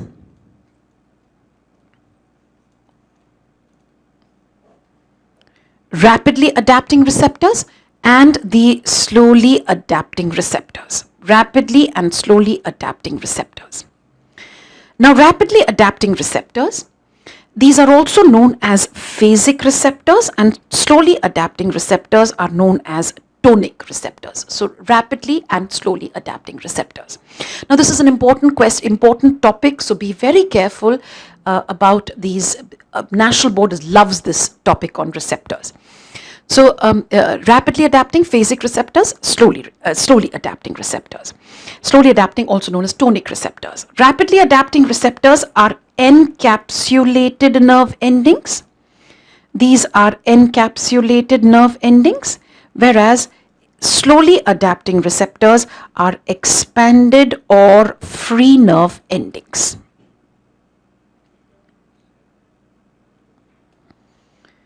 Expanded or free nerve endings, right? These are encapsulated nerve endings and expanded or free nerve endings. Now, rapidly adapting receptors, they can detect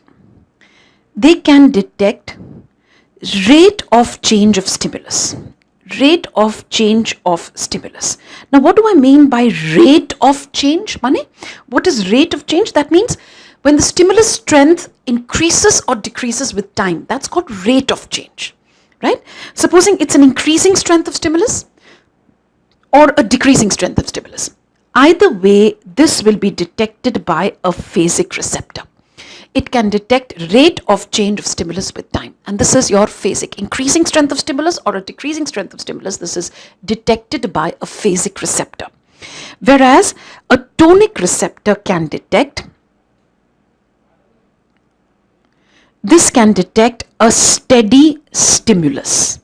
This can detect a steady stimulus. Steady stimulus like this, and this is detected by a tonic receptor. Tonic receptor, right? See, what is going to be the, let's see if supposing the strength of the stimulus is,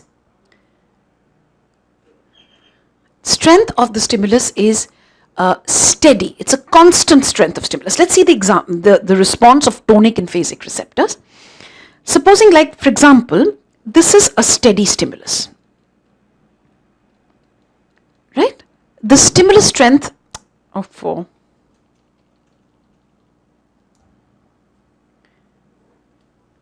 This is a steady stimulus, right? Let us see what is going to be this. The stimulus strength is constant over a period of time. Let's see what is the response of a phasic receptor.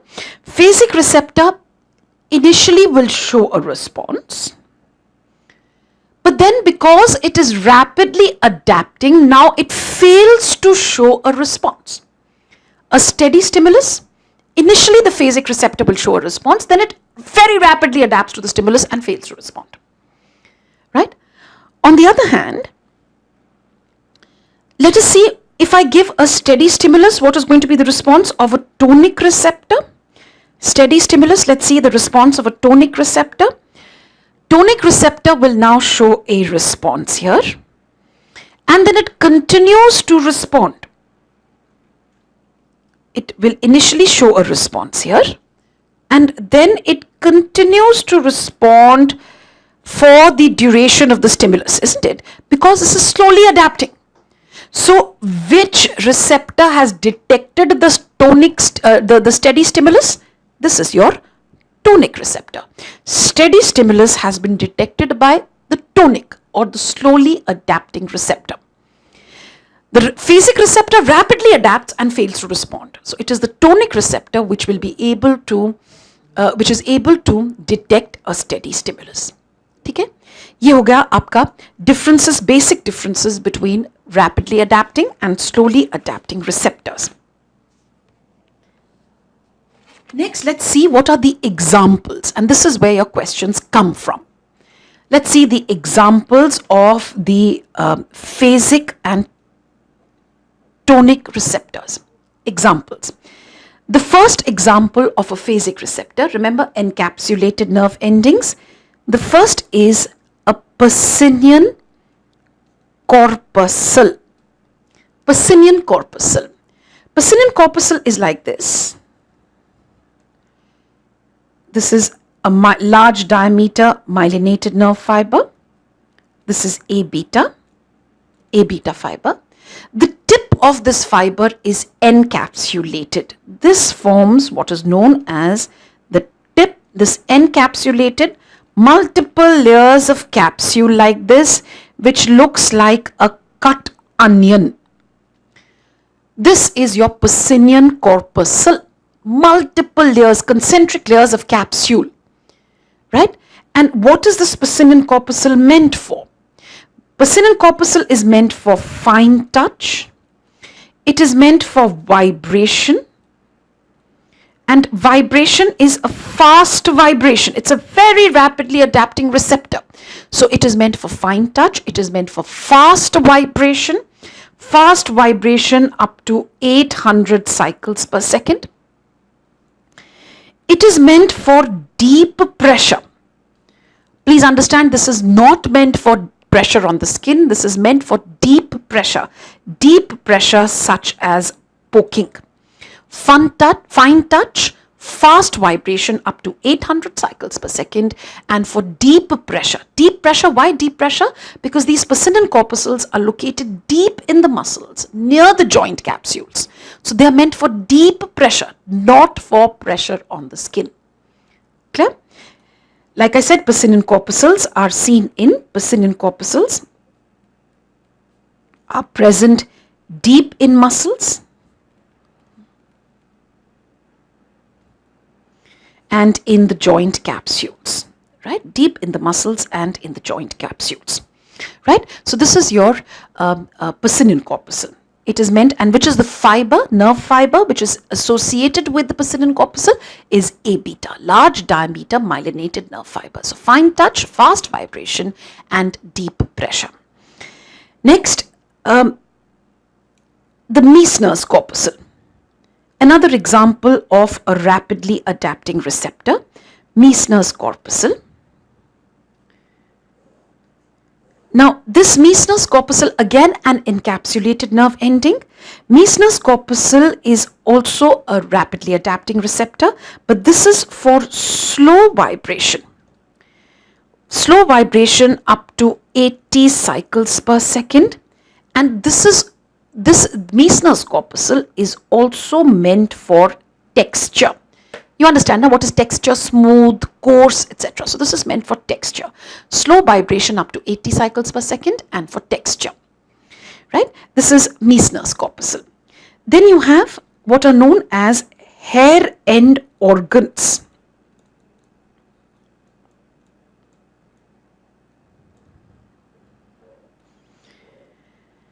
And these hair end organs, they detect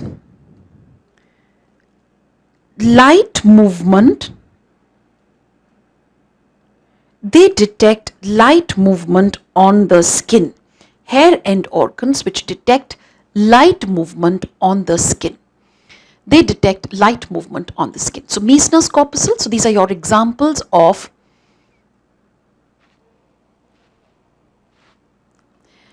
Pacinian corpuscle, rapidly adapting receptors. Of course, they are present on the skin, Vishakhapatnam. They are meant for fine touch, fast vibration up to 800 cycles per second, and they are also present. This is also, right? They are also present in muscles and in joint capsules where they are responsible for deep pressure, such as poking. Meissner's corpuscle, slow vibration, again on the skin. So that means slow vibration up to 80 cycles per second and for texture. So again, these are also touch receptors. Have you understood? They are also touch receptors. That is how texture. So this is also fine touch. Meissner's corpuscle is also meant for fine touch. That is why we said texture and slow vibration up to 80 cycles per second, and hair end organs which detect motion or light movement on the skin. That will be your hair end organs. These are rapidly adapting receptors. Next, let's happen. Please understand, Mumbai, that light movement on the skin, this is typically detecting motion on the skin. Though it is again, see, all these receptors which I told you, they come under the category of mechanoreceptors, right? They are mechanoreceptors. Mechanoreceptors, touch is the mechanical sensation, right? It is the mechanical sensation. So these are all detecting different forms of touch. Have you understood this point? So specifically meant for movement on the skin. Meissner's, again, please understand, when I talk in terms of vibration, vibration is again a very rapidly conducted sensation. So Aligarh, this is also A beta type of fiber. A beta type of fiber, right? So this is your Meissner's corpuscle. Meissner's corpuscle, hair end organs. Next, let's see. Slowly adapting receptors. Slowly adapting receptors. Now, slowly adapting receptors or the tonic receptors. Let's see the examples of slowly adapting receptors or the tonic receptors. The first one is Merkel's discs. Merkel's discs. Now, Merkel's discs are meant for crude touch. Crude touch. It is also meant for texture. But please understand, if you get a question on texture, your answer should be Meissner's corpuscle, not Merkel's discs. Right? Merkel's discs also for texture, but your answer should be Meissner's. Clear? Number 3, these are also meant for pressure. Now this is pressure on the skin. See, pressure is also a form of touch, isn't it? What is pressure? Pressure is sort of a sustained touch, right? Vibration is also a form of touch. What is vibration? Vibration is repeated touch, isn't it? How do you test vibration? Vibration, you use a tuning fork. You use a tuning fork of 128 hertz. And 256 and 512 is for hearing, tests of hearing. But 128 hertz, you place it on bony prominences and you test for vibration. What is vibration? Vibration is repeated touch. Crude touch, pressure is sustained touch. So these are all form of the same, all different forms of touch. Yes. So Merkel's discs, crude touch, texture, pressure. Then you have what are known as Ruffini's endings.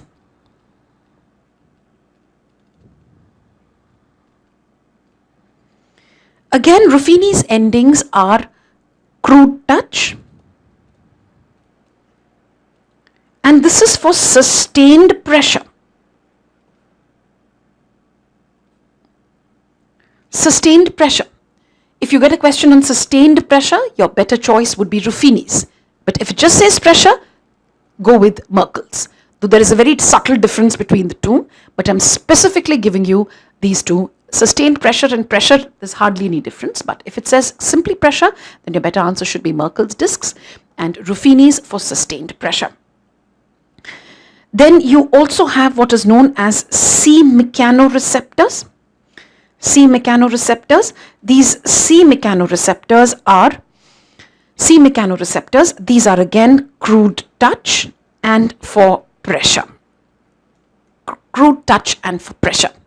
Right? So pressure, my answer should be Merkel's. Sustained pressure, my answer should be Ruffini's. Texture, my answer should be Meissner's. Right? C mechanoreceptors. Then slowly adapting receptors are our baroreceptors. Baroreceptors are our slowly adapting receptors, and their adaptation time, this is 2 days. 2 days is the adaptation time. The time taken for a baroreceptor to adapt to the new pressure is 2 days. Baroreceptors, right? Adaptation time is 2 days. Then you have nociceptors, pain receptors. Now, pain receptors are extremely slowly adapting receptors or not adapting at all. See, what is pain? Noci's pain is a protective reflex. It's a part of a protective. Pain is a protective sensation.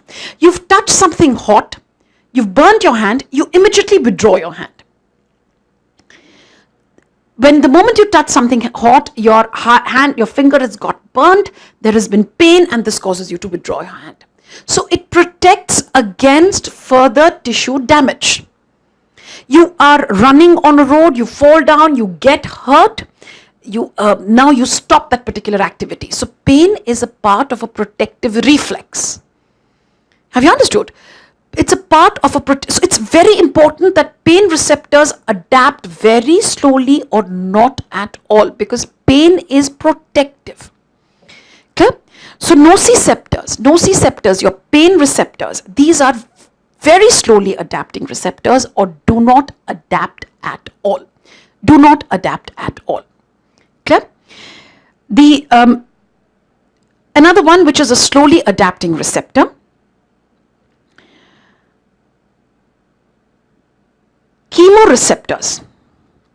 Pain receptors, before I go on to the chemoreceptors. Now, pain receptors are of different types. You have mechanical nociceptors, which respond to painful stimuli, mechanical painful stimuli. You have thermal nociceptors, which respond to heat, excessive heat, temperature more than 42 degrees Celsius, or to severe cold. Right? That is a thermal nociceptor. You could also have a chemical nociceptor. Chemical nociceptor means chemicals such as bradykinin, such as histamine, such as acid. All of these will produce, these are chemicals which can produce pain. So you've got chemical nociceptors. So different types of nociceptors. You've got mechanical nociceptors, thermal nociceptors, and chemical nociceptors. Thermal nociceptors respond to temperature. More than 42 degrees Celsius becomes painful. More severe cold, again, is a painful. Thermal nociceptors and chemical nociceptors, which respond to bradykinin, histamine, acidic environment, acidic H+. You also have polymodal nociceptors. Polymodal means they respond to more than one type of stimulus. It could be mechanical and thermal and chemical. Polymodal nociceptors, right? So these are as far as your nociceptors are concerned. Pain receptors. These are free nerve endings. Free nerve endings, right? Then another important slowly adapting receptor. Another important slowly adapting receptor are the chemoreceptors. Now, in fact, chemoreceptors, your peripheral and central chemoreceptors, give us information about hypoxia, increase in PCO2, increase in H+. These stimulate the chemoreceptors. Chemoreceptors are receptors which do not adapt at all. They show no adaptation. And this is extremely important. Because imagine if you had gone to high altitude, there is hypoxia, your chemoreceptors are stimulated, ventilation increases. But supposing chemoreceptors adapt to the hypoxia, they will now stop responding to the hypoxia, and that means no increase in ventilatory response. Have you got my point? So it becomes extremely important for my chemoreceptors to do not adapt at all, because chemoreceptors give me very important information about the hypoxia or increase. These are potentially life-threatening situations. So chemoreceptors do not adapt at all. So I've done these different types of receptors, rapidly and slowly adapting receptors. We said Merkel's discs, Ruffini's endings, C mechanoreceptors. Then I told you about the baroreceptors, nociceptors, chemoreceptors. These are all slowly adapting receptors. Clear?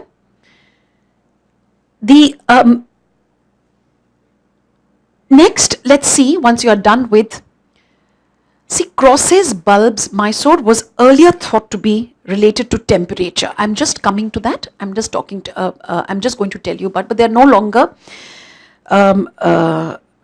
thermoreceptors. Today we know that they are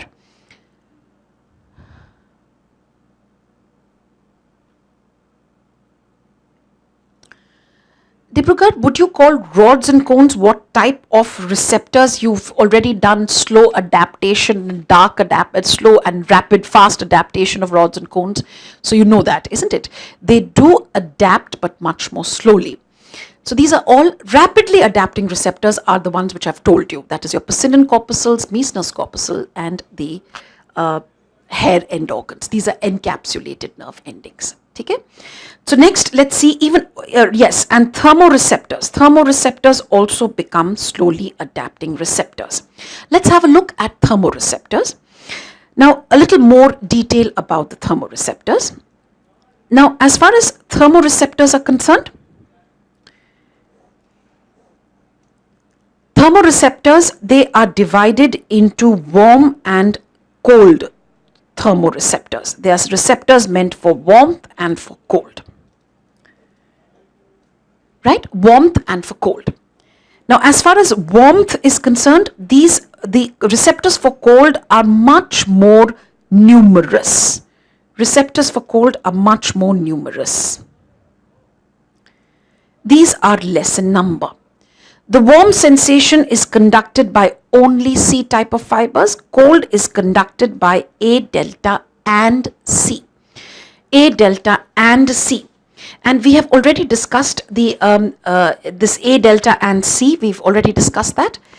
Now, as far as the warm receptors is concerned, the threshold for activation of the warm receptors is a temperature of 30 degrees Celsius. Now, the range of activity of these receptors is from 30 to a temperature of 46 degrees Celsius. Threshold for activation of the warm receptors is 30 degrees and it goes on to 46 degrees Celsius, right? Beyond 46, of course, it is no longer temperature, it will now become pain. Have you understood my point? It will now stimulate the thermal nociceptors. So the range of activity of the warm receptors is 30 to 46. Let's see cold receptors.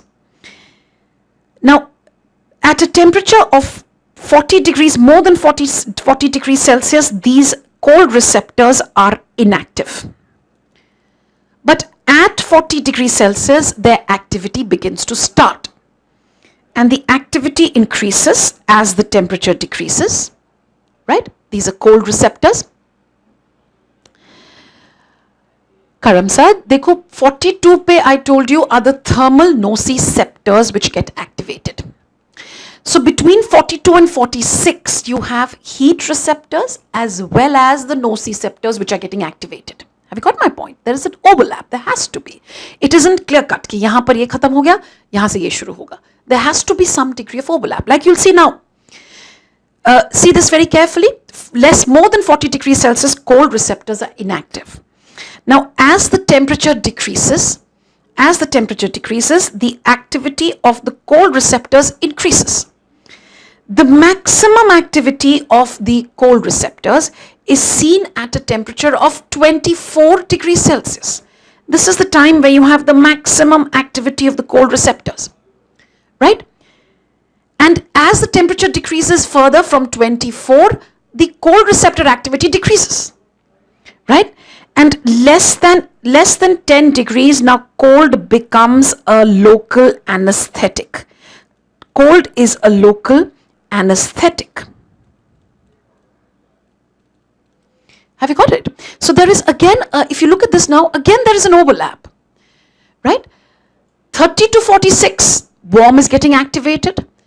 40 to 30, cold is also getting activated, more than 40. So that means between 40 and 30, there is an overlap of warm receptors as well as the cold receptors.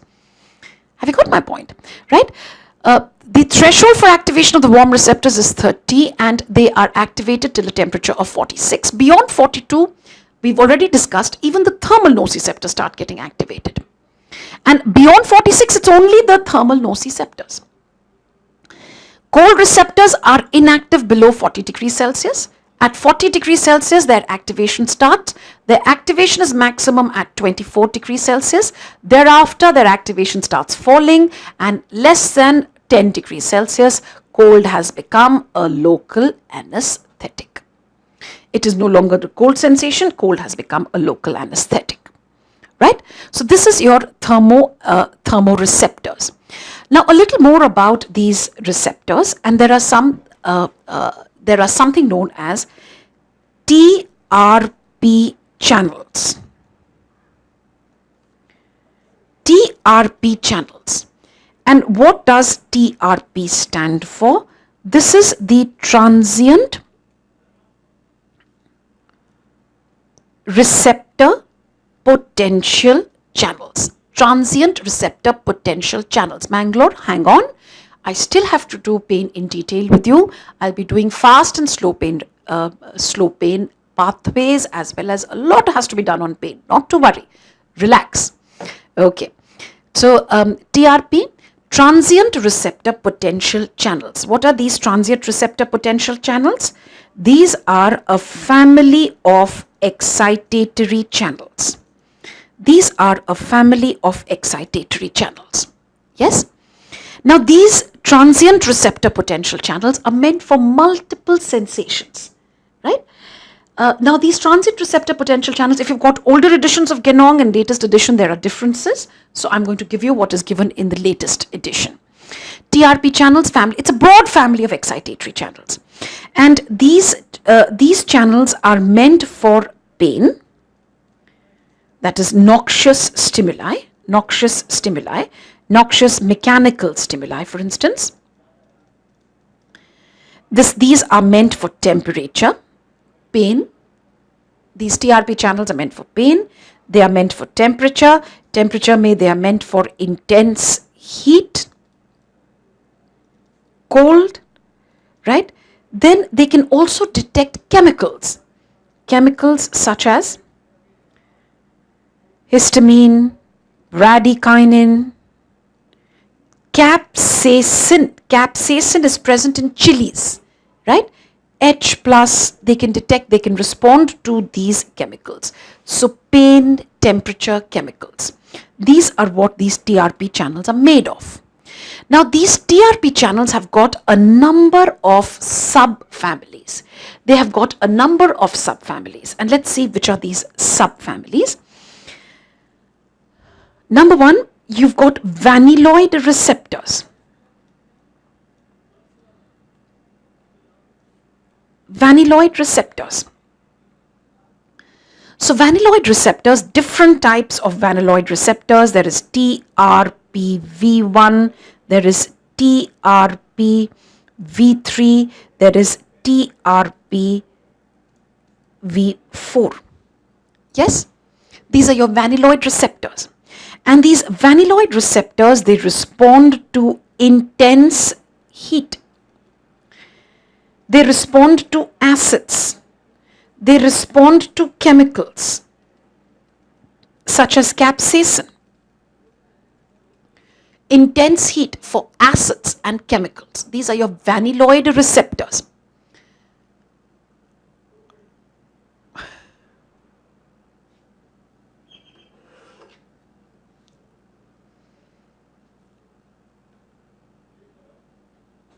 Vanilloid receptors.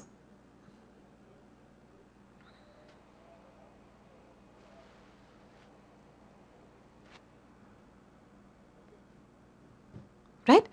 So these are, like I said, these are your vanilloid receptors, TRPV1, TRPV3. These are your transient receptor potential channels. Transient receptor potential channels, like I said, family of excitatory channels. Take beta. AV hang.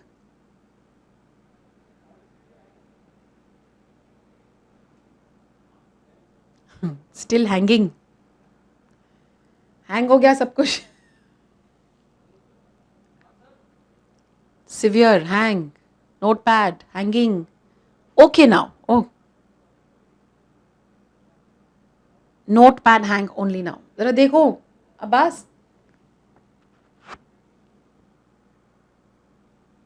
हो गया? नहीं हुआ?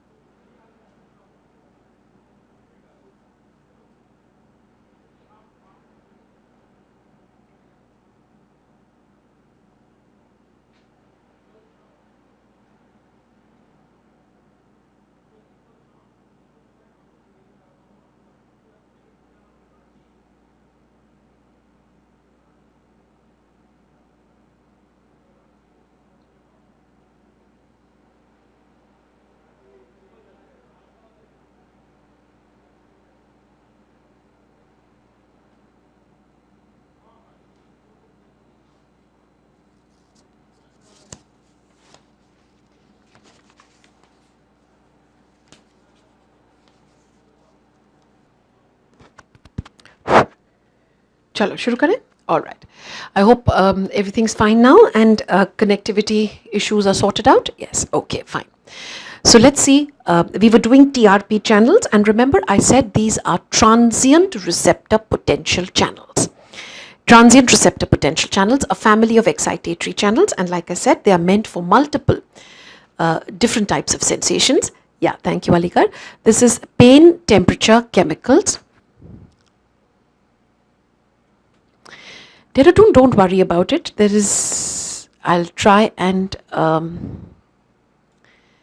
pain, noxious like I said, pain, temperature, and chemicals. Vanilloid receptors. This is TRPV1, TRPV1, TRPV3, TRPV4. Right? These are your vanilloid receptors. This is for intense heat, for acids, and for chemicals. intense heat, acids, and for chemicals. Next, let's see what are the second type. What are the number 2 type of TRP channels? These are encheirin receptors. Let's see encheirin receptors. Second type,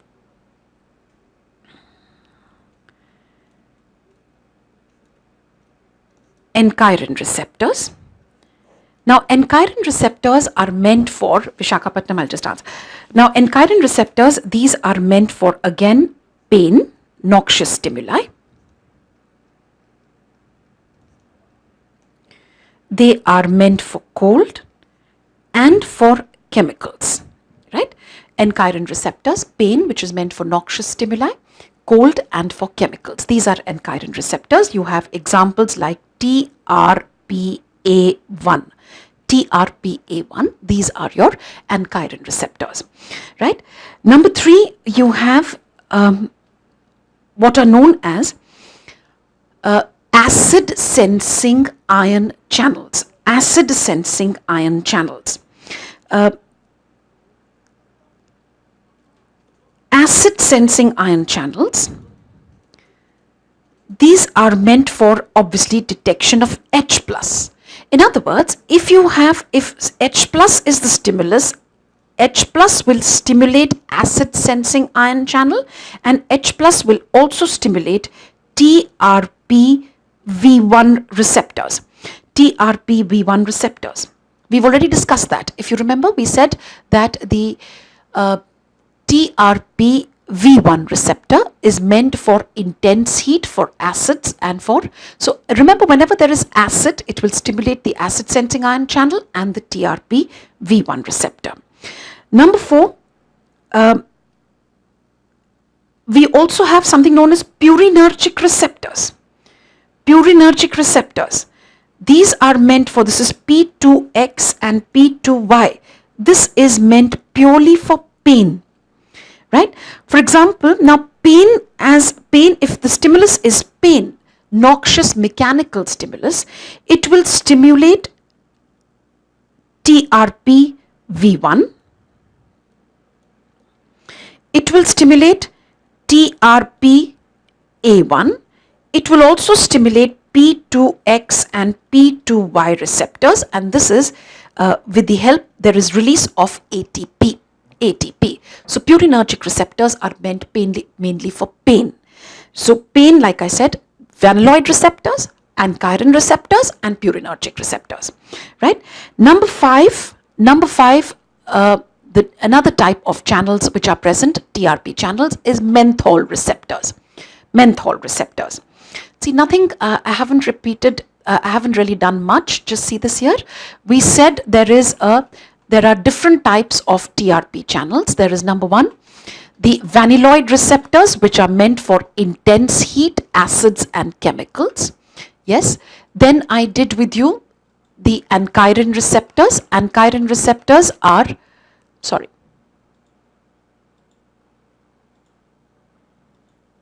encheirin receptors for pain, for cold, for chemicals. Acid sensing ion channel for H+. I said acid sensing ion channel, TRPV, and the vanilloid receptors. Whenever H+ is the stimulus, it will stimulate both. Purinergic receptors for P2X and P2Y. This part, you'll have to just make this little, pain would stimulate the TRPV1 and P2X, P2Y. Please remove TRPA1, P2X and P2Y. Remove TRPV1 as the receptor responding to pain. Next, I said you also have what is known as the menthol receptors, the last type of TRP channels, that is number 5. This is menthol receptors. And menthol receptors, TRPM8, they respond to cold. In other words, cold sensation will stimulate TRPA1 and TRPM8.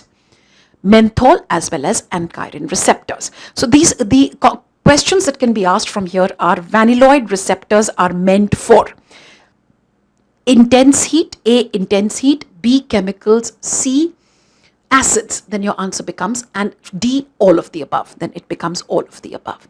Next question, pain will stimulate. Pain stimulates ankyrin receptors, purinergic receptors, both ankyrin and purinergic, or none of the above, then your answer becomes both purinergic and ankyrin. Similarly, cold sensation stimulates ankyrin and menthol, right? So these are the ways in which these different receptors will be stimulated.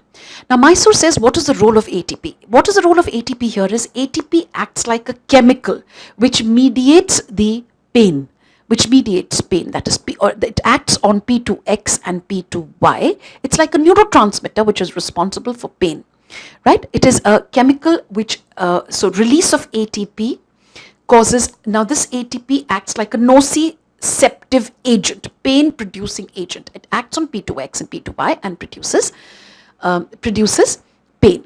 Now I said, what? Now Chennai says TRP and nociceptor difference.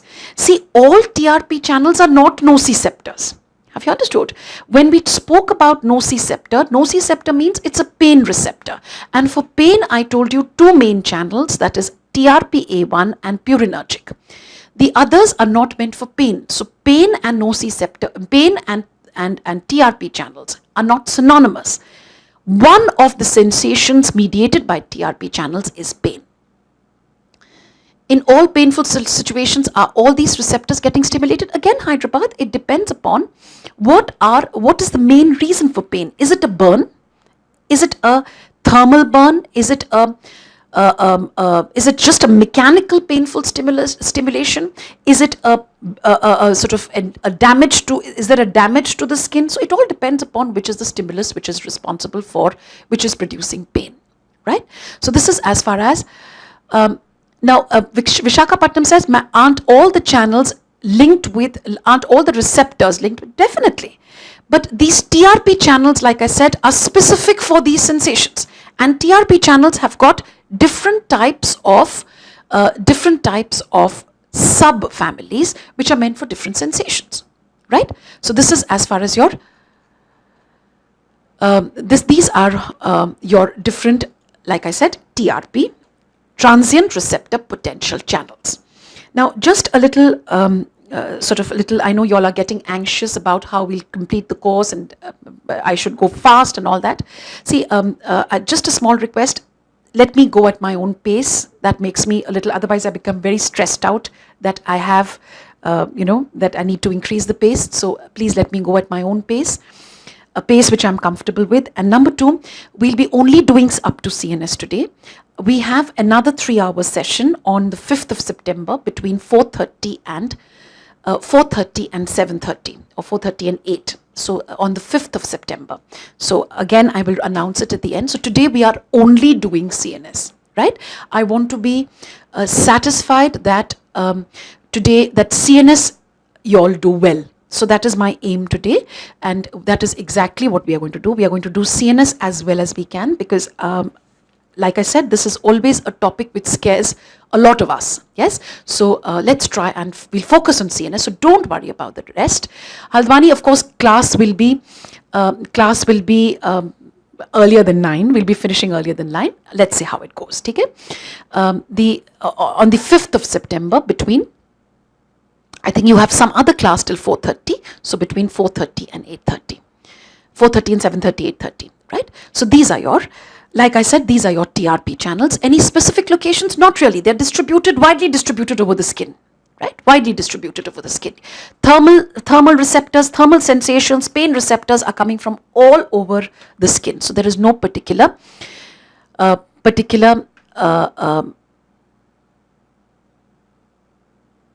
site where these are located. Okay? Chaliye. So next, let's go on to, once we are done with these different types of TRP channels, let's have a look at neurotransmitters. Let's see neurotransmitters, the different types.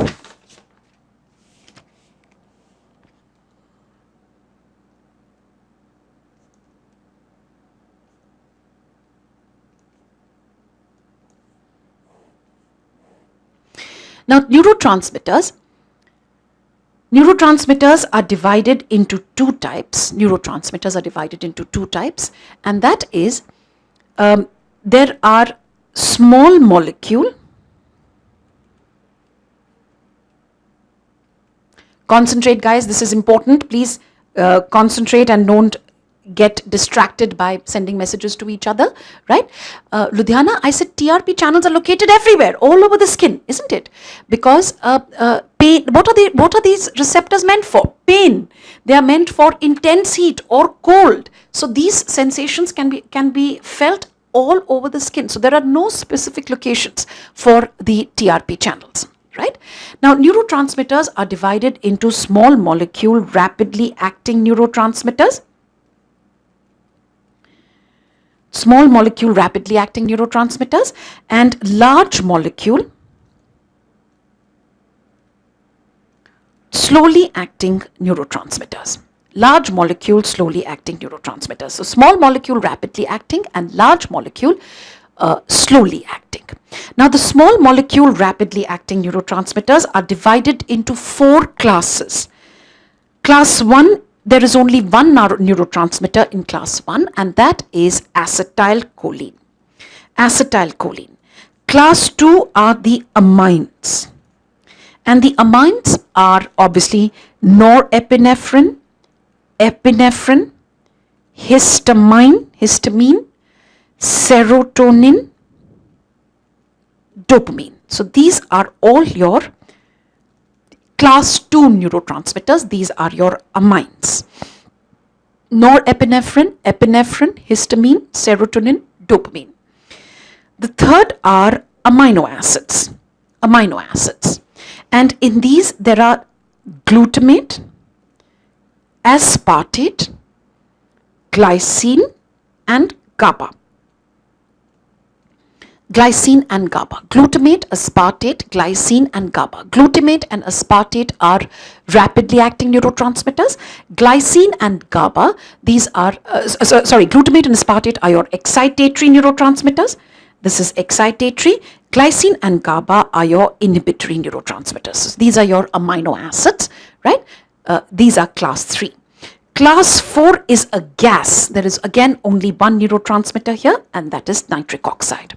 So this is your classification of the small molecule rapidly acting. Class 1 acetylcholine, class 2 amines, class 3 amino acids, and class 4 is a gas, which is nitric acid. Nitric oxide, sorry, NO, nitric oxide. In the large molecule slowly acting neurotransmitters, now there are hypothalamic hormones. Hypothalamic hormones. These are various peptides, right? These are your neuropeptides. Large molecules slowly acting are neuropeptides. Basically, hypothalamic hormones can act not only as hormones, they also act like neurotransmitters. Like for instance, GnRH can act like a neurotransmitter. TRH can act like a neurotransmitter. So these are your hypothalamic peptides, hypothalamic hormones. Then even pituitary peptides. Pituitary peptides can also act like neurotransmitters, right? There is the TSH, ACTH, they can act as neurotransmitters. Similarly, gut peptides can also act like large molecule slowly acting neurotransmitters. Gut peptide, CCK, acts like a neuropeptide. So these are your large molecules slowly acting and small molecule rapidly acting. So ये हो गए आपके neurotransmitters. Next, let's see what are the different types of inhibition. What are the different types of inhibition? Different types of inhibition in the central nervous system. Different types of inhibition in the central nervous system, right? Now the different types of inhibition are, number 1, there is a direct or postsynaptic inhibition. Direct or postsynaptic inhibition. This is the first one. Direct or postsynaptic inhibition.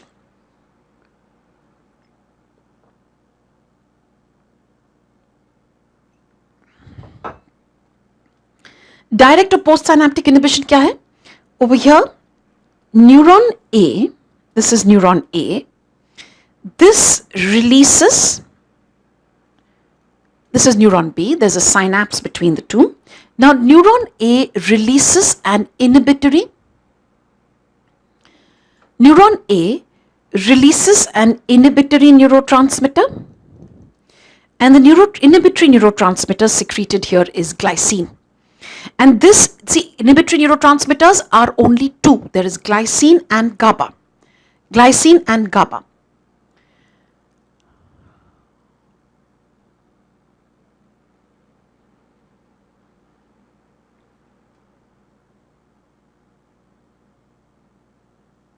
Okay? Now there is release of glycine in direct inhibition. Glycine, like I said, is an inhibitory neurotransmitter. It now causes IPSP in B. It inhibits B. It directly inhibits B. There is release of an inhibitory neurotransmitter which produces an inhibitory postsynaptic potential in B. Right? So you've got inhibitory. This is a direct or a postsynaptic inhibition. Direct or postsynaptic inhibition. A releases an inhibitory neurotransmitter which is glycine, produces IPSP in B and inhibits B. Right? This is direct or postsynaptic inhibition. Right? Like for instance, let me just clarify here. See, how do we get an EPSP and how do I get an IPSP? How is an excitatory, EPSP is a depolarizing potential. This is a hyperpolarizing potential. Right? EPSP depolarizing and that is hyperpolarizing potential. Now EPSP is whenever there is increase in sodium influx. Cell has to gain positive charge, so either there is increase in sodium influx or there is increase in calcium influx. There is opening of voltage gated calcium channels, for instance. Then there will be influx of positive charge, again depolarization, EPSP, or there is a decrease in potassium efflux. This will also produce an EPSP. IPSP on the other hand is if there is increase in potassium efflux, loss of positive charge, then the inside will become even more negative, right? Or if there is an increase in chloride influx. So these are only two mechanisms in which you can get an IPSP and three ways in which you can get an EPSP, right? So this is going back to, these are your three, like I said, depolarizing local potentials, EPSP. This is hyperpolarizing. How is it possible to produce depolarization? If you open voltage gated sodium channels, sodium influx, EPSP. Calcium influx, EPSP. Decrease in potassium efflux, EPSP. Cell will gain positive charge. Here cell is losing positive charge or gaining negative charge. Then it becomes a hyperpolarizing local potential, right? So let's go back to what we were trying to do. We said there is an direct or postsynaptic inhibition where A releases an inhibitory neurotransmitter and directly inhibits B. Next is indirect or presynaptic inhibition. Let's see this. The second type of inhibition is known as an indirect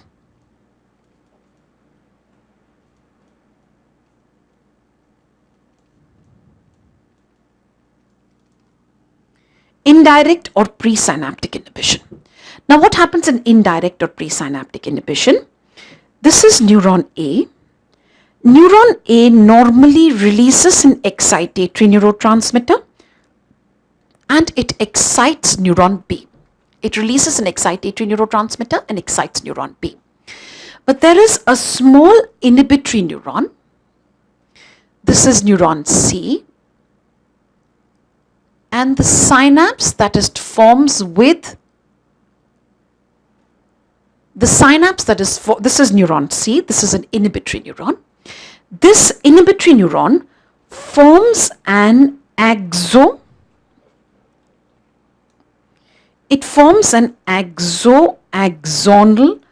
synapse. It forms an axonal synapse with the presynaptic neuron. Which is the presynaptic neuron? Presynaptic is your neuron A. This is presynaptic. And this becomes obviously your postsynaptic. Okay? So neuron C, which is an inhibitory neuron, forms an see the different types of synapses: axodendritic, axosomatic. This is axoaxonal. Neuron C, which is a inhibitory neuron, now forms an axoaxonal synapse with neuron A. That is the presynaptic neuron. Now this neuron C, this is a GABA secreting neuron. This is a GABA secreting neuron. In direct inhibition, the neurotransmitter usually secreted is glycine. Over here, this is GABA. Now there are two types of GABA receptors. There are two types of GABA receptors on the presynaptic membrane. There are two types of GABA receptors on the presynaptic membrane. There is GABA A and GABA B. GABA A and GABA B. GABA A and GABA B. GABA A, this increases the chloride conductance. It increases the chloride conductance.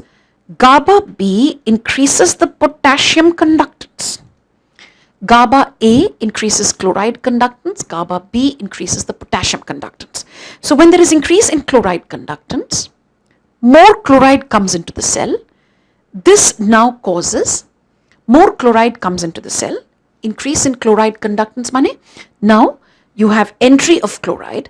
This will lead to an increase in chloride influx. Therefore, this will now lead to hyperpolarization.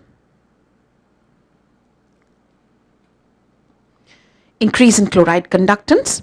This now leads to hyperpolarization of the presynaptic membrane.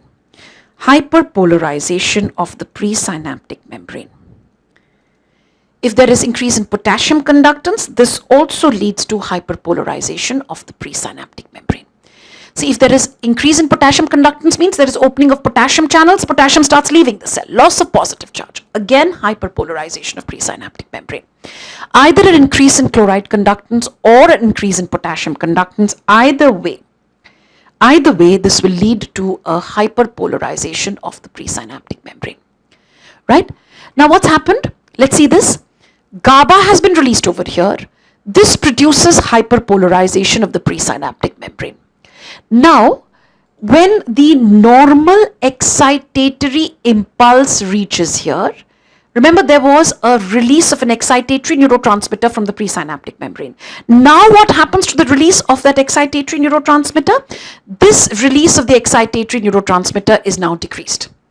There is decrease in the release of excitatory neurotransmitter. And when there is a decrease in the release of excitatory neurotransmitter, this begins to inhibit the postsynaptic neuron. It begins to inhibit the postsynaptic neuron. Right? That means, see, decrease in release of excitatory neurotransmitter is also a type of inhibition. Indirectly, it's a sort of an inhibition. So decrease in release of excitatory neurotransmitter produces a indirect inhibition of the postsynaptic membrane. What is the mechanism? GABA is released. GABA produces hyperpolarization of presynaptic membrane. So when the normal excitatory impulse reaches here, where there is normally a release of an excitatory neurotransmitter, now the release of that excitatory neurotransmitter is decreased. Right? So this produces decrease in the release of excitatory neurotransmitter, produces inhibition of the postsynaptic or indirect inhibition of the postsynaptic membrane. Let's do a couple of questions related to presynaptic inhibition. First question which has been asked, the type of synapse which is seen in the presynaptic inhibition. What are the types of synapses seen? Type of synapse commonly seen in presynaptic inhibition, and the answer is, of course, your axonal synapse. This is unique to the presynaptic inhibition. Second question which has been asked in AIIMS is, presynaptic inhibition is due to A, hyperpolarization of presynaptic membrane, hyperpolarization of the presynaptic membrane, and B, is it due to inhibition of release of excitatory neurotransmitter, inhibition of release of excitatory neurotransmitter from the presynaptic membrane. Inhibition of release of excitatory neurotransmitter from the presynaptic membrane. Is it due to hyperpolarization or inhibition of release of excitatory neurotransmitter? Actually, both are correct, but this obviously becomes more correct than B because hyperpolarization is leading to, and plus remember, there is not a complete inhibition. There is only a decrease in the release of excitatory neurotransmitter. So my better answer becomes A more than B. Hyperpolarization leading to a decrease in the release of excitatory neurotransmitter. Excitatory neurotransmitter, right? Inhibition of release of excitatory neurotransmitter.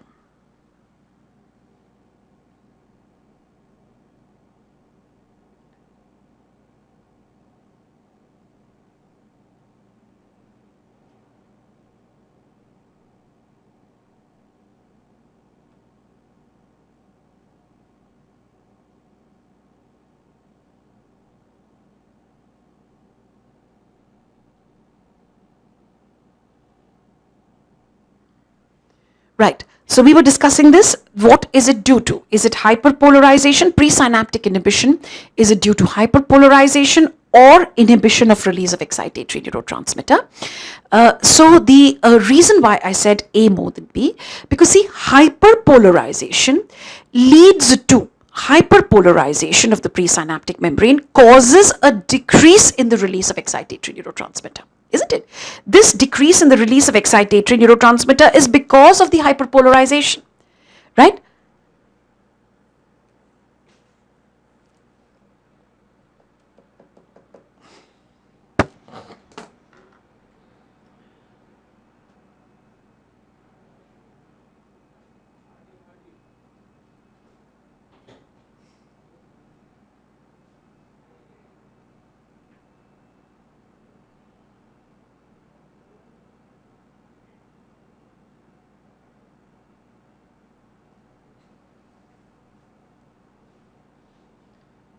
इसको ठीक कर यार.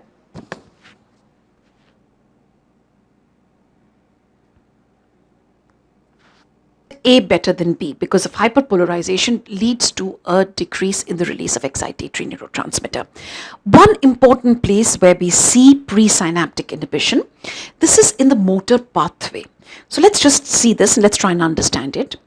Now here is a cross section of the spinal cord, right? And this is of course your butterfly shaped gray matter, right? Spinal canal. Now the motor neuron arises from motor neuron arises from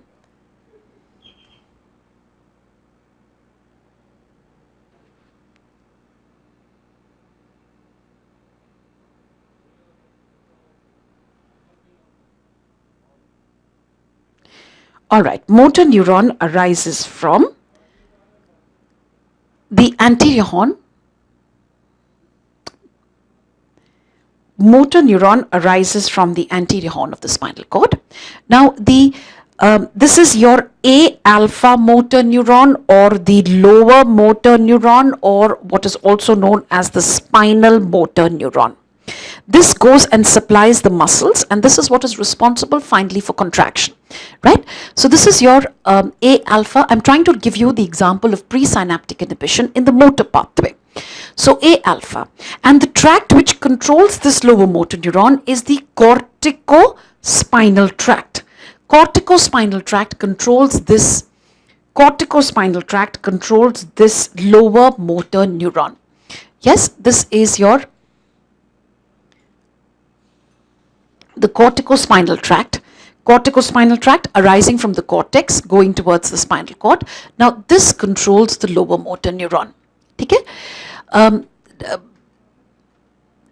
trying to give you an example of presynaptic inhibition. Yes, Kolhapur, this is not Renshaw. I'll tell you Renshaw a little later.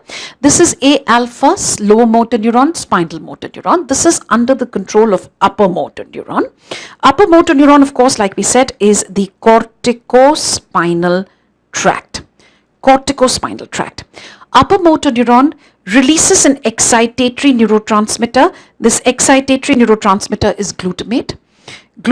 And this now stimulates the release of glutamate, stimulates the lower motor neuron. This stimulates the motor. This is an excitatory neurotransmitter. It is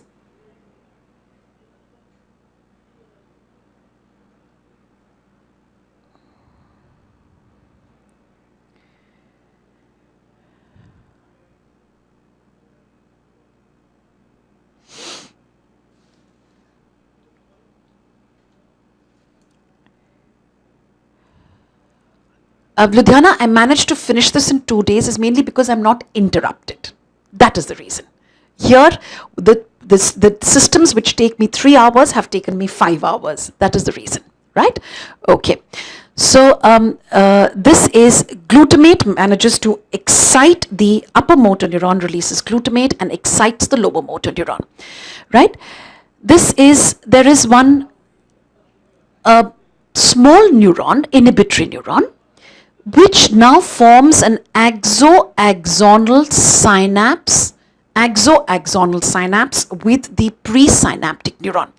It forms an axo-axonal synapse with the presynaptic neuron, right? This is see, what is the advantage? This is a GABA secreting neuron. Basic advantage of this presynaptic inhibition of the motor pathway is that there is a controlled release of the excitatory neurotransmitter. See, our movements have to be the movements have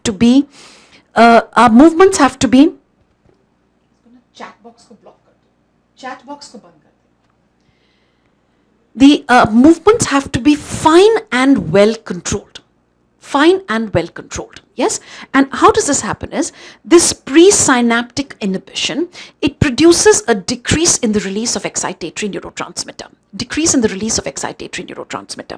Right? So let's see what happens.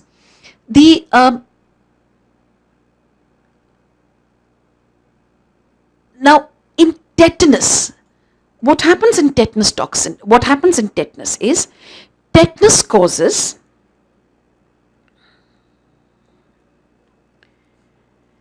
tetanus toxin,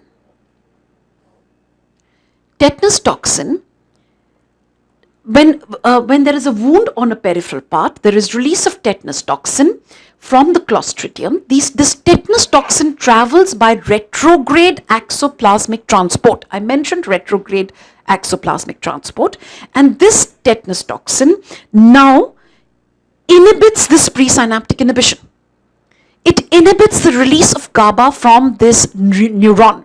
It inhibits the release of GABA. So in other words, it is inhibition of the presynaptic inhibition.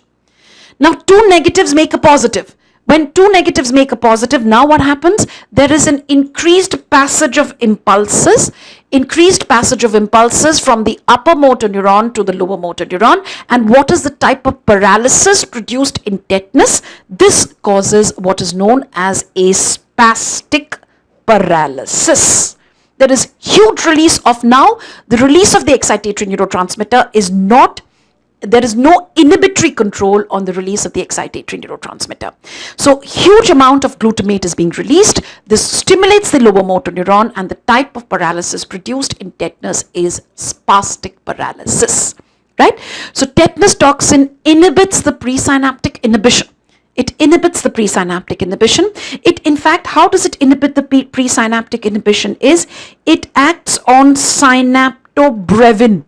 Synaptobrevin, if you remember, was a docking protein, and tetanus inactivates the synaptobrevin. There is no release of GABA. An inhibition of release of an inhibitory neurotransmitter means now it produces, there is an increased release of glutamate, and now there are more impulses which travel from the upper to the lower motor neuron, and this produces a spastic paralysis. If you remember, botulinism produced a flaccid paralysis. Botulinism produced a flaccid paralysis, and botulinism produces flaccid paralysis, and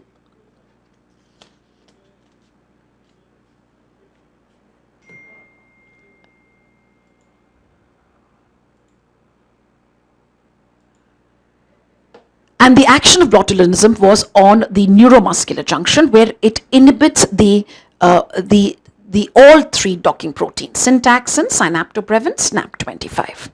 Now, the third type of inhibition is what is known as a feedback inhibition. Feedback inhibition. And what happens in feedback inhibition is, see again, this is the lower motor neuron. This is lower motor neuron. This is the upper motor neuron. This excites the lower motor neuron. I've already discussed it with you, corticospinal tract. Now, this lower motor neuron, before it leaves the anterior horn of the spinal cord, it gives a collateral. And when it gives a collateral, this synapses with an inhibitory neuron, and this inhibitory neuron now inhibits the same alpha motor neuron which excites it. This small inhibitory neuron is known as the Renshaw cell. Renshaw cell. Now, what is this Renshaw cell? The upper motor neuron excites the lower motor neuron. There is passage of impulses from the lower motor neuron to the muscles, and this produces voluntary contraction. But some impulses go via the collateral to this inhibitory interneuron, which is called the Renshaw cell. Now, this Renshaw cell, if you can just appreciate it, this Renshaw cell inhibits the same alpha motor neuron whose collateral excited it. It's an inhibitory neuron, so it produces inhibition of the same alpha motor neuron. This is called a feedback inhibition.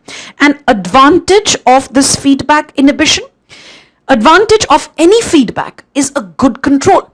So what do I get? I get a fine and a well-controlled movement. This is a fine and a well-controlled movement. Clear? This is the advantage of a feedback inhibition, fine and well-controlled movement. Renshaw cell is an example of feedback inhibition, right? Feedback inhibition. Next is something known as feed forward. This is feedback, then you have something known as a feed forward inhibition.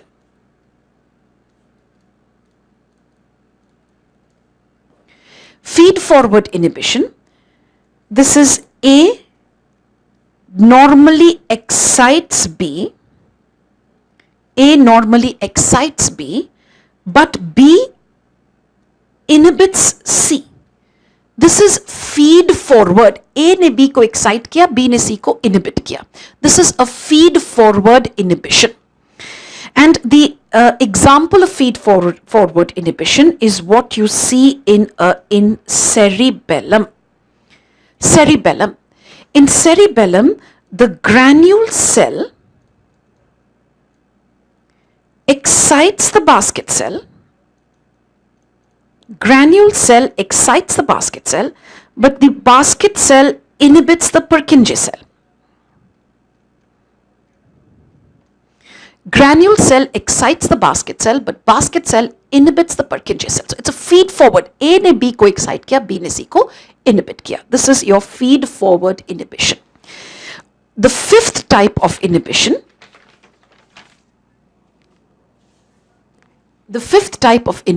is what is seen in, the fifth type of inhibition is what is known as a lateral inhibition. Lateral inhibition. And what is lateral inhibition? See, lateral inhibition is, for example, you see it in the retina, very commonly seen in the retina. Now, this is one rod. This is one rod which is getting excited, right? This is a rod. Light falls on this rod, excites the rod, and this now inhibits the neighboring rods, right? Maybe this is one rod or maybe a group of rods actually which are getting excited. So what do? They inhibit these surrounding rods.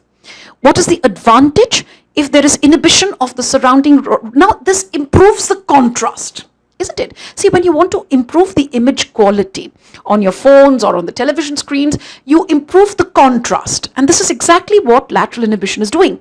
The surrounding neurons have got inhibited. So there is a better contrast. So the advantage here is that I get an image with a well-defined margin. Image with a well-defined margin. This is your lateral inhibition. Image with a well-defined margin is what you see in lateral inhibition, right? In fact, if you know what is 2-point discrimination, this has been asked as a question. 2-point discrimination is based on which physiological mechanism? 2-point discrimination is based on which physiological mechanism? And that is, you have these 2 points. When these 2 points are excited, you see, your ability to perceive them as 2 separate points. That is called 2-point discrimination. 2 points are simultaneously, you excite 2 points on the skin and your ability to perceive them as 2 separate points will be possible only if the surrounding receptors are inhibited, right? So 2-point discrimination question has been asked is based on which physiological mechanism? On which mechanism? This is based on the phenomena of lateral inhibition. 2-point discrimination is based on lateral inhibition, right? This is, so I've done 5 types of inhibition with you. We started off by doing a direct or a post-synaptic inhibition. Yes, I did a direct or a post-synaptic inhibition. Then I did this is what direct, and usually the neurotransmitter secreted is glycine. I discussed an important point, EPSP, IPSP.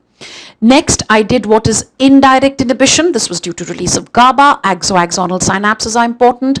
GABA receptors in the presynaptic membrane are GABA A and GABA B, which produce hyperpolarization of the presynaptic membrane, which in turn decreases the release of excitatory neurotransmitter. We discussed effect of tetanus toxin on presynaptic inhibition. Tetanus toxin inhibits the presynaptic inhibition, so spastic paralysis is seen. Next, I discussed with you what is feedback inhibition, and this we said is also known as the Renshaw cell inhibition. Feedback inhibition, feed forward is granule cell excites the basket cell, which in turn inhibits the Purkinje cell. So this is feed forward inhibition. And last I did with you is lateral inhibition. Lateral inhibition, like I said, advantage, you see it in the rods and you see it in the retina, you see it in the sensory system. You also see in the motor pathway. Let's see how in the motor pathway. Remember, this was an A alpha motor neuron which goes towards the muscles. Yes, and remember I told you this is under the control of the corticospinal tract. Yes, gives a small collateral. Here you have the Renshaw cell, which inhibits the same alpha motor neuron, the Renshaw cell. Remember, we discussed the Renshaw cell. We said it inhibits the same alpha motor neuron. But this Renshaw cell also inhibits a neighboring alpha motor neuron. It inhibits a neighboring alpha motor neuron. So that means Renshaw cell is an example of, if the question says, Renshaw cell is an example of feedback inhibition, lateral inhibition, or both. If it says feedback,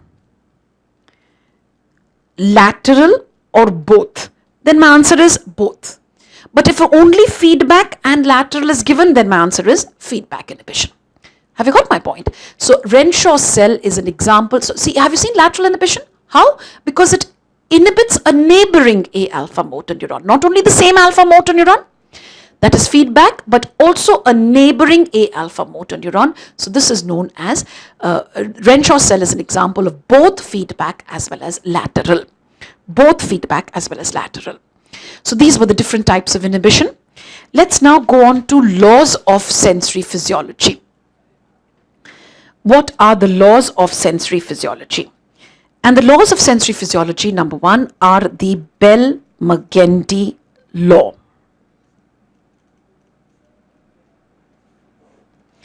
Bell-Magendie law. Bell-Magendie law states that the dorsal horn of the spinal cord is sensory, and the ventral horn of the spinal cord is motor. This is dorsal horn of the spinal cord is sensory, ventral horn is motor. This is the Bell-Magendie law. Second law of sensory physiology is what is known as Mueller's doctrine.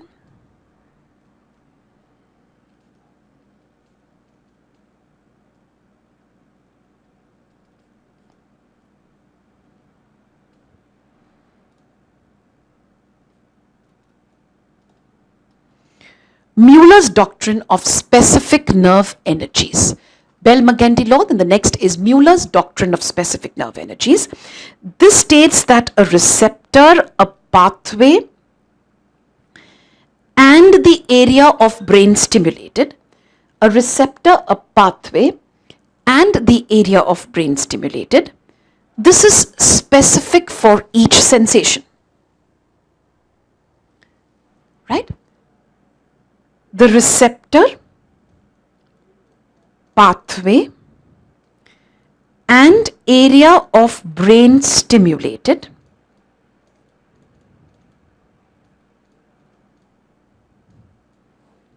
this is specific for each sensation. This is specific for each sensation, right? Receptor, a pathway, and the area of brain stimulated is specific for each sensation. Mane, if I stimulate a pathway in the middle, supposing I stimulate a pathway in the middle, then the sensation which I feel, sensation which I perceive will be, the sensation which I perceive will be the same for which this pathway is specific. Right? The sensation which I feel will be same for which this pathway is specific. So a receptor, a pathway, area of the brain stimulated is specific for each sensation. For example, if this is a touch receptor, if this is the touch pathway, and if I stimulate this pathway in the middle, then the area of brain stimulate, if I stimulate this pathway somewhere in the middle by giving an electrical stimulus, this is a touch receptor, touch pathway, stimulate the pathway in the middle by giving an electrical stimulus. The sensation which I will perceive is that of touch, right? So this is receptor, pathway, area of brain stimulated is specific for each sensation. This is Mueller's doctrine of specific nerve energies.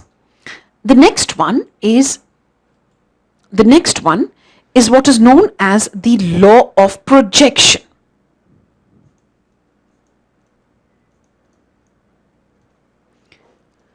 The law of projection is one step ahead of the Mueller's doctrine. Law of projection states that if a pathway is stimulated in the middle,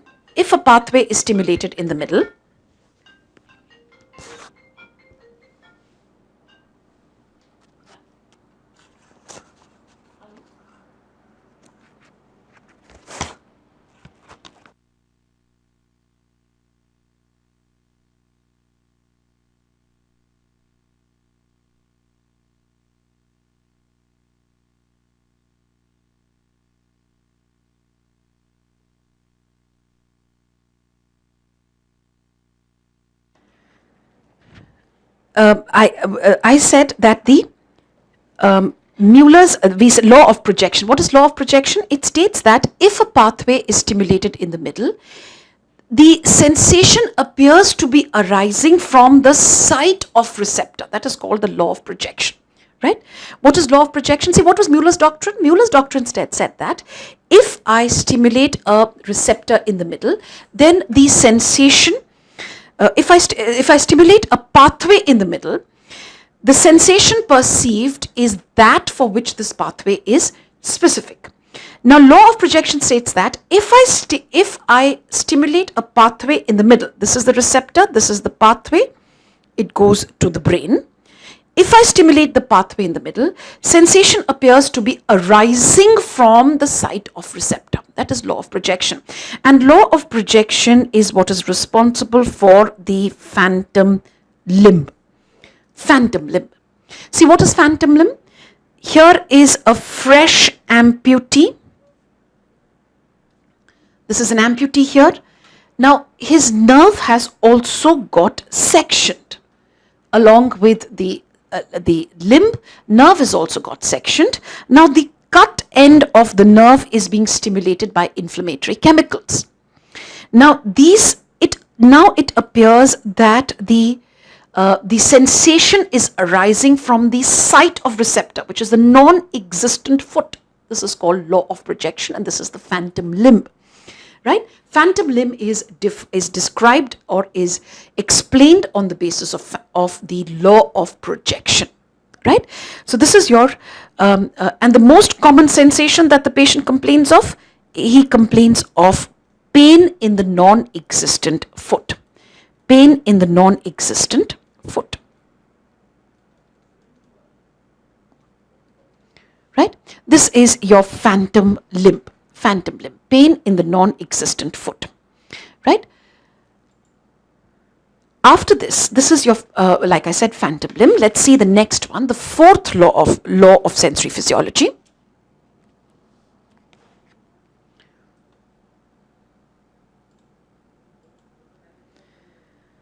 The fourth law of sensory physiology. This is with intensity discrimination. This is your Weber-Fechner law. Weber-Fechner law. Weber-Fechner law states that the sensation felt